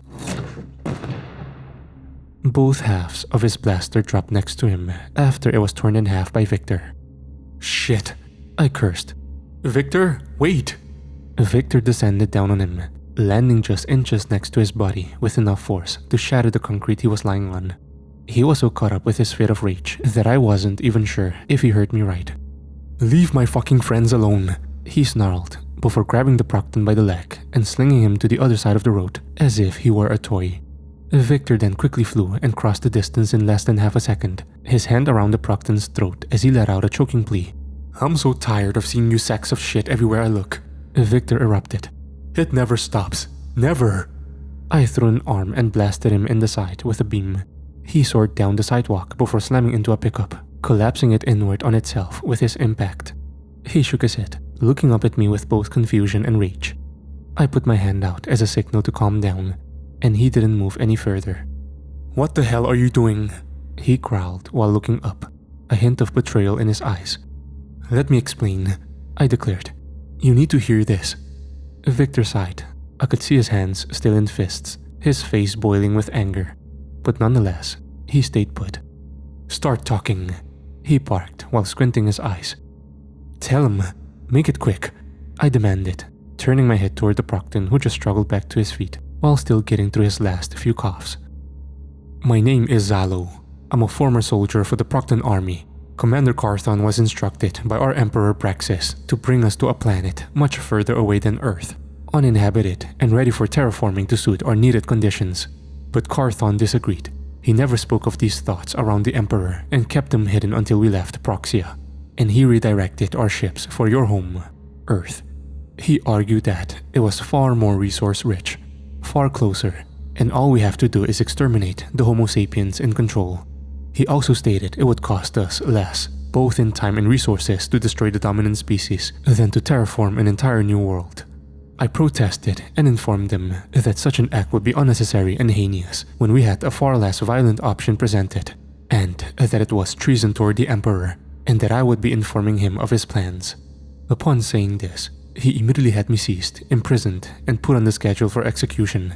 But now that I've been freed by your friend, I may be able to get a message to the Emperor back home, and he could arrive on your planet and ensure that Carthon faces justice for his crimes.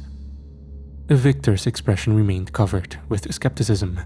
He pushed himself off the pickup and flew over closer, descending to the ground and standing between Zalo and I as the family exited the minivan in which they had been carried in. "What's going on here?" came Rosita while beginning to aim her blaster at Zalo. "Why are you the only one that thinks this way?" Victor questioned. "I'm not," Zalo rebutted. "But the other soldiers who do either are already dead or fear Carthon too much to voice their concern. There are probably more that I am unaware of that are opposed to what he has done, but either do not possess the will or courage to say anything regarding it." "I call bullshit." "Victor? No, not a fucking chance. He doesn't have a shred of proof to back up what he's saying. For all we know, he's leading us right into an ambush. I found him in a random prison cell with cuts all over him. There's no way they could have accounted for me going to that exact location." Victor maintained a clenched fist, looking at me with an expression that said he didn't buy what was being said, and I completely understood why. But I had to make sure he didn't do anything rash. Not that he seemed like the type, but everyone's emotions were high, and that was typically a recipe for disaster. "I do not expect you to enjoy my presence. My fellow Proctans have committed an atrocity beyond measure toward your people. I do not possess the power to change what has been done, but I can ensure that this does not go unpunished." "I'm with Victor on this one," Rosita said, taking a step forward. "What proof do you have that you're telling the truth? I will not risk my family's lives again unless you have something concrete." Zalo then raised an arm. The armor on the sleeve then began to shift slightly around the end of his forearm, if you could call it that.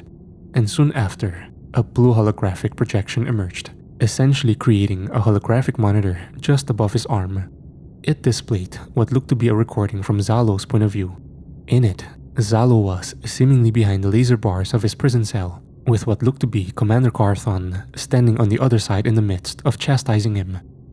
"How are we seeing this exactly?" Daniel chimed in. "It's a scan of my neuron patterns from within my brain. There is a device in my skull that will record and reconstruct what I perceived in the last several days. It's how my kind ensures productivity and accuracy for those of us that work." "That's so cool, even if it comes from one of you mean aliens," Ava chimed in. "You have disobeyed my direct orders and have committed gross insubordination against your direct superior, an offense that is punishable by death, Zalo," came Carthon's voice from the recording. "Not when the orders are to help carry out genocide. You disobeyed the orders of Emperor Praxis. Earth was never our destination, and you know that. You're a fool and a hypocrite." Zalo fired back, his answer clearly simmering in his throat for some time. "Praxis is the fool. He is allowing our world to die. The death toll is already a quarter of the population of this planet. My family has already perished. They're all gone, and more Proctan families will continue to die unless we find a solution quickly. This is the way. Proctan lives come first, above all in this universe." Rosita, Ava, Daniel, Victor, and I all shared glances between one another, all of them saying something a bit different. "Seems like he's telling the truth, but this doesn't erase what your people did to my family, what they did to my daughter," Daniel growled. "Someone's gotta pay. If I can get a message to my Emperor, I can assure you that those responsible will face justice," Zalo replied matter-of-factly. "If you're lying," Victor began, taking 2 steps towards Zalo, now only about a foot of space separating them. "I will bury you under 1,000 tons of rock. If you give me what I need to succeed in this mission, you have my word that I will not fail you. All of you. How do we get this message to your Emperor?" By now, Carthon is well aware that I've escaped from my cell and will be searching for me. Every outpost nearby will be locked down and heavily guarded, so we'll have to go to one far away. "How far exactly?" Victor asked.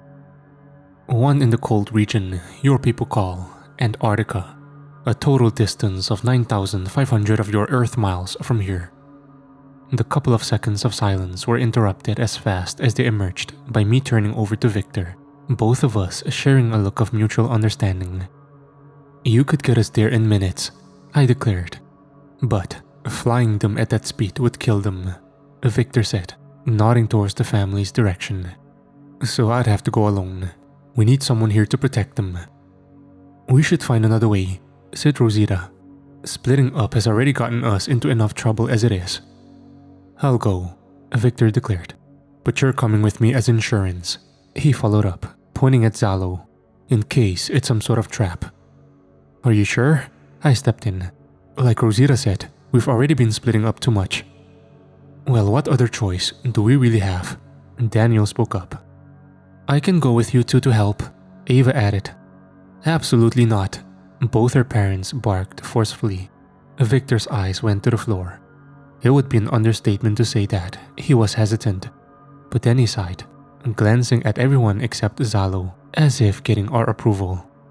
The situation wasn't ideal, but there wasn't any other obvious options for the time being. Tell me exactly what I should be expecting.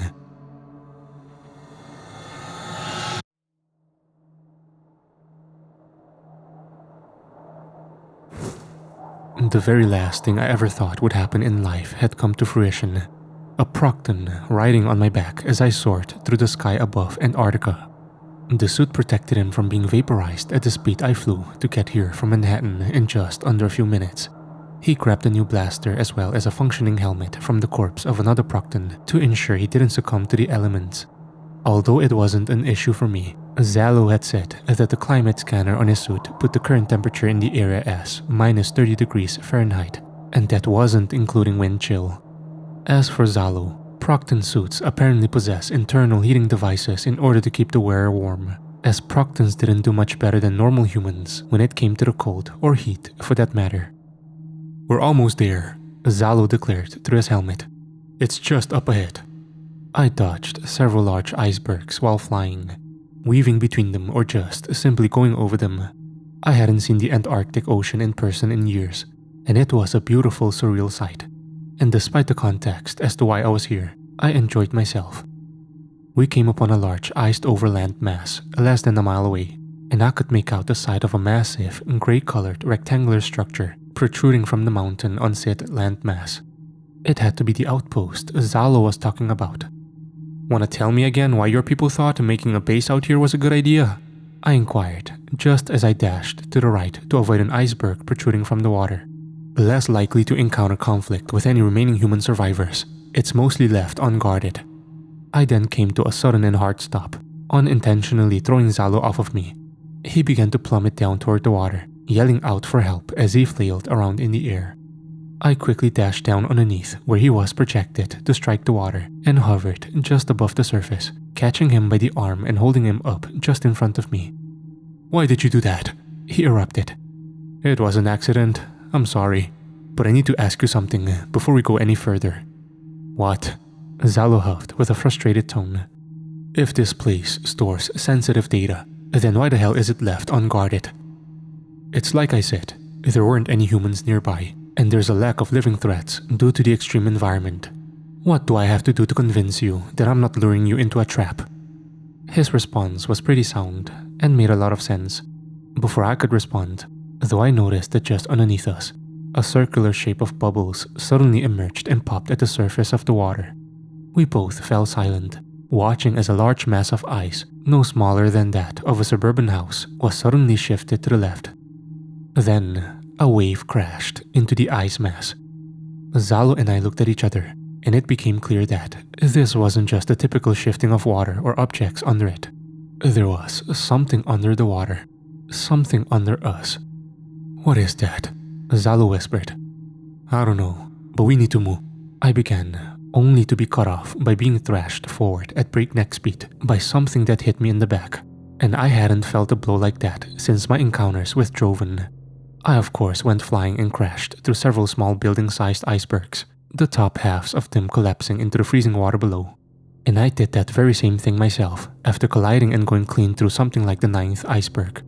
I went straight into the water like a human bullet and only regained control of my momentum once I was about a dozen feet or so under the surface. I quickly shot out of the water and flew several yards into the air, both looking around for Zalo and whatever attacked us. Zalo! I shouted. "Salo, can you hear me?" Part of me considered the fact that he may have led me into an ambush after all, and if that were the case, then I needed to focus on defeating whatever threat it was, and getting myself into the outpost to see if I could find something useful to weaponize against the Proctans. Looking ahead, however, I laid eyes on my attacker. A colossal, monstrous beast had risen from the depths below. It was long, at least 200 feet of its body was exposed above the water, and Lord knows how much wasn't. Calling it slender felt inappropriate in this context, as the beast's body was as wide as a school bus is long. The beast seemed almost reptilian in nature, and 15 years ago, I would have called that odd, given the environment that it's in. But nonetheless, along its back were scales with rows of short fins protruding, and its head shape and structure was similar to that of a bearded dragon lizard. Its eyes glowed a bright sapphire blue in contrast to its dark green seaweed-colored skin. The creature bared its blood-stained teeth at me, each tooth about half the length of a stop sign. On either side of the beast, protruding some few dozen feet above the surface of the water, were long scaly tentacle-like appendages with small spikes on them. Those also stained with what looked to be fresh blood of something. I could have sworn that I had recognized this thing. I wasn't exactly sure why. I felt like it was on the tip of my tongue. The serpent suddenly roared, the force from which pushed aside 2 icebergs near it. Speaking of which, with the way we were positioned, the creature was between me and the entrance to the outpost. But if I flew around it, perhaps I wouldn't need to engage in combat at all with it. I quickly took off without warning, a sonic boom erupting around me as I far surpassed the barrier rather quickly. And yet, even moving at this great speed, I still felt something tightly wrap around my legs and pull me straight from the air and down into the ocean below. The serpent's speed had completely caught me off guard. Its strength was no laughing matter either. I sat there, dozens of feet under the water, fighting against its appendage that kept a firm grip on my legs. My escape only came when I reached down and tore a spike right from its tentacle, causing a deep red, almost black fluid to disperse from the wound. Its blood. It released its grip, and the moment I was free, I shot out of the water and came up with a devastating flying uppercut right to the creature's bottom jaw. The beast was thrown back, smashing through an iceberg and causing half of it to break off and fall into the water. I followed up by flying back down on the water and grabbing the bottom of one of the larger icebergs, somewhat close to a downtown parking garage in sheer size. Figure that getting a few 100,000 tons of ice thrown in its face would stun it long enough for me to find Zalo, if he was still around. I put my hands over my head, made sure I had a decent grip, and then ascended with it overhead. The beast was still in the midst of recovering from my first blow, and I seized the opportunity to throw the iceberg right at its head. It was in the air for less than a second before colliding with the creature. The sound of the whole collision was similar to that of a volcanic eruption, so loud that it was practically a shockwave. The impact caused the beast to fall back into the water, and that bought me enough time to look for Zalo. I called out his name, scanning in every direction, trying to listen out for him, and his lack of response made me start to really regret coming out here, because I thought about if this did turn out to be some sort of elaborately planned ambush, then who knows what was happening to Sindris and the family back in Manhattan. And just as I was about to consider the possibility that he truly did betray us after all, I watched as he climbed out of the water and grabbed onto an iceberg, using the enhanced strength endowed upon him by the suit to pull himself up and throw himself onto the top of the iceberg using just his arms.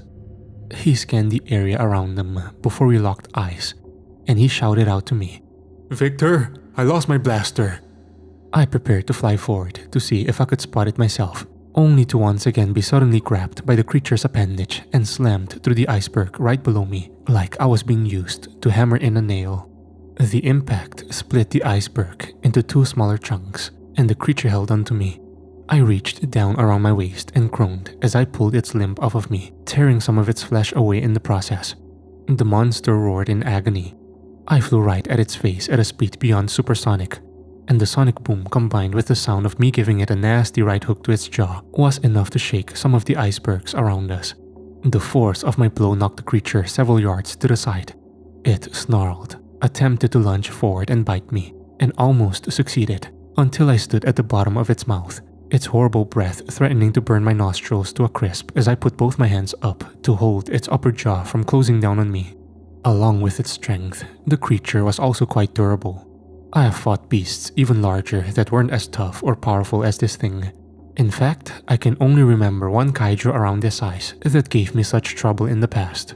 I quickly flew backward, just barely making it out of the beast's mouth before it closed its jaw. The distance between us was small, as I hovered in the air at eye level with it as it stared me down, squinting its car tire-sized eyes. "Your strength," he said, his voice a powerful booming shockwave. "Your flight, your costume, you're the one." He then lunged forward at me, his mouth open and ready to clamp down. I quickly flew to the left to dodge the incoming attack, and then circled back to throw a punch, striking the kaiju right in his bottom jaw and knocking out one of his massive teeth. It fell into an iceberg below, embedding right into it and standing upright as a stream of blood ran down it and seeped into the iceberg below. "What are you talking about?"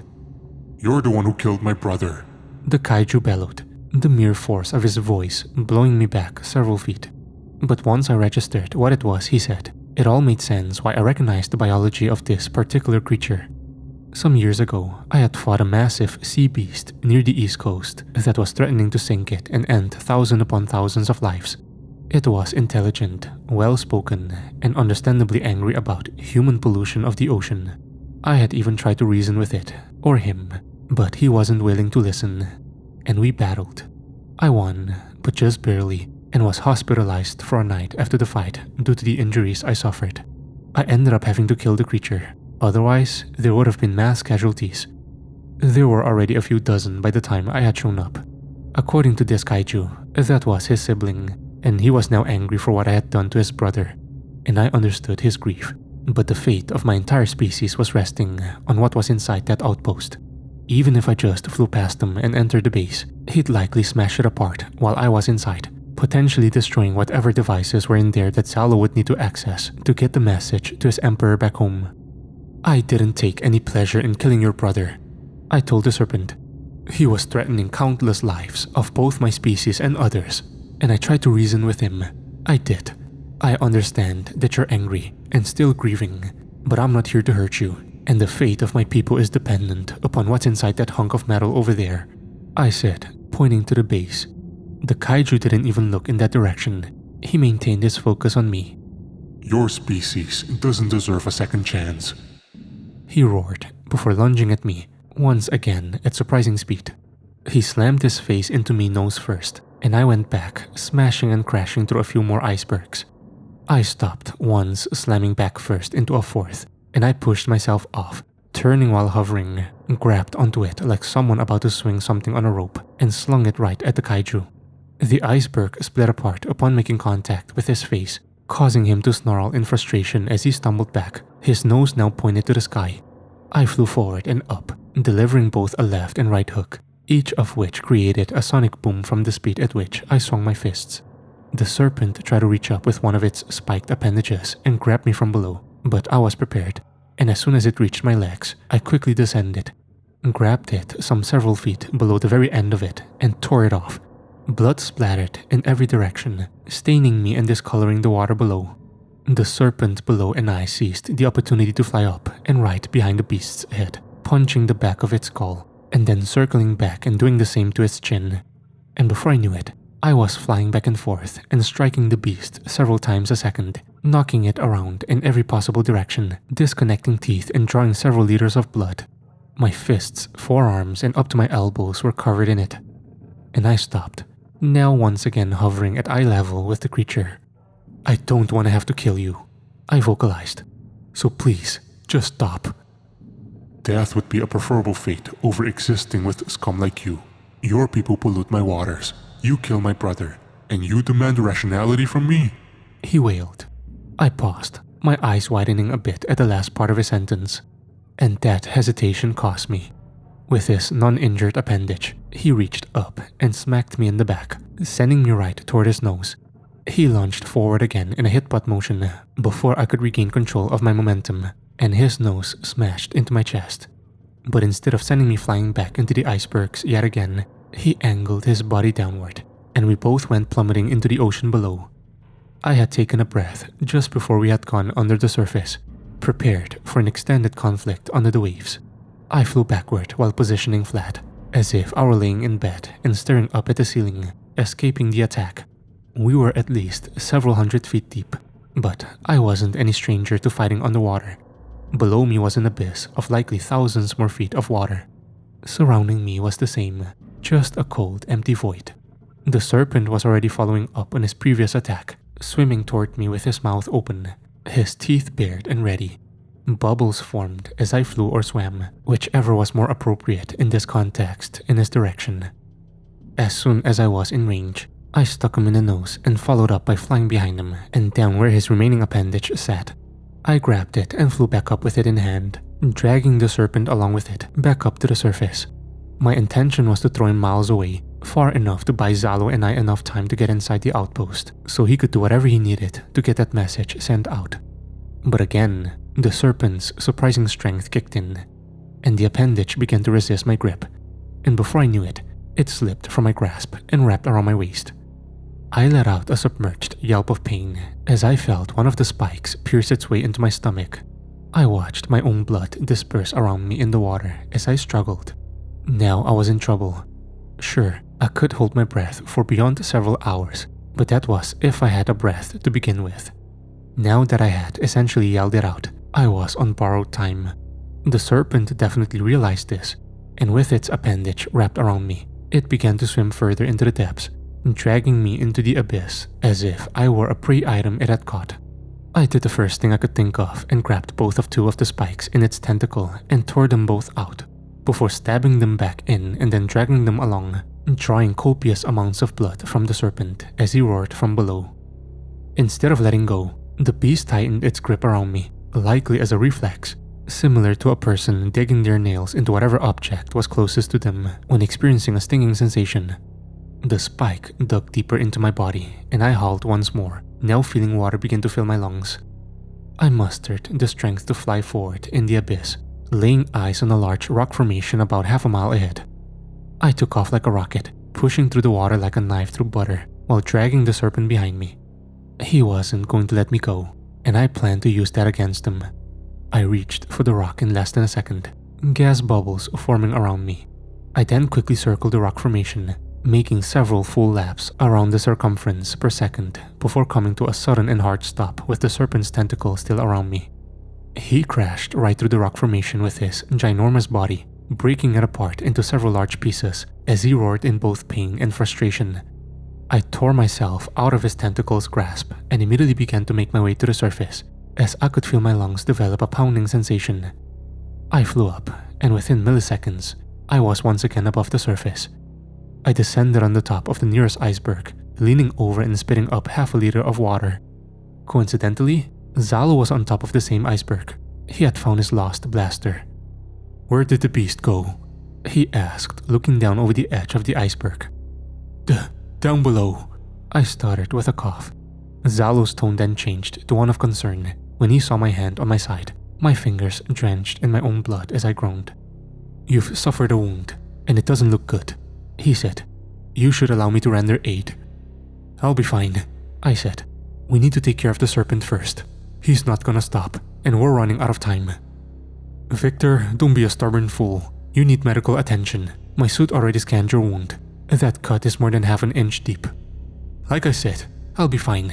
It'll be gone in the next couple hours. We need to get you in there. Get that message sent," I demanded, coughing once more. From below, I could hear the serpent roar from beneath the waves as he made his way back up to the surface. Knowing its speed and its unrelenting ferocity, I grabbed Xalo immediately and flew off the iceberg mere milliseconds before the serpent emerged, splitting it in half upon breaking the surface. He was now more furious than ever from the damage I had inflicted, and you know what they say, an animal is most dangerous when wounded.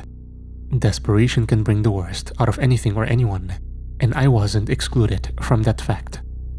Once Xalo was out of my grasp on the next iceberg, he immediately raised his blaster to open fire at the serpent, but our opponent's intelligence was on full display when just before Xalo fired off the shot, he whipped what remained of one of his appendages and smacked the bottom of the iceberg, throwing us both off balance and knocking the blaster out of Zalo's grasp. "If he can stab me," I groaned, "that probably isn't gonna hurt him much." "Well, what's our other option?" Zalo inquired. I turned my head, both of us locking eyes, and there was an unexpected expression of mutual understanding. "If you must," came Zalo. I pushed off of the iceberg and flew up to the head of the serpent, our eyes meeting. A look of confusion immediately sprang onto his face as I hovered there, doing nothing. Finally come to accept your well-deserved fate, I see. He snarled. "No, I'm here to tell you that, while I cannot change what my people did to your environment, I can only say that when my people's numbers are replenished, I will do everything in my power to make sure they don't repeat their mistakes. And I'm sorry for what I did to your brother, but he was threatening lives, a lot of lives. I couldn't allow him to cause the destruction that he was intending. And right now, I'm trying to restore my people's chance at living, a second shot to do better than what we did before. And you are stopping me. Is there any, and I mean any way at all, that you can understand?" No. The serpent snapped with next to zero hesitation. The only way this ends is either with your death or mine. "Then I'm sorry," I sighed with a pained groan. Without warning, I then flew forward with as much speed as I could muster with my injury into the serpent's mouth, and then angled myself upward to fly right through the roof of his mouth, and up into his skull and clean through the center of his brain and out the back of his head. I then stopped once I was several yards above the top of his head and the hole in it that I had made. I closed my eyes as I listened to his final exhale occur before he slowly began to tip and fall into the water below, crashing through ice chunks before sinking beneath the waves. His blood dripped off my chin, fingers, and feet as I hovered there, realizing that I had to get moving. I couldn't waste any more time. I descended back down to Zalo, allowing him to pick his blaster back up before I grabbed him and took him into my arms. "You appear to have history with that creature. Did it?" He paused, as if trying to find the right words. "Did it upset you to take his life?" For a few seconds, the only sound heard was that of the blood dripping from me and striking the ice below. I took a deep breath, sighing with a hint of an agonized groan once more, before answering. "Let's just get inside," I said rather dismissively. With a bit of a wince, I pushed off the ice and started to fly us toward the base, while maintaining nothing but a blood-covered frown on my face.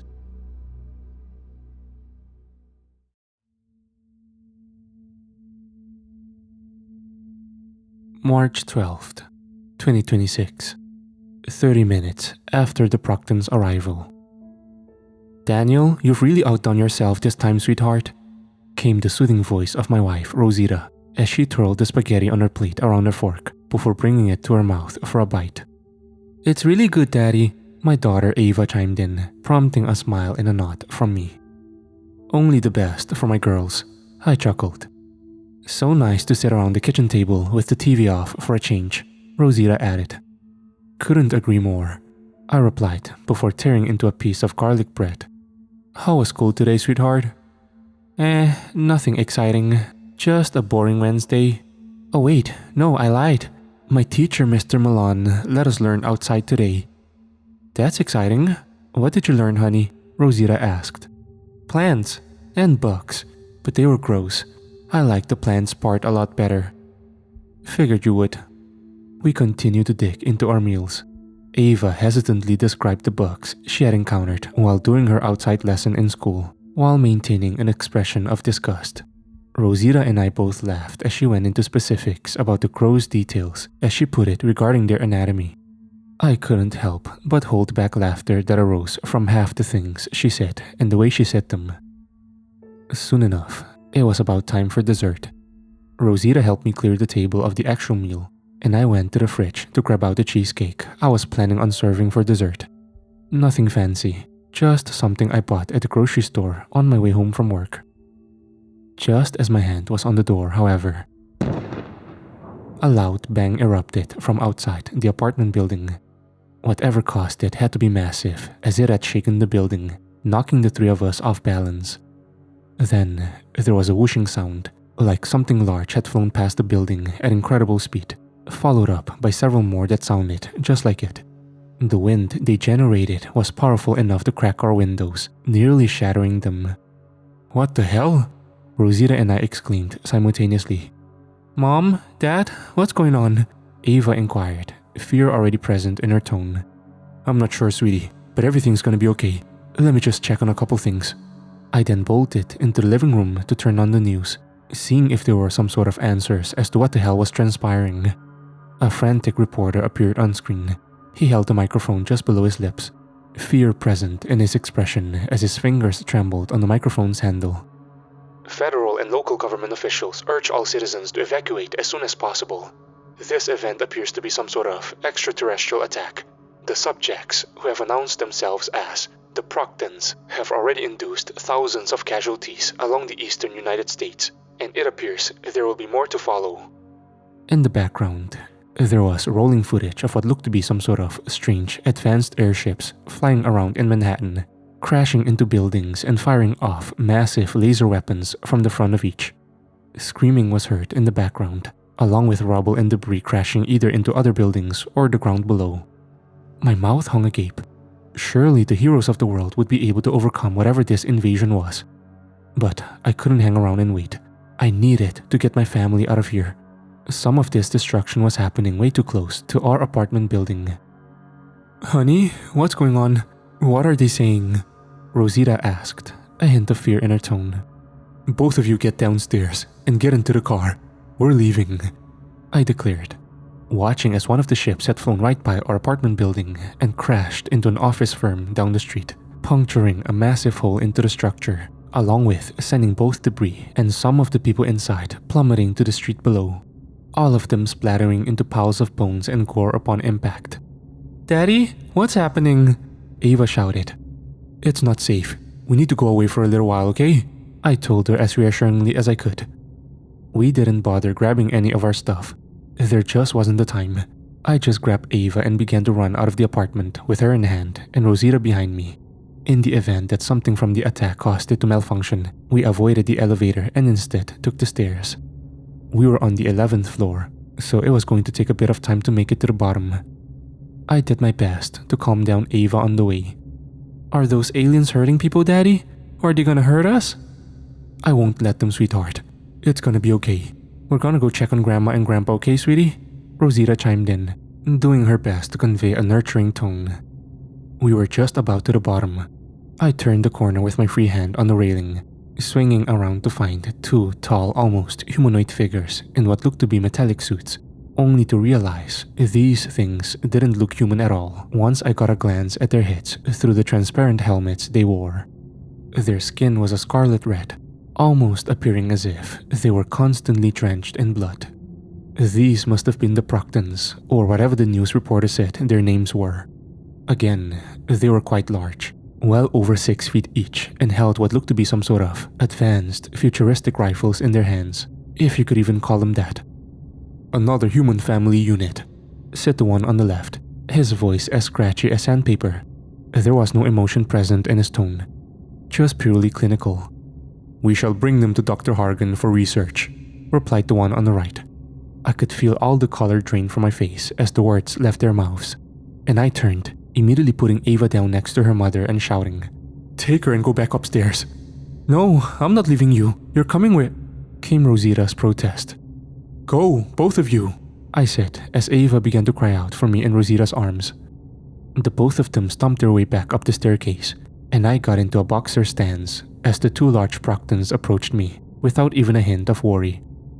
"Stay back, and stay the fuck away from my family. I'm warning you both," I snarled in the most intimidating voice I could muster, but they both remained unimpressed as expected.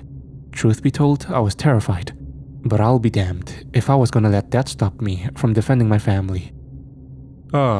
Humans, so confident. Yet, came the left Proctan, reaching out with what I assumed was his right arm and grabbed me by the throat, effortlessly lifting me into the air and tossing me up the entire first flight of stairs, as if I were an empty box of cardboard. "So foolish," he taunted.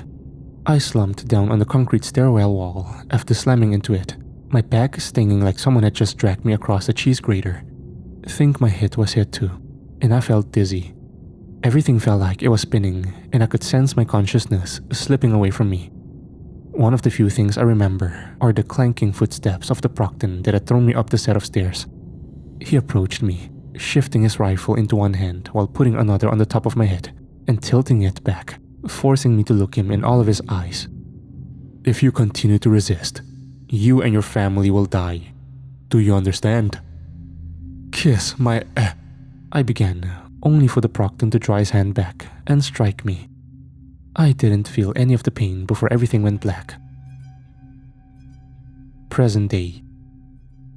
With Victor and Zalo gone on their mission to Antarctica to get a message sent to the Proctan Emperor, I was left with the responsibility of ensuring Rosita, Daniel, and Ava's safety, which meant we needed to get out of the city.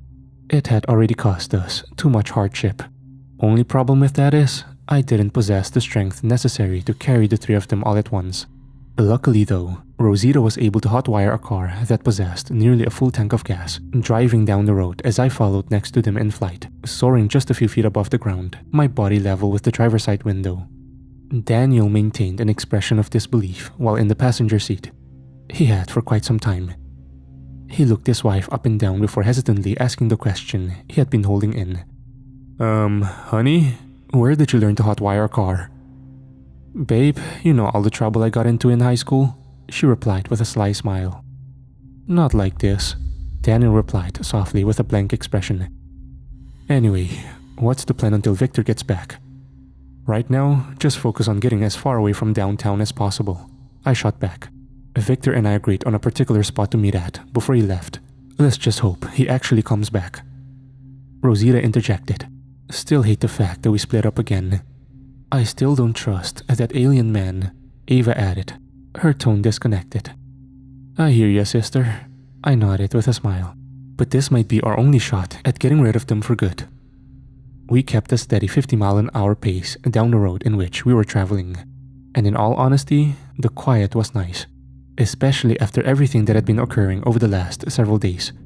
It's the kind of silence that gives you time to think, time to reflect. But soon enough, that time was cut short, because about half a mile ahead, there was what looked to be debris, cars strewn about in a way that was almost a roadblock, along with torn up chunks of concrete and knocked over road signage. "I'm going to fly ahead and check it out, see if I can get it cleared," I said, pointing up ahead for Rosita and Daniel to notice. "Sounds good, we'll meet you up there," Rosita acknowledged.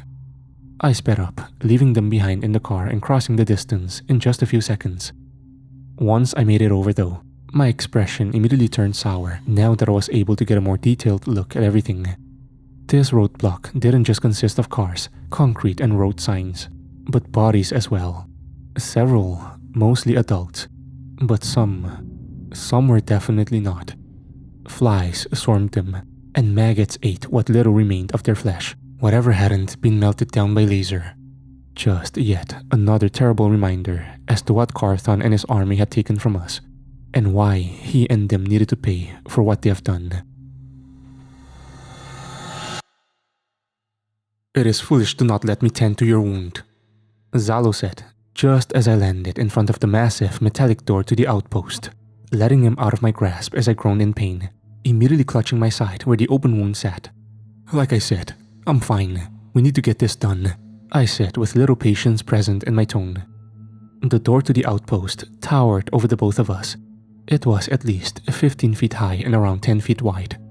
It appeared to be made from steel, which I found odd, considering the Proctans used their metal to reinforce most of the structures they had taken over here on Earth. "Why isn't it made from your guys' metal?"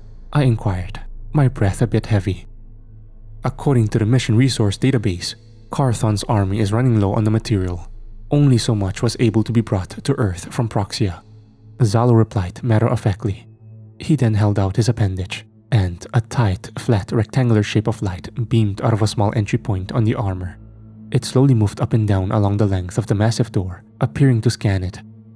"My scan shows that this door is made from your earthly steel and is several inches thick. With my blaster, I could cut us a hole to walk. I've got it," I said, cutting him off before throwing a punch with my right fist at the door, striking it in the lower left area. My fist and forearm rammed through the steel, and whatever hinges and supports it had been sitting on immediately buckled and were crushed.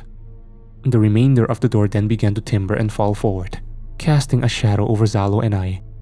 As it fell, I held a hand above my hand, anticipating it to come down fast. The middle section landed squarely in my palm, and I dipped my fingers into the steel before curling them to increase my grip, bending the metal in the process. "Duck," I told Zalo, who immediately got down as far as he could just before I slung the large hunk of metal over him, sending it hurling into an iceberg some several hundred yards to our left, separated from the landmass upon which we stood. Though I could both see and honestly feel that the wound had already begun the healing process, there was still a decent amount of pain nonetheless now that my adrenaline had worn off. But I needed to push through. This was far too important for me to slow down, even by a bit. I looked inside what lay before us in the door, and it was about what I expected.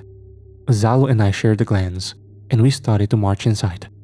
It started with a long and mostly empty corridor, with some strange lighting features on the ceiling.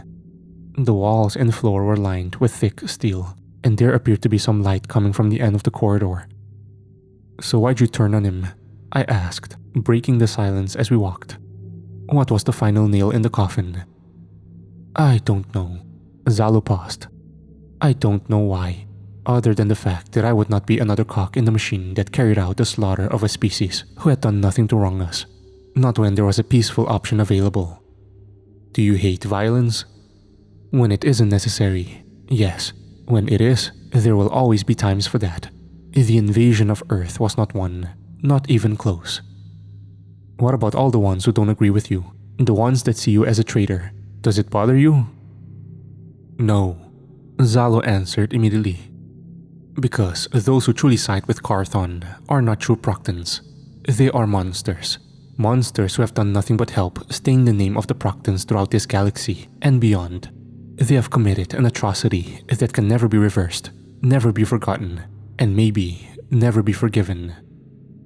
What your people have done cannot be washed out, ever. But my people have had a tendency of not being on the right side of things throughout our history. I've seen monsters too in my day. I've killed one to save the life of an innocent." "Then you did what needed to be done," Zalo affirmed.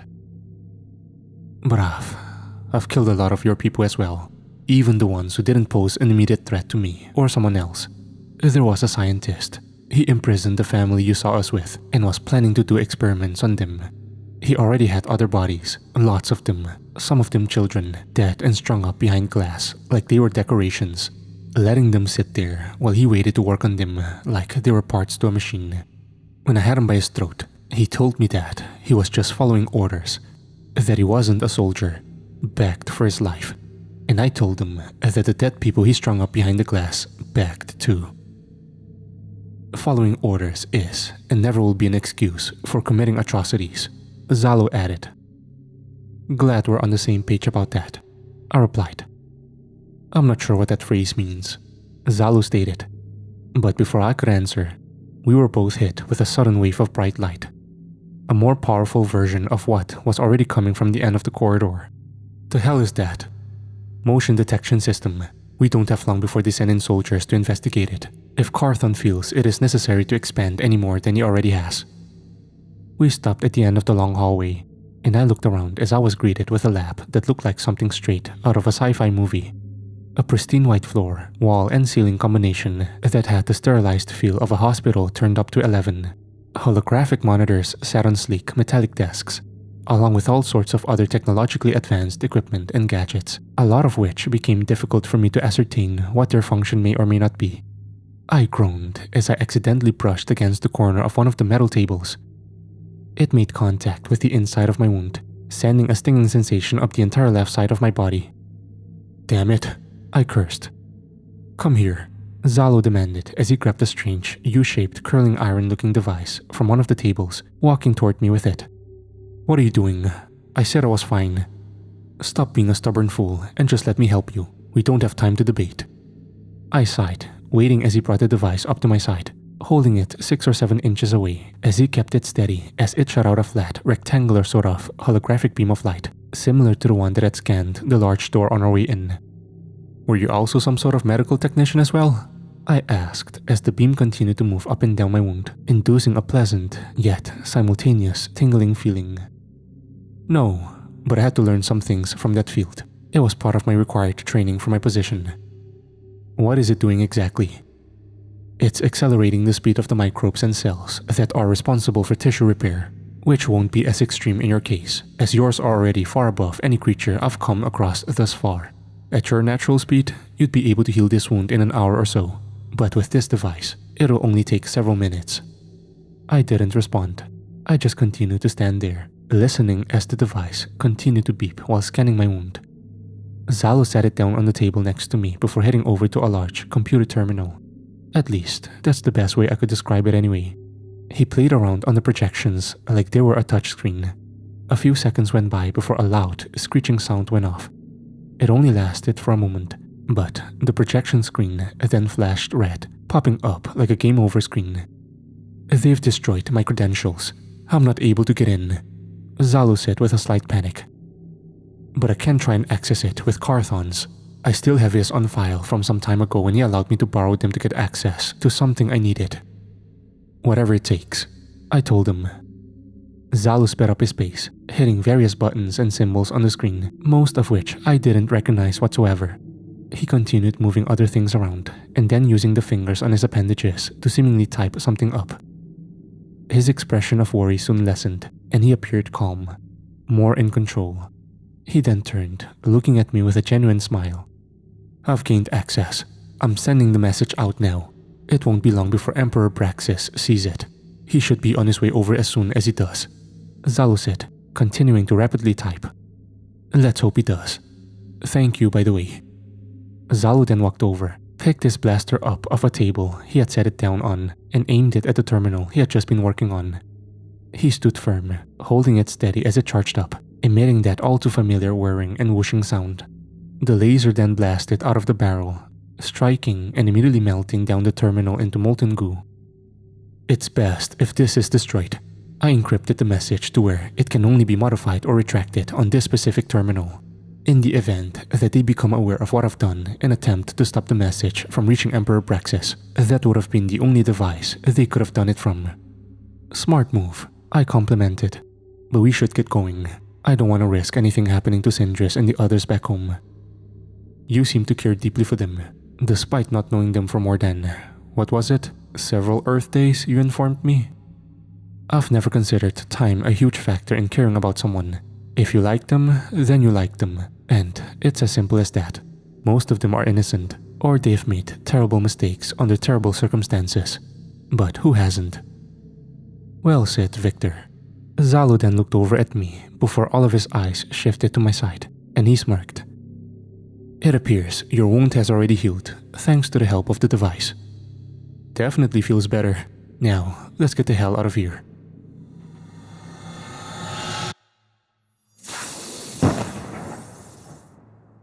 I lowered my arm down just after stopping the beam. It was the last blast I had needed to clear the roadblock, essentially just melting most of the cars down and blasting all the debris and, unfortunately, bodies out of the way. Bodies that were too long decayed for Ava's powers to work in restoring them. Rosita and her family remained behind. They didn't want Ava seeing the bodies up close. And sure, she's seen worse at this point, but I agreed with them when they said that, if they can help it, they'd rather not expose her to it. I signaled over to them once everything was cleared, and they drove forward, passing me by and keeping straight ahead. We're coming up on an exit. We're going to turn off there. The spot Victor and I picked out isn't too far from that, I informed them. Sounds like a plan, Daniel acknowledged. But what exactly is the spot? An apartment complex with a diner on the bottom. Some of Victor and I's co-workers used to go there often to get food after minor battles. Why only after minor ones? Rosita inquired. Because we were also on cleanup and rescue duty after the major ones. Wait, you had to wash the streets after your fights? Ava blurted, much to the rest of our amusements. Yeah, something like that. I chuckled. Wash the streets. Huh, I'm stealing that. Daniel snorted. What? No, you can't steal my jokes, Dad. Ava protested. Fine, we'll just call it borrowing then. How about that? It's still stealing. Well, she does have a point, I began before cutting myself off after hearing a potent whooshing noise come from above, like an aircraft had flown past me at high speed. I looked up into the sky above, at first not seeing anything specific, but I've heard that sound far too many times at this point to think it meant nothing. The three of them heard it too. I could tell by the way they snapped their heads around. Keep going down and take the second exit. The diner is a mile up ahead after that. Once you're there, go down into the basement. There might still be some food and water left over. The walls are reinforced with concrete and steel. If you see anything that looks off by even a hair when you get there, keep driving and get onto the back roads. Victor and I will come find you, I ordered. Wait, we can still keep our distance and help, Rosita protested. No, not happening. I don't know what's coming, but I don't want you around for it. Now go, I demanded. Please, Sindris, let us help, Ava added. No, I began, only to be cut off by Daniel. Look, we're gonna tell you the same thing we told Victor, he said, grabbing a hold of his blaster as if it were a shotgun. You helped us, saved our lives. Now we get to help you. So tell us how we can help you from a distance, because we're not just gonna leave you behind. I second that, Rosita posited, her eyebrows moving up at me. These ugly aliens destroyed our home, so we destroyed them, Ava erupted with a fury. We'll give you support with some blasts from afar, like we did with Victor. Plus, those soldiers aren't hard to take down. One shot from these bad boys and they're toast, Daniel interjected. And if you get hurt, I can make you all better, said Ava.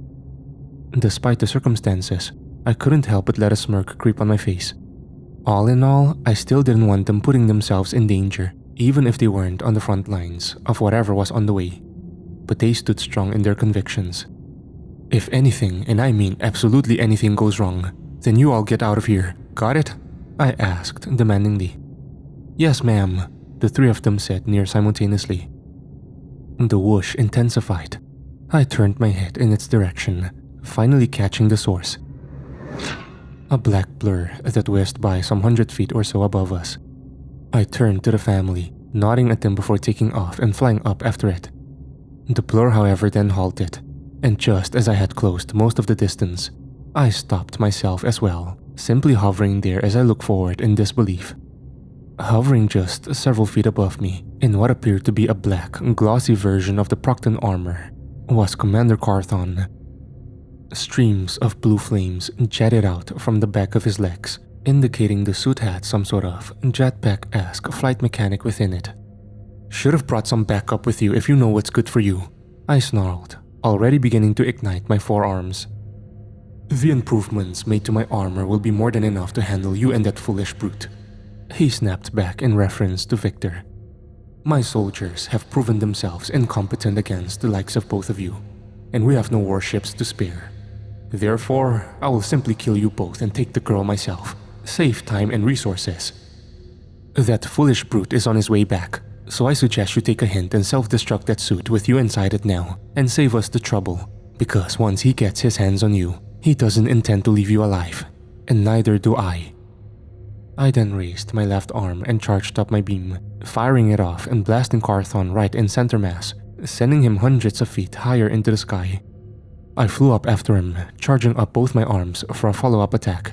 It took a while to regain control of his equilibrium, and once he did, I saw that the area of his suit I hit him appeared barely damaged, save for a few minor burn markings and indents. He wasn't lying when he said this armor was superior to the rest of his soldiers. Should have given the rest of your soldiers a suit like that, then maybe I would have been able to kill just a few less, I yelled out in a half-taunting, half-furious display. Not enough of this alloy left, but once we finish settling on this planet, I'll take your suggestion into consideration, Carthon growled, raising his left arm. The armor unsit arm then shifted, moving around rapidly like a factory machine assembling parts together. The metal that covered his fingers and hand pushed together against itself, taking a rectangular shape that resembled the head of a sledgehammer. Without warning, he then flew down toward me at a speed that I've only ever seen Victor pull off before, and brought the literal hammer down on my chest, sending me tumbling straight for the highway below at jet speed. I struck the middle of it, smashing through the divider wall, asphalt, and concrete, only stopping once I slammed into the 2-lane road that sat below the highway, my body indenting into the asphalt of that as well. The impact on the highway above caused a chain reaction as all of the material buckled and crackled. The beams of street lamps were thrown away as the very thing that supported them collapsed and crumbled. All in all, nearly a quarter mile of the highway had fallen and or collapsed, enough to where it worried me as to whether or not Rosita and her family had been caught up in it. I had to blast and melt my way out of several tons of rubble that had fallen on top of me, but Carthon was waiting for me once I emerged. I barely had time to react before once again being hit in the chest with a force that would put a speeding train to shame. I was sent flying back, slamming into one of the remaining support pillars that held up the non-destroyed section of the highway. My collision sent a threatening crack up the length of the concrete pillar. One more significant blow, and it was going to buckle completely. After peering back at Carthon, the hammer weapon on the sleeve of his armor had now taken the shape of a long thin blade. It was as if he had a sword growing from his arm. I spat a glub of blood from my mouth in his direction, still tasting some of it afterward. You are easy to find. Your body produces heat signatures that can be detected from planet-scale distances. Must be difficult to hide when you're essentially a talking, breathing star. And yet, all that power still won't be enough. Once I'm finished with you, and I've taken the girl, I will finish off the rest of your stubborn species and use her to rebuild my own. Do you ever shut up? I erupted, lunging forward and throwing out my arm for a much less powerful, but quicker blast. My beam struck Carthon in the upper body again, throwing him a dozen feet or so off the ground. I then followed up by quickly flying up, above and behind him before shooting him in the back with 2 more blasts in rapid succession. He struck the rubble, smashing apart a chunk of concrete. He attempted to turn around and fire back at me with what looked to be some sort of cannon on the arm that was opposite of the one he formed the blade with. It charged up, emitting a ring of bright, scarlet red light, but I cancelled it out with a blast of my own, firing it right into the barrel of his makeshift cannon just before he fired his beam. The result was an explosion that threw me several yards into the air before I regained control of myself. On Carthon's end of things, he simply blasted himself deeper into the pavement, forming a crater around his body similar in size to a neighborhood roundabout in diameter with the depth of a typical grave. But he caught me off guard by throwing a sonic grenade in my direction, and the couple of seconds of focus it took for me to blast it mid-air to avoid it from going off was enough for him to boost his way up and hit me square in the chin with his hammer weapon.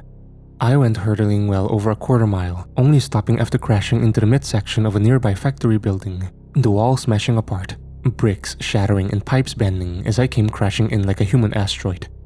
The floor was next. I slammed into it, the concrete breaking apart and getting thrown in every possible direction as I slid through it, creating a long busted-up path several inches deep. A double stream of blood dripped down my nostrils and ran past my lips, staining them red. I fought the disorientation and had to push it away once I saw Carthon hovering like a curious insect in the hole I had made when I crashed through the exterior wall. I tried to make a deal. I tried to be reasonable. I tried to show you, him, and the rest of your band of morons that there was a way out for you. All you had to do was give me the girl, he said, looking down at me with nothing but prejudice. Reasonable? You call this fucking reasonable? Look around you. You wiped away nearly an entire species. Because of what? You were too lazy to wait a couple of years to terraform a completely uninhabited planet? I fired back as I wiped the blood from my nose. Whatever you injected in Ava that gave her those powers, why don't you give it to the other Proctans? You ever think of that before trying to snatch away a child from her family and killing her parents? I figured it was one of you that freed Zalo from his imprisonment. Here's what he failed to tell you. My people can't afford those few years, not in the state Proxia is in. Your simple mind could never understand that those few years could mean millions more starve on my world. And the serum is not compatible with Proctan DNA. The girl was the first human to survive the injection and successfully manifest the healing abilities, which still aren't what I need. Her inability to heal or repair psychological afflictions and revive those who have been deceased for extended periods needs to be rectified so that I may bring back all the Proctans I have lost, including those of which you have murdered. So this is your solution?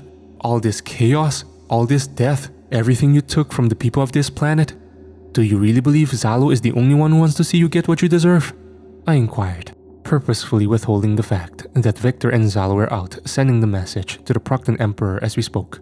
Sure, there was a chance Carthon was already aware, but I figured it was better to be safe than sorry. And murder, huh? Really fucking rich coming from the guy with a planet-sized body count. I hope you know that there's gonna be a smile on my face once I'm standing over your corpse. Carthon stared back at me, his expression of disdain only growing more potent. Yet, he maintained a relatively calm tone when he spoke next. There are far more of my soldiers that disagree, far more that hate what it is that I'm doing. But like you, they are blind to the reasoning as to why this needs to be done. My people come first, no matter the cost. And look how many of them you've sent to their deaths against Victor, me, and all the others that have died defending this planet. But don't worry, you'll be joining them soon, I stated harshly, before quickly taking flight and positioning myself just below eye level with Carthon, using the moment it took him to track my movement to charge up a laser blast with my right arm and strike him with it. He crashed through a non-damaged part of the exterior wall. Back outside, I followed up with a second blast from my left, sending him flying further back, and then seizing the moment to put both my arms together and charge up a larger double blast. It was enough force to send him all the way back to the highway. He tumbled through the air like a fastball, only slowing down after crashing through a street lamp pole and then slamming into another, severely denting it before falling onto the asphalt below. We were on a part of the highway that was still intact, and on the opposite side from where I knew Rosita and her family were. It dawned on me that I had accidentally taken the fight closer to them, and I needed to course correct. Carthon stood up, preparing to fly at me using the boosters on his suit. But before he could even take off, a red beam of energy struck him in the side, sending him flying and crashing through the asphalt and down onto the regular two-lane street below. I turned my head in the direction the beam had originated, spotting Daniel with a blaster in his arms while he bared his teeth. He said something that I couldn't quite make out due to the distance between us, but if I had to guess, based on reading his lips, is something to the effect of, "That's what you get for messing with my family, you ugly bastard." Strangely though, Rosita and Ava were absent. Carthon was quick to recover, flying up and bursting to the highway, setting his sights on Daniel. I threw myself forward in flight and sent out a beam and refusing to let it dissipate. Carthon wasn't able to react in time and essentially clotheslined himself on it, but instead of collapsing on his back, he was blasted half a mile in the direction the beam was pointed, buying me some time to do what I did next. I flew over to Daniel, landing down in front of him. "I appreciate your help, but you've gotta go. If he catches you, he'll kill you, then me, then Rosita, and take Ava," I pleaded. "I can't be near you guys anymore. He basically told me he can track my heat signatures from across the world." "They're hidden. Close, but hidden," he affirmed. I looked around worried. "Then where the hell are they?" "At the spot you told us about. We decided it was smarter to have them waiting for Victor so they can tell him where you and I are right now when he gets back. So all the two of us have to do is hold out until..." Daniel stopped mid-sentence, his eyes widening as he looked at me. His mouth hung slightly ajar as he let out a faint but horrendous wet choking sound. A choking sound that suddenly turned into gurgling as blood rose into his mouth and began to spill out and stain his lips and chin. A mostly blood-covered, glossy, long and thin black blade had emerged through his chest. He failed to maintain eye contact with me as he reached for it out of instinct, further impaling himself. "No, no, no!" I shouted as he was lifted up and then thrown off to the side by Carthon, who proceeded to change his blade back into the hammer, slamming it down on top of my head before I could charge up a beam blast on either of my arms. The metallic clang that rang out as it made contact with my skull was damn near a shockwave in its volume. My chin hit the asphalt like a train, a spiral of cracks erupting. But nonetheless, I forced myself back up, dizzy from the hit. I quickly pushed off the ground and ascended above Carthon in flight, shooting off a beam from my left arm, hitting him on the top of his helmet and sending him crashing below the highway and into the roads below yet again. Within seconds, he flew up and out of the crater that formed toward me, attempting to strike me with his hammer once more. I was surprisingly able to dodge, flying backwards as a mid-air pivot before returning with another blast from my right arm, knocking him back far enough to where I had to fly forward to follow up. He steadied himself after ragdolling for some seconds, shifting the hammer back into the blaster and attempting to charge up a beam. But I had already started moving out of the way, flying just a few feet under the beam's path and throwing up my left arm at an angle to charge up my own. My beam bursted out, hitting his legs and causing him to swing and fall downward, as if someone had just kicked a chair out from under him. I flew forward, charging up both my arms as I did, hoping if I let out the combined blast up close enough, it would be enough to melt through his armor and kill him. But what I didn't anticipate is how quickly he would both recover and take advantage of the position my previous attack put him in. As once his body was at a completely straight 180-degree angle, he boosted forward, flying toward me at breakneck speed before grabbing me mid-air. Before I felt a sudden intense and breath-snatching pain overtake me, I looked down slightly, seeing his arm blade now buried inside my lower chest. "Don't worry," Carthon taunted. "The rest of them will be joining you soon." I felt the blade tear into my muscle tissue and even strike part of my sternum, brushing up against my other inner workings. I was unsure whether or not it made contact with my heart. As an instinct, I grabbed onto his armor, trying to push his blade out of me, but it was no use, and I could feel my grip on my consciousness beginning to fade. The last thing I remember, just before everything went black, was a sudden intense whoosh, as if a tornado had just passed by me, and the sensation of Carthon's blade suddenly being yanked from my chest as I began to fall back down to the highway below. What did you do? I erupted just after grabbing Carthon mid-flight, holding him in front of me by the throat as we crashed through skyscraper after skyscraper, tearing through glass, rebar, concrete, wood, and whatever else was in my flight path. Dust kicked up, walls smashed apart, floors and ceilings were torn through. After exiting through an office building, I came to a sudden hard stop but let Carthon go. The speed I had built up maintained itself in him, and he went crashing through another several buildings, a couple of them beginning to collapse and buckle at the foundation from the sheer force generated on his impacts. I then took off and flew after and behind him, before stopping and hovering where he was projected to arrive. He came flying out of the back at the end of the building, and I was ready. I interlocked my fingers and brought my hands above my head, slamming them down on top of his helmet. In milliseconds, he hit the intersection below with the force of a small asteroid. And when he did, there was no intersection anymore to speak of. Just a colossal deep crater, one that rivaled the size of a dangerous sinkhole. The dust that was kicked up as a result almost resembled a tornado, just without the spinning. I flew into the middle of it and flew down, planning to follow up on Carthon. Instead, I got a surprise when I was hit with a laser blast right in my chin and upper chest, the force of which sent me way above any of the skyscrapers around us. It was only when I was almost a mile above the city skyline that I regained control. Carthon had already recovered from my blows and flew up to me using the rocket boosters on his suit. The armor that covered his hand was morphed into the shape of a hammer, and he had pulled back, preparing to strike me with it.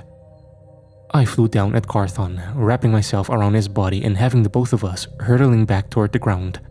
The air began to ignite around us due to the speed we were moving, but this form of attack ended up being a mistake on my part. Carthon had slung the hammer into my ribcage, throwing me a mile to the left.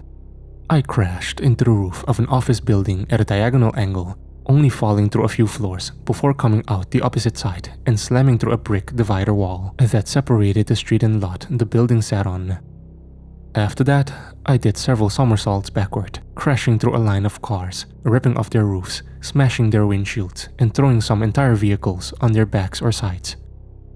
I finally halted after sliding along the sidewalk, tearing up the pavement in the process and slowing down just enough to barely rip out a fire hydrant out of place.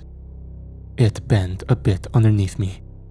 I shook off the blow, getting onto my feet and trying to listen out for Carthon, only to then hear a whooshing sound above. I looked up, a mistake on my part, because if I hadn't, I would have noticed the sonic grenade that had fallen just a few feet to my left. The sound of the whooshing purposefully drowning out the clanking of it hitting the ground. It went off. I started covering my ears with my teeth clenched, my ears in agony.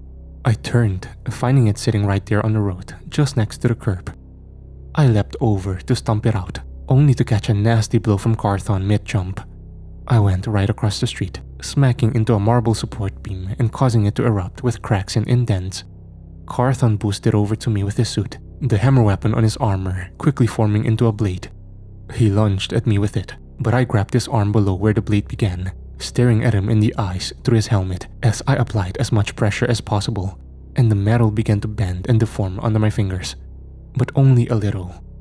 "Too slow, asshole," I growled, before flying up several stories and then suddenly descending back down at breakneck speed. I maintained my grip on Carthon's arm and swung him over my shoulder and slammed him onto the street when I landed. The resulting force threw boulder-sized chunks of concrete into the air. The vehicles around us were thrown up in various directions as the pavement rippled and split apart, knocking the sonic grenade far enough away to where it was no longer an issue. I then lifted Carthon up and slammed him again, conjuring up a similar result, after which I held him up to me at eye level. He coughed inside his suit, groaning due to his disorientation. "Shouldn't have put that armor on. You could have died a lot quicker," I said furiously, practically feeling the adrenaline beginning to rush through me. Carthon's blade then transformed back into the hammer shape, and I kept my eyes focused on it, missing the fact that he had deployed the blaster cannon on his other arm. A red beam, similar to the one the Proctans had used on their blasters, had shot out, blasting me in the shoulder and neck from below. I flew down the street like a bullet, skipping along the asphalt and ripping up chunks on each impact, until I slammed into an old bar, smashing the windows apart and violently sliding into the interior.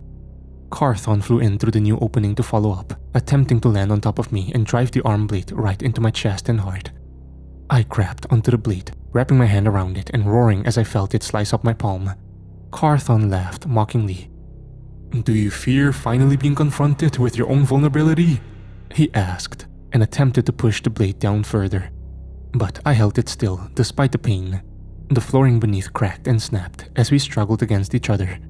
Several streams of blood began to run down my forearm, staining my suit. "You are simply the product of an experiment. Without this power, you would be another corpse on the street. Another human for me to lay waste to in order to ensure that my people thrive. You are only capable of surviving this long enough because of what you've been handed to you. I am a leader, a savior, and you are nothing." Carthon ranted before pausing. "And here you are, facing death just like any regular man." I felt my anger boil over, staring Carthon right in his eyes. The weight of everything came over me all at once. Sean, all those innocents, the corpses behind the glass, Daniel, Sindris, Troven, everything. I couldn't let Carthon win. They needed justice. All of them. I threw myself upward. In the process, I impaled myself right through the upper stomach on Carthon's blade. I felt it exit out my lower back, and it stayed inside me as I hit-butted Carthon right on his transparent helmet, causing it to crack just before he was sent crashing up several floors into the rest of the building above the bar. The blade snapped off of Carthon's suit before he was sent away and remained inside me. But somehow, someway, I simply didn't care. Maybe it was just the adrenaline. Despite my bleeding hand and still impaled stomach, I flew up after him, throwing a punch that sent him even further. He crashed through the roof of the building and went soaring into the sky above. "You're a sickness," I shouted, following him and flying up from below, striking him with another punch that sent him to low cloud height. I then changed my trajectory mid-flight, and instead of coming from below to hit him further up, I flew around in a half-circle path, striking him with another punch that sent him more than a mile away within the clouds. "You took my world, the world of so many others," I screamed, my face hot and red like metal from a furnace. I sped up and easily outpaced the shockwaves that resulted from the sonic boom by a country mile, striking Carthon with yet another punch that sent him thousands upon thousands of feet back. He tumbled and flipped like an out-of-control ragdoll through the clouds. "You are a disgrace to life in this universe," I bellowed, catching up with him and flying behind him, striking him in the back, and then flying after and striking him a second time in the side, repeating the process several times as multiple sonic booms erupted from both each impact of my fist colliding with his armor, along with my forceful and sudden takeoffs. I flew over and grabbed him mid-flight, just before then coming to yet another violent stop, holding him by the armor that covered his throat as we hovered up in the clouds, staring him down through his cracked helmet. My brother always said that vengeance isn't the way, but today, his words fall on deaf ears. I snarled, before pulling back and throwing Carthon as if he were a baseball, wincing as I felt the blade still lodged in my stomach brush up against my insides. Carthon had traveled so far that I had to fly forward in order to be able to see him again. I caught up to him in less than a second and continued to fly straight ahead while I dragged him behind me by his leg. "You have no idea what I'm capable of, and you want to know what sucks for you?" I erupted, before then suddenly shifting my flight path downward, heading straight for a mountain range that sat above a patch of forest. "I don't either," I punctuated violently before slinging Carthon forward, wrapping myself around his waist and crashing us both into the top of the mountain. We smashed and dug through all the rock like bullets through drywall, hollowing it out during the ordeal. After coming crashing out the other side, I stopped suddenly and let Carthon go once more. He went sliding down the side of the mountain, crashing through various boulders, chunks of rock, and eventually trees. I looked down in his path of trajectory as well, ensuring that there was no wildlife directly in his way. While hovering in the air as he tumbled down below, I took the opportunity to reach down and grab onto Carthon's blade that was still embedded within me.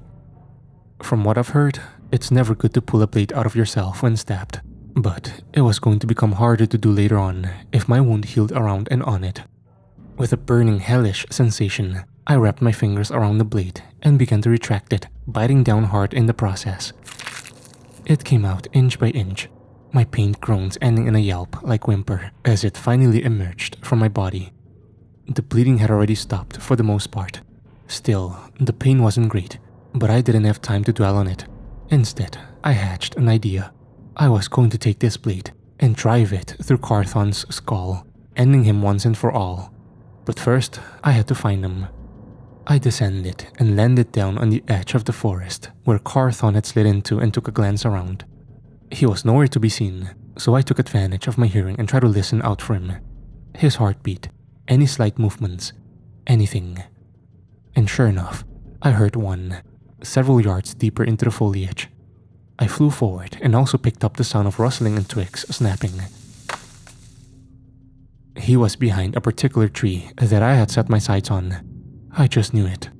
I rounded the corner, clenched my fist and pulled it back, preparing to deliver a blow like no other with the blade in hand. Only to find none other than a black bear standing behind it on all fours, who backed up at the sight of me, but then quickly relaxed, or at least, it seemed that way. Further inspection on my part revealed the very same bear that I had met earlier on and gotten a branch full of berries for. I lowered my hand, and the blade by extension, foolishly dropping my guard. "Oh, hey there, big guy," I sputtered, spitting out a glob of blood to the side. He looked at me with what I could only discern as genuine confusion, tilting his head to the side while maintaining eye contact with me. His nose twitched as he let out an exhale.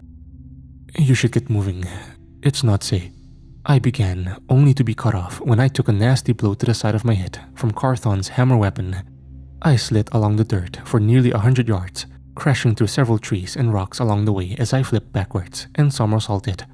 I dug my fingers into the dirt below, bringing myself to a stop as I tilted my head up to look onward, noticing that at some point I had dropped the blade during the whole ordeal. Carthon, whose suit now appeared more visibly damaged, looked down at me from a distance, with nothing but disdain and hatred in his expression. "You waste time worrying about creatures that aren't even your own kind. That is why you failed to save yours. It is why you will lose to me, and why half of your precious friends have already fallen to my blade. All I have left to do is find and kill the girl's mother, and then use her to take back what I have lost." I got to my feet, rubbing the side of my head that Carthon had struck with the hammer. I could feel a bit of blood fall from my nose and stain my upper lip, but nonetheless, I wiped it away, ready for whatever was still to come. "You're too stupid to know you've already lost," I said sharply. "Your emperor, he's on his way, and from what Salo told me, he's pissed. So if I don't kill you for what you've done, which is unlikely, you can bet your ass he definitely will. You think I'm unaware that Braxis is on his way?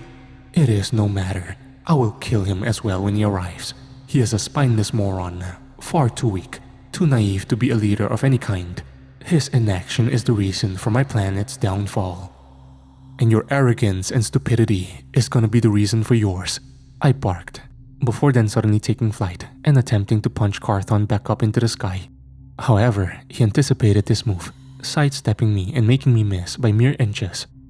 I threw my feet to the ground and stopped myself after passing where he originally stood, surprised at his reaction time. My armor can anticipate incoming attacks to react and make small pivots at speeds at the low hypersonic levels should the right conditions be met. Still not nearly as fast as you, but enough, Carthon informed me with a confident head tilt. Keywords are, not nearly, I snarled, before following up by quickly stomping my foot into the ground and causing large sections of dirt and earth to buckle and split apart. The force shook it as well, which threw Carthon off balance for just a second which I seized by flying forward at breakneck speed and uppercutting him into the sky, further cracking his transparent helmet. 1,000 feet up he went before activating his boosters and hovering.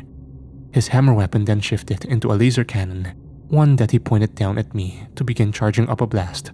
But I saw it coming, and before he fired it off, I flew off to the side, dodging the beam and diverting myself away before flying back at Carthon in an arch shape, striking him in the side and sending him flying. I gave chase and followed up with several more punches, mainly to his helmet, attempting to crack it further with several blows per second. But Carthon had shifted his cannon blaster back into the hammer, defensively striking me square in the chin with it and knocking me back several yards as we continued trading blows in the air. I spat out more blood. Carthon dashed forward, using his boosters, and shifted his hammer weapon back into a blade on the way, lunging at me in a slicing motion and just nicking my arm, slicing through both my suit and the top layer of flesh, leaving a long thin gash across my forearm. I descended downward suddenly, grabbing Carthon by his leg and yanking him down with my left hand, while I balled my right into a fist and threw it up, hitting him just below his helmet and sending him another several hundred yards up above. I planned to take him just above the Earth's atmosphere, and then finish smashing through his helmet, finally ending him once and for all.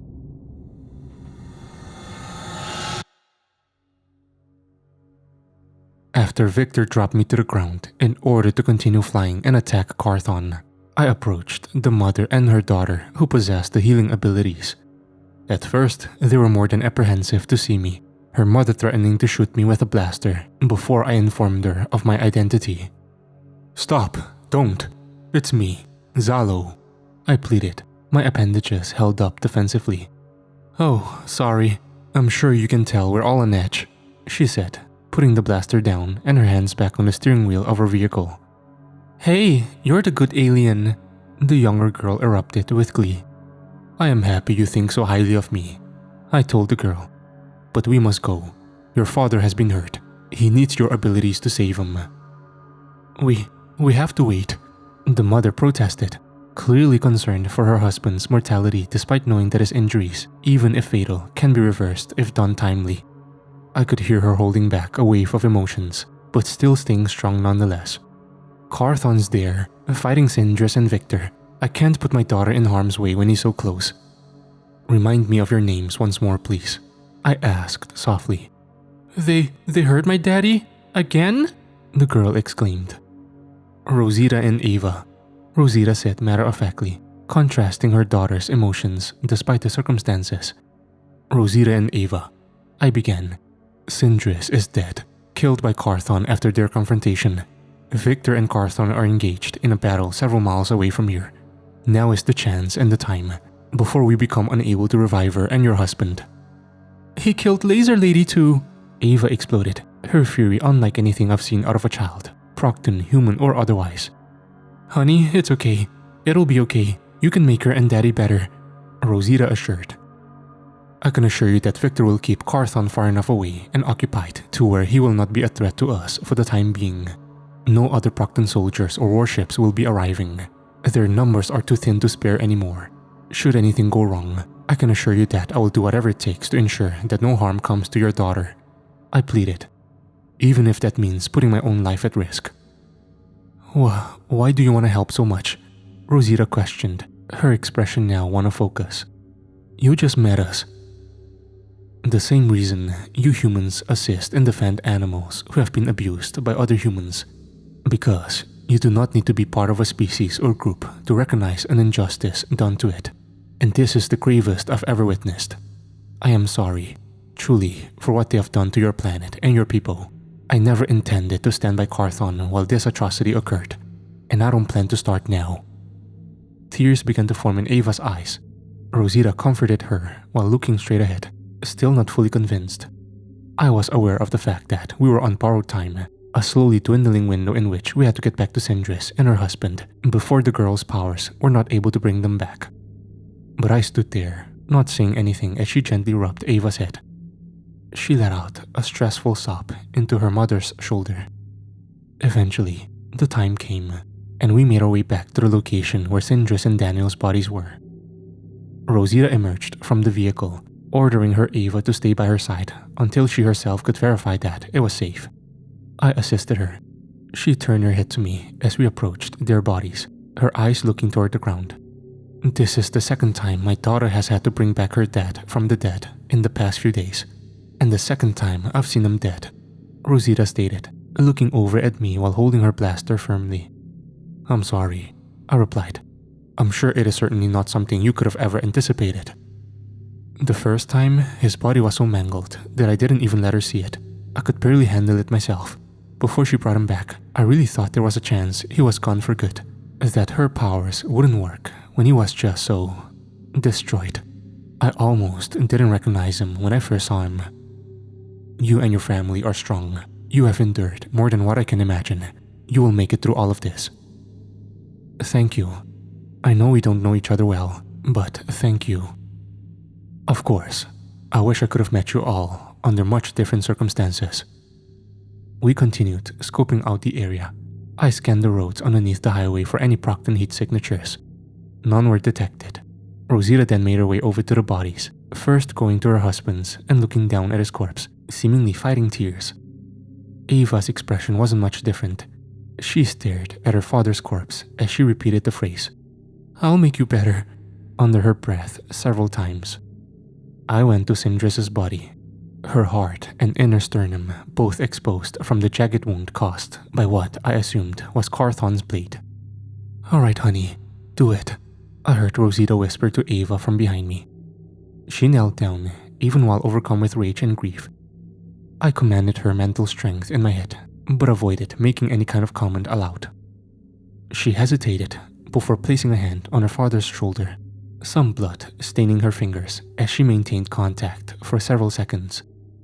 "It's okay, sweetie. You're gonna make him all better. It'll be okay," Rosita said, pulling her daughter in for a warm embrace. It took a few moments for her powers to kick in.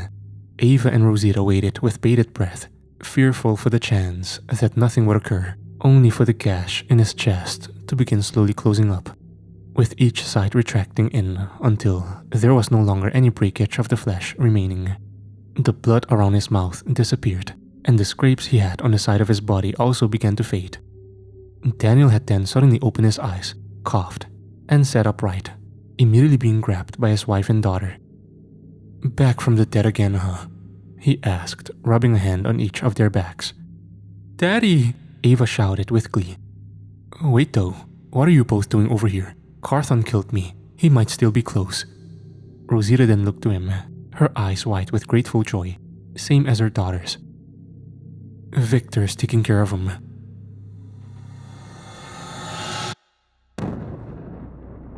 The handheld bomb that Carthon threw in my face exploded with the power of a small nuke, a thick blue mist dispersing everywhere in that particular patch of sky. Luckily, we were high enough in the air to where it wouldn't have any immediate effects to the Earth's environment. At least, that was my hope. It did, however, send me plummeting back to the ground. I fell dozens of miles and struck the ground at such speed that the resulting crater had the diameter of a city block with the depth of something close to 50 feet. I opened my eyes while laying on my back, groaning as I felt the entry wound on my stomach still stinging just a bit. Same with my sliced up palm. But other than that, I was gonna be fine. I was planning to get up, fly back up to Carthon and finish this, but once I saw him rapidly descending down to me from the sky, I came up with a better plan. I closed my eyes and continued to lay flat on my back, not moving an inch. I could hear the roaring of Carthon's boosters before he landed hard on the dirt just next to me. "Perhaps I should have started with the bomb," he boasted, likely looking down on what he believed to be my unconscious body. I then heard him draw his remaining arm blade, preparing to bring it down on me. I could even hear him raise it in the air, probably hoping the extra momentum would drive it deeper into my chest and clean through my heart. But just before he did, I suddenly reached out and grabbed his armored leg before throwing him to the right. He soared in the air before crashing up against the wall of a crater. He didn't even have time to react before I had gotten up and flew over to him, grabbing him with my left hand and maintaining an altitude just a few feet above the grassy ground below us.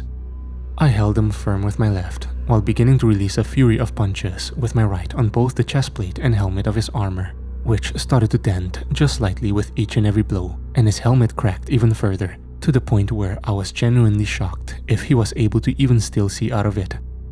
In the distance, I could see that we were approaching the highway where I had initially grabbed Carthon and began our battle, the same highway that also held the bodies of Sindris and Daniel on it.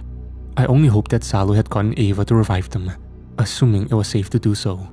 I purposely kept my flight speed relatively low, moving just fast enough to disorient Carthon, but not enough to cause any harm to Daniel and his family once I had gotten closer to them. I more and more realized how Carthon's armor was significantly more durable than the rest of his lackeys. Even the helmet by itself already outdid the armor of the rest of the Proctans in terms of how much damage it could sustain. Had he possessed a regular suit like the rest, he would have been long dead by now. I continued to hammer down on him with punch after punch. In all the chaos, he tried to retrieve a sonic grenade and activate it, only for me to grab and crush it in the same hand I had been using to deliver blows, before throwing it to the side like a soda can. "Your chapter in this story is over," I growled before delivering one final powerful punch to Carthon's helmet, completely shattering it. He must have had it rigged with some sort of contingency before coming to confront us, because milliseconds after his helmet was destroyed, his suit began to emit concentrated sound waves, a more powerful version of the one from the sonic grenades. I let him go without thinking as I threw my hands over my ears, the both of us crashing onto the highway and slid across it, almost to the opposite horizontal end. I smashed through the divider separating the west and eastbound sides, my teeth exposed as I buried him in agony with my hands still cupped over my ears. Carthon, despite some road rash on the side of his front face, got to his feet quicker than me. I did everything, and I mean everything, to fight the pain of the horrendous noise blaring into my ears as I stood up, even taking my left hand off my left ear in order to throw a punch that missed. I could feel blood leak from it, which wasn't helped by the fact that Carthon had switched from the blade to his hammer once again and struck me clean in the chin with it, sending me flying down the highway, bouncing and somersaulting along the concrete for the length of a football field before sliding several dozen more feet. Then once again, he flew in my direction using his boosters while shifting his hammer back into an arm blade as I writhed from the pain of the intensifying sound waves. I knew I had to move, but it wasn't going to be easy under the circumstances. Carthon was only several feet away, prepared to finish the distance and drive the blade right through my heart this time, ending me once and for all. But it never came. Instead, he was suddenly blasted away by 3 red laser beams right in the chest area, ones that sent him soaring backward over half a mile and seemingly destroyed whatever part of the suit was emitting the sound waves. I turned my head back in shock and awe, taking my hands off my ears as I fully turned myself around to spot Daniel, Rosita, and Zalo holding blaster weapons with Ava behind them. "You save us," Daniel said, nodding to Rosita. "We save you," she finished. And despite everything that had been going on surrounding that, I genuinely smiled. Rosita and Daniel then turned their heads back to Ava, both of them expressing bouts of worry. "Stay behind us and don't leave our sight, you understand?" Rosita asked with a firm tone. "Yes," Ava nodded in compliance. "Seems like you really did a number on him," came the voice of Sindris, who descended back down to the ground next to me, holding out a hand to help me up. "It's the effort that counts," I said, thanking her for helping me up as I wiped away the blood underneath my ear. "Then let's make the effort to finish this, and finish him," she stated matter-of-factly. "That's gotta be my favorite thing you've ever said," I told her with a slight smirk. Carthon recovered from the blast, his armor now possessing even more burn marks and deformation than before. His boosters were also seemingly damaged and out of commission, evidenced by the fact that, instead of flying, he was running and leaping several dozen yards at a time toward us. Syndra's eyes brightened with that now iconic lapis blue. The same color glow on her arms intensified, brighter than they've ever been before. My feet stood firmly planted on the pavement, but I prepared to begin flying, a small spiral of cracks emerging around my feet as the ground beneath us rumbled just slightly. Behind us, Daniel and Rosita readied their blasters, pointing them in Carthon's direction, while Zalo leapt forward, standing side by side with Syndris and I. Carthon wasn't slowing down, continuing to jump and charge at us with the fury of an angry bear. "On me!" I declared before taking flight once more, holding back my speed significantly as to not allow a sonic boom to occur. I flew behind Carthon before circling around and throwing a right hook into his lower back, sending him hurtling at the perfect angle for the others to follow up. Syndris shot up into the air before slamming both her forearms together and charging up a massive blast before letting it off on Carthon, which was combined by Zalo sliding forward, shooting him with the blaster he possessed, along with Daniel and Rosita firing off theirs as well, sending him right back in my direction as his armor melted further. I flew forward, pulling back my right fist before heaving with a great might and throwing it forward, punching right through the back of Carthon's armor, Carthon himself, and the front of his armor as well, effectively impaling him onto my fist as I hovered above the asphalt. He heaved. Gurgling and choking sounds came next as his violet-colored blood ran down my forearm and dripped off my elbow. More followed out of his back mouth as he struggled against me. But it wasn't any use. This, he stuttered as he choked on his own blood. "This won't bring them back." "You're right," I stated dismissively. "But at least it'll make you shut up and die." Zalo and Syndris then approached just as I had retracted my arm from him. He slid off like a slice of cheese falling off a burger, smacking into the asphalt upon impact with the highway. Zalo then stood over him as he continued to pathetically gurgle and choke. "You were never any commander of mine," he said, looking down at Carthon as if he were nothing more than dirt on the bottom of his shoe. "Proxia will find a way to rebuild and thrive without you. I'd tell you to say hey to that dad of mine you killed for me, but you're smart. You know you're headed to a different place." Syndris followed up. Daniel, Rosita, and Ava cautiously behind them, then approached as well, and the six of us all surrounded Carthon's dying body. "Stupid, ugly, horrible murderer!" Ava spat, before then lunging at Carthon and grabbing him by the head, prompting a visceral reaction from Daniel. "Sweetheart, no!" Much to the shock of everyone else, and myself, the moment her hand made contact with his head, he then went limp, and his skin began to bloat and decay. It was like watching a sped-up time-lapse of a corpse decomposing. My mouth hung ajar, and I stood knowing that my earlier theory that I had mostly kept to myself was confirmed. Her powers worked in reverse as well. She could decay the bodies of organic beings as well as heal their physical wounds.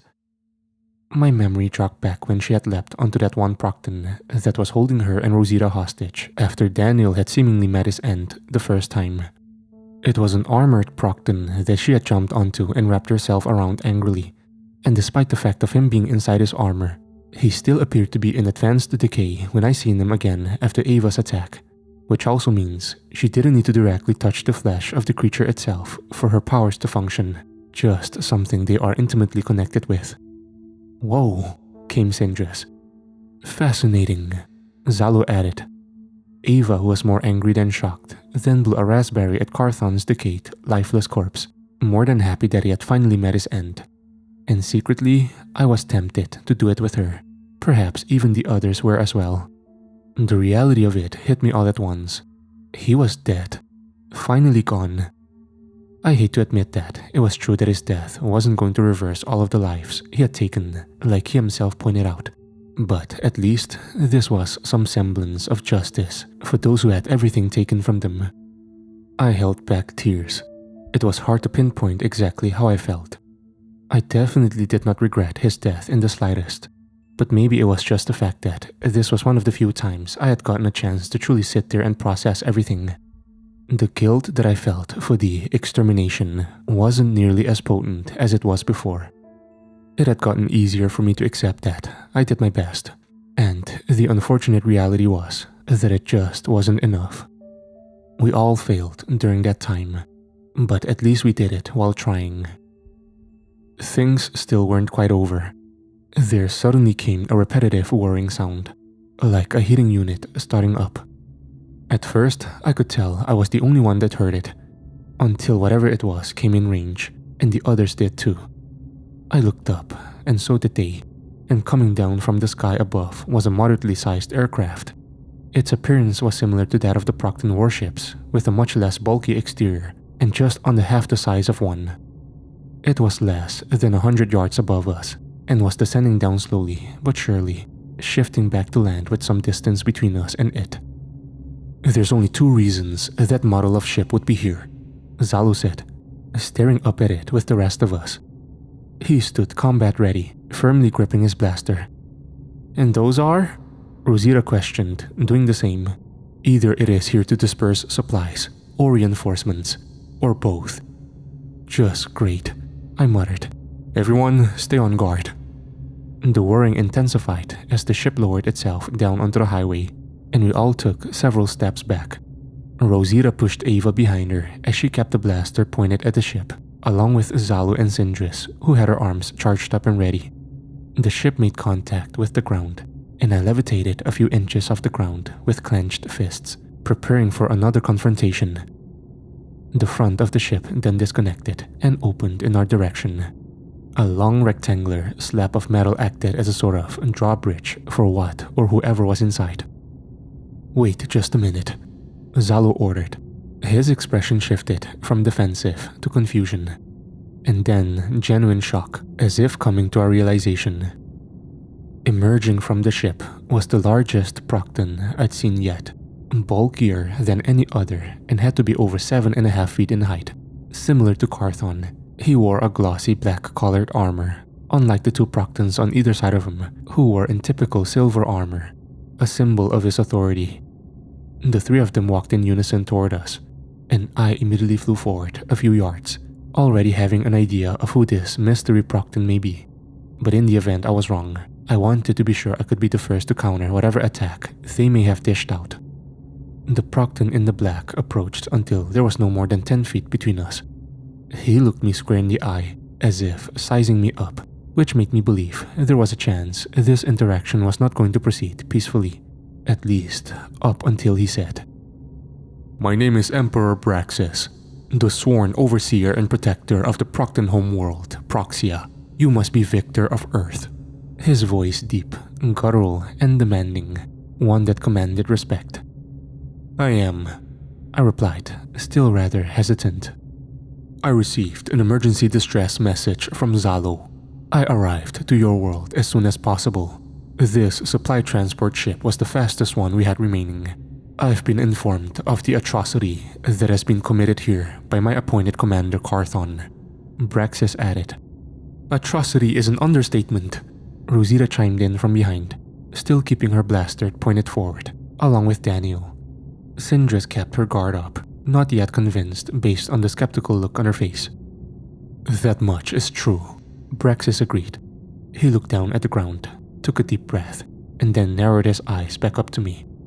"I've had a technician team of mine do a scan of your planet on my way here. There are less than 3 million humans remaining, I'm afraid. Where is Carthon? Is he still alive?" I then shifted my body while still levitating, allowing Braxis to see past me and get a glimpse of Carthon's corpse. His expression was one of utter disgust and rage. "Good," Braxis stated. "I was planning to execute him myself upon my arrival.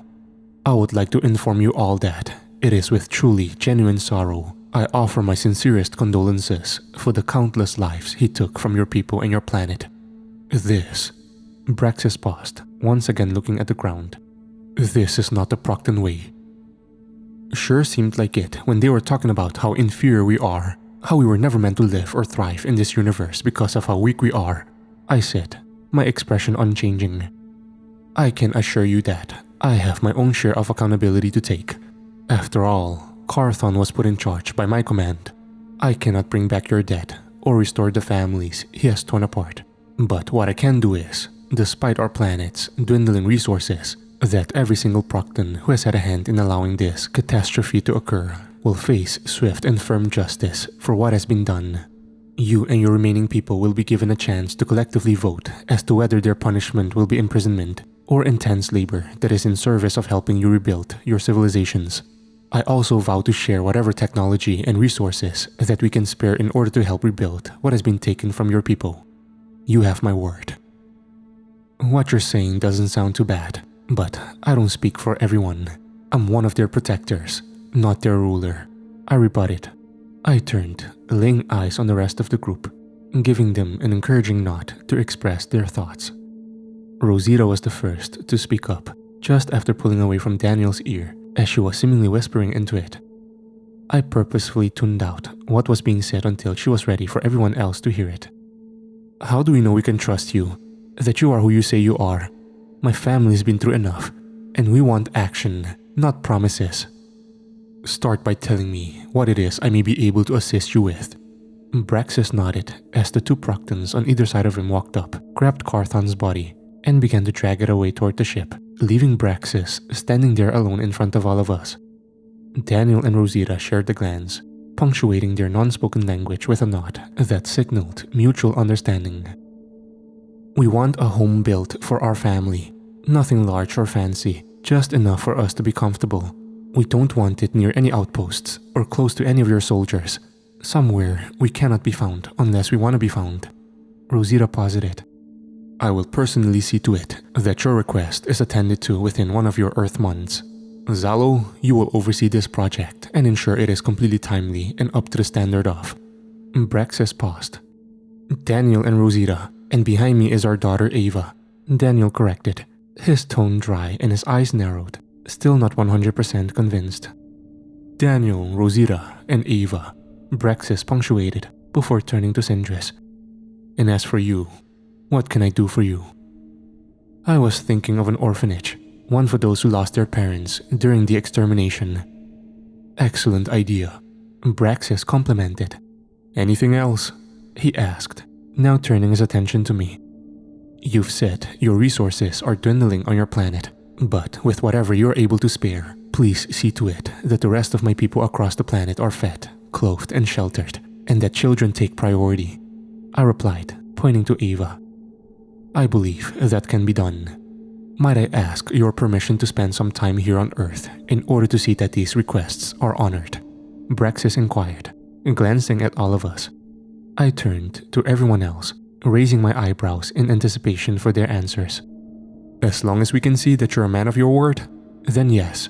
But what if there comes a day where we don't want you here anymore? Daniel asked. Then I will simply take my people and leave, Braxis stated, with no resistance at all. We've got to admit, this sounds too good to be true. Plus, with the state your homeworld is in, don't you need your attention focused on that? Rosita chimed in. I have a council of my people who are actively finding solutions and implementing procedures in order to save my homeworld. They will do fine in my temporary absence. I understand your apprehension. Trusting me is not a prerequisite to receiving my help. You may take whatever measures you feel are necessary to maintain safety, but I can assure you that I am willing to endure this very long, very difficult journey that will be making amends and constructing a positive relationship between Earth and Proxia. Braxis then ordered Zalo over to him, and I turned back to the rest of the group, all of us darting our eyes between one another. Lots of thoughts inevitably going in our minds, but no words were said, not for nearly a minute. I then shifted my gaze back to Braxis before informing him. We will need some time to talk about all of this. Take as much as is needed, Braxis nodded. I flew closer to the group, all huddling up like a sports team just before a game. Daniel was the first to speak up.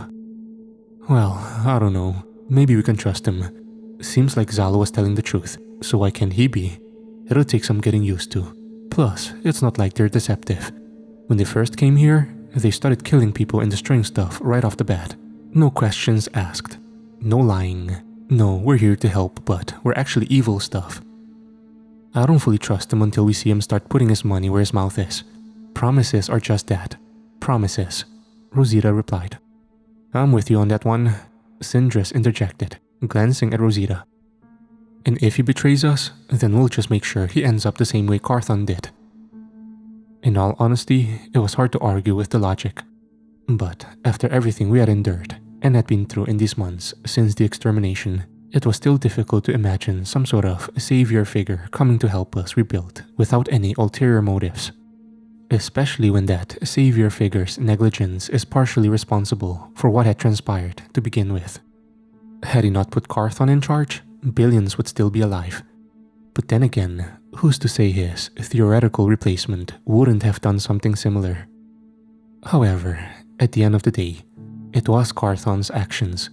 He gave the orders to take the lives he did. He set all of this into motion via his commands. He not only enforced it, but endorsed it. I'm sure he killed many directly himself. Braxis on the surface appeared genuinely willing to help and angry at what his people had done. It took strength and a lot of inner consideration, but I came to the conclusion that I needed to give him a chance. If not for me, then for the survivors and victims of the extermination. We'll let you help us, I said, turning back to Braxis once more. But if I get even the slightest whiff of betrayal, it's not gonna end well for you. I second that, Sindris added. Braxis nodded in agreement. I'm sure you all must be tired, hungry, thirsty. Perhaps while I spend some time rounding up my soldiers so that they may have their punishments dealt out, you can take some time to get the rest you need. If you have any perishable items for consumption, we have some spare refrigeration units, as well as some solar absorption devices that can harness far more of your home star's energy than the panel devices you all utilize. Thank you, Sindris spoke up. We appreciate that. Of course, and once again, I am truly sorry for what has been done here. May something like this never come to pass, ever again. May I meet with you all again in a few of your Earth Days' time to discuss how to move forward? We all then shared glances, preparing to answer before Ava broke the silence. None of your people are going to hurt my daddy anymore, are they? She asked, staring at Braxis with wide eyes as Daniel pulled her in for a hug. No, little one, they will not. I will make sure of it. Do you promise? She asked, her eyes going wider. I promise. I will meet with you all again soon. If there are any issues or troubles you face in the meantime, you may use this to contact me. Braxis then reached into a compartment of his suit before retrieving a handful of items. He then slid them down our way. At a glance, they were several small iPhone-sized devices, each one possessing a sleek metallic finish with a blue light at the top and bottom along with a button in the middle. Distress signalers. One press of the button and either I or Zal will be sent a message that can be recorded by all of you via your voices. State the nature of your business and I will respond within reason. If it is an emergency, press the button twice in a rapid succession and I will ensure you are sent help. You are welcome to test them if that would bring you peace of mind. Before letting any of the others pick up the devices, I grabbed all of them and flew up a couple thousand feet, hovering in the sky, before pressing the buttons on each to ensure that they weren't booby-trapped. I held my breath, but was pleasantly surprised upon there being no intense sound waves. No explosions. Nothing. Just the devices beeping in a scratchy voice prompting me to record a message. Huh, look at that. I sighed to myself, still hovering there in the sky. It seemed small, but I felt hopeful, like I was finally able to see some sort of light at the end of the tunnel. This was the first time in months that I felt it anywhere near this intensity. Sure, there was still a part of me that thought it was too good to be true. But for now, I could almost relax. Almost. 1 year later. A little help? Asked the elderly man as he panted and wiped sweat from his forehead, dropping the axe next to the tree he was cutting down, clearly exhausted and weathered, his jeans a bit torn and his tank top stained with dirt. I flew down to him, landing just in front of him and putting a hand on his back before using my other to reach out and give him a water bottle and my supply bag I had strapped around my shoulder. You need to keep one of these on you, you're gonna get dehydrated, I said as I helped him lean against the tree to rest. Appreciate you, Victor, but I don't have time to slow down. We need this wood for tonight's fire, and you said you're busy at the community center. I am, but I'll ask Sindris to swing by to give you a hand, alright? Don't overwork yourself, Terry. Plus, you gotta make it to the community meeting, big guy. Lots of important stuff to go over. Terry then lifted the water bottle to his lips before taking several large gulps. Some water spilled down his chin and tank top. Won't lie when I tell ya that ever since we got this place up and running again with electricity, I've taken it a little for granted. Wanted to just get out here and do some real work with my hands again.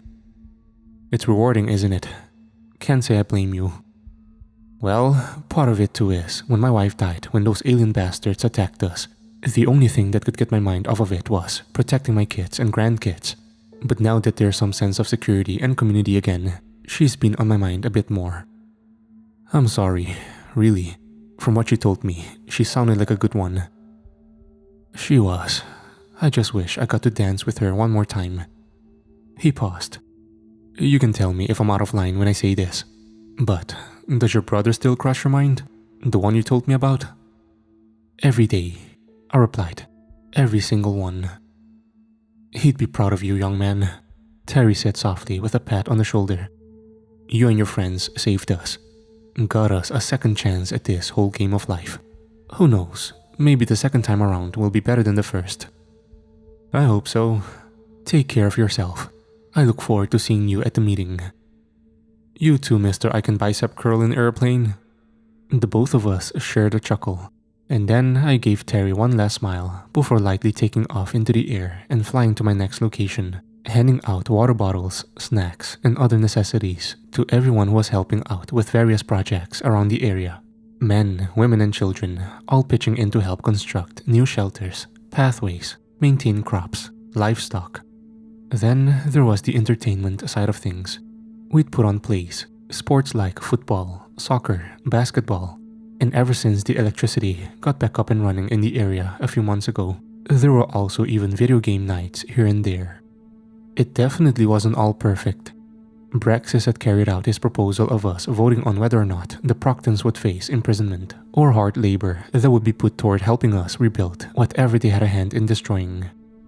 The majority of those alive in this area voted for the latter, although there were plenty that felt the Proctans either should have all been put to death or banished from the planet entirely. But nonetheless, I'd say things were looking up overall. After a couple of hours of handing out supplies and helping with some construction work, it came time for a community meeting. Everyone was encouraged to come, although it wasn't mandatory by any means. It was a way for people to not only voice what they feel should and shouldn't be implemented in the community, but it was also an opportunity for them to meet new people, platonically, romantically, or otherwise. I flew over to the community center and slowly descended down just right in front of the several entrance doors. All kinds of people were filing in, men, women, children, the elderly, and beyond, even some remaining lower power level superhumans. None other than Sindris had met me out front. She had changed out of the prisoner attire and instead sported a pair of jeans, a black t-shirt, and black sneakers. I myself was in a long-sleeve red shirt with a pair of black sweatpants with white albeit a bit dirty sneakers. I kept my combat suit on underneath though, just in case.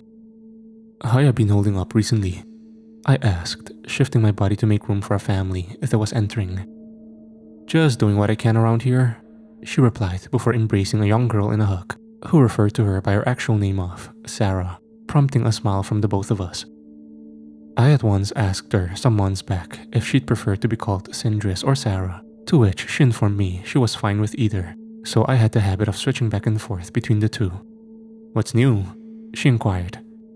Well, Terry's out there killing himself to get wood for the bonfire tonight. Would you be able to lend him a hand after this meeting? Hell yeah, splitting trees in half sounds beyond therapeutic right now. Been putting in a lot of hours at the orphanage.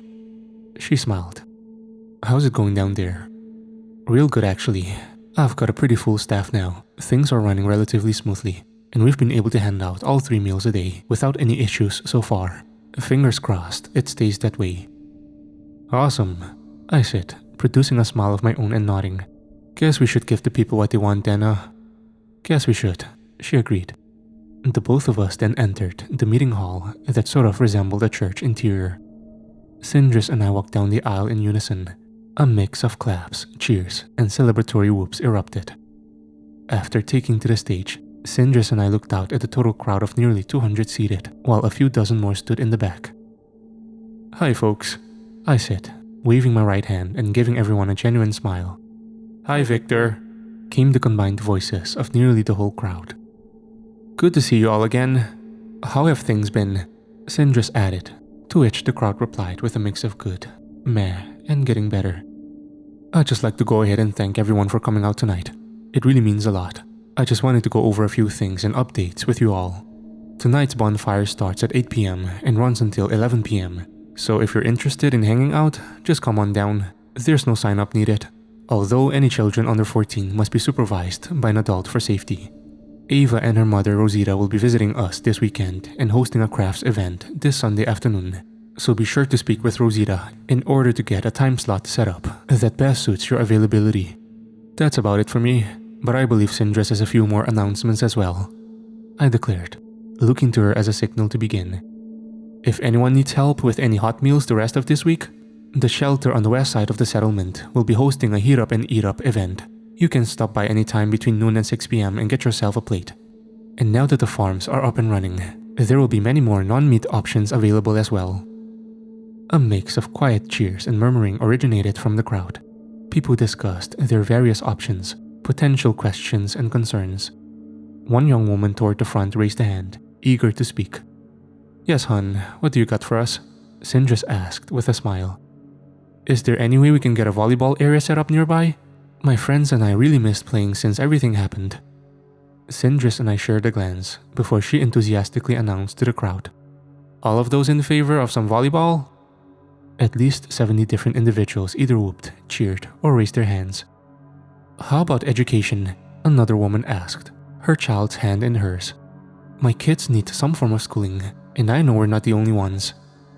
We're doing our best to gather up anyone who possesses a teaching license and discuss options as we speak. But anyone who does not is still more than free to let us know if there are thoughts or input you might have," I interjected, seemingly satisfying her with my answer. "I actually wanted to see if there's been any progress on memorial services," stood a middle-aged man in the crowd. His head hung low as he clutched a battered baseball glove in his hand with the name Michael written on it in black marker. Tears formed in the man's eyes. "I lost my son during all of it," he punctuated, his voice on the verge of cracking. Another man to his left put a hand on his shoulder, saying nothing verbally, but just maintaining the consoling gesture. I hesitated for a moment, unsure of what to say at first, but eventually the words found me. "I'm very sorry for your loss, sir. I will definitely check on that for you, and if you have any questions for me at all, please feel free to come see me at any time." Thank you," he said rather weakly, a half smile plastered on his face as a tear flowed down his lips and then chin. He sat down, him and the other man beginning to speak with one another. Another hour of announcements, news and other event planning later, the meeting was eventually finished. Later that night, the bonfire transpired, which Sindris and I supervised simply for safety. I did end up speaking to the man once again a few days later, and we arranged to have a private funeral held for his son Michael that he and his remaining family members attended.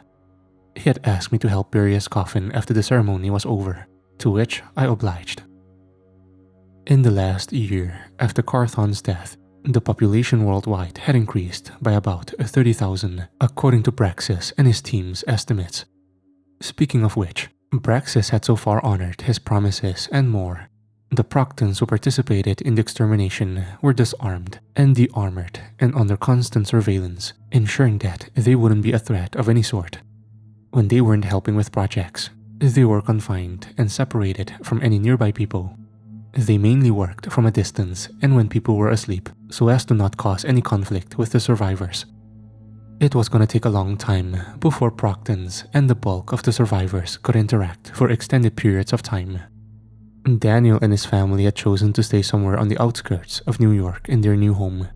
They had told me the location in secret, and I typically try to stop in and visit every few months when they aren't visiting us.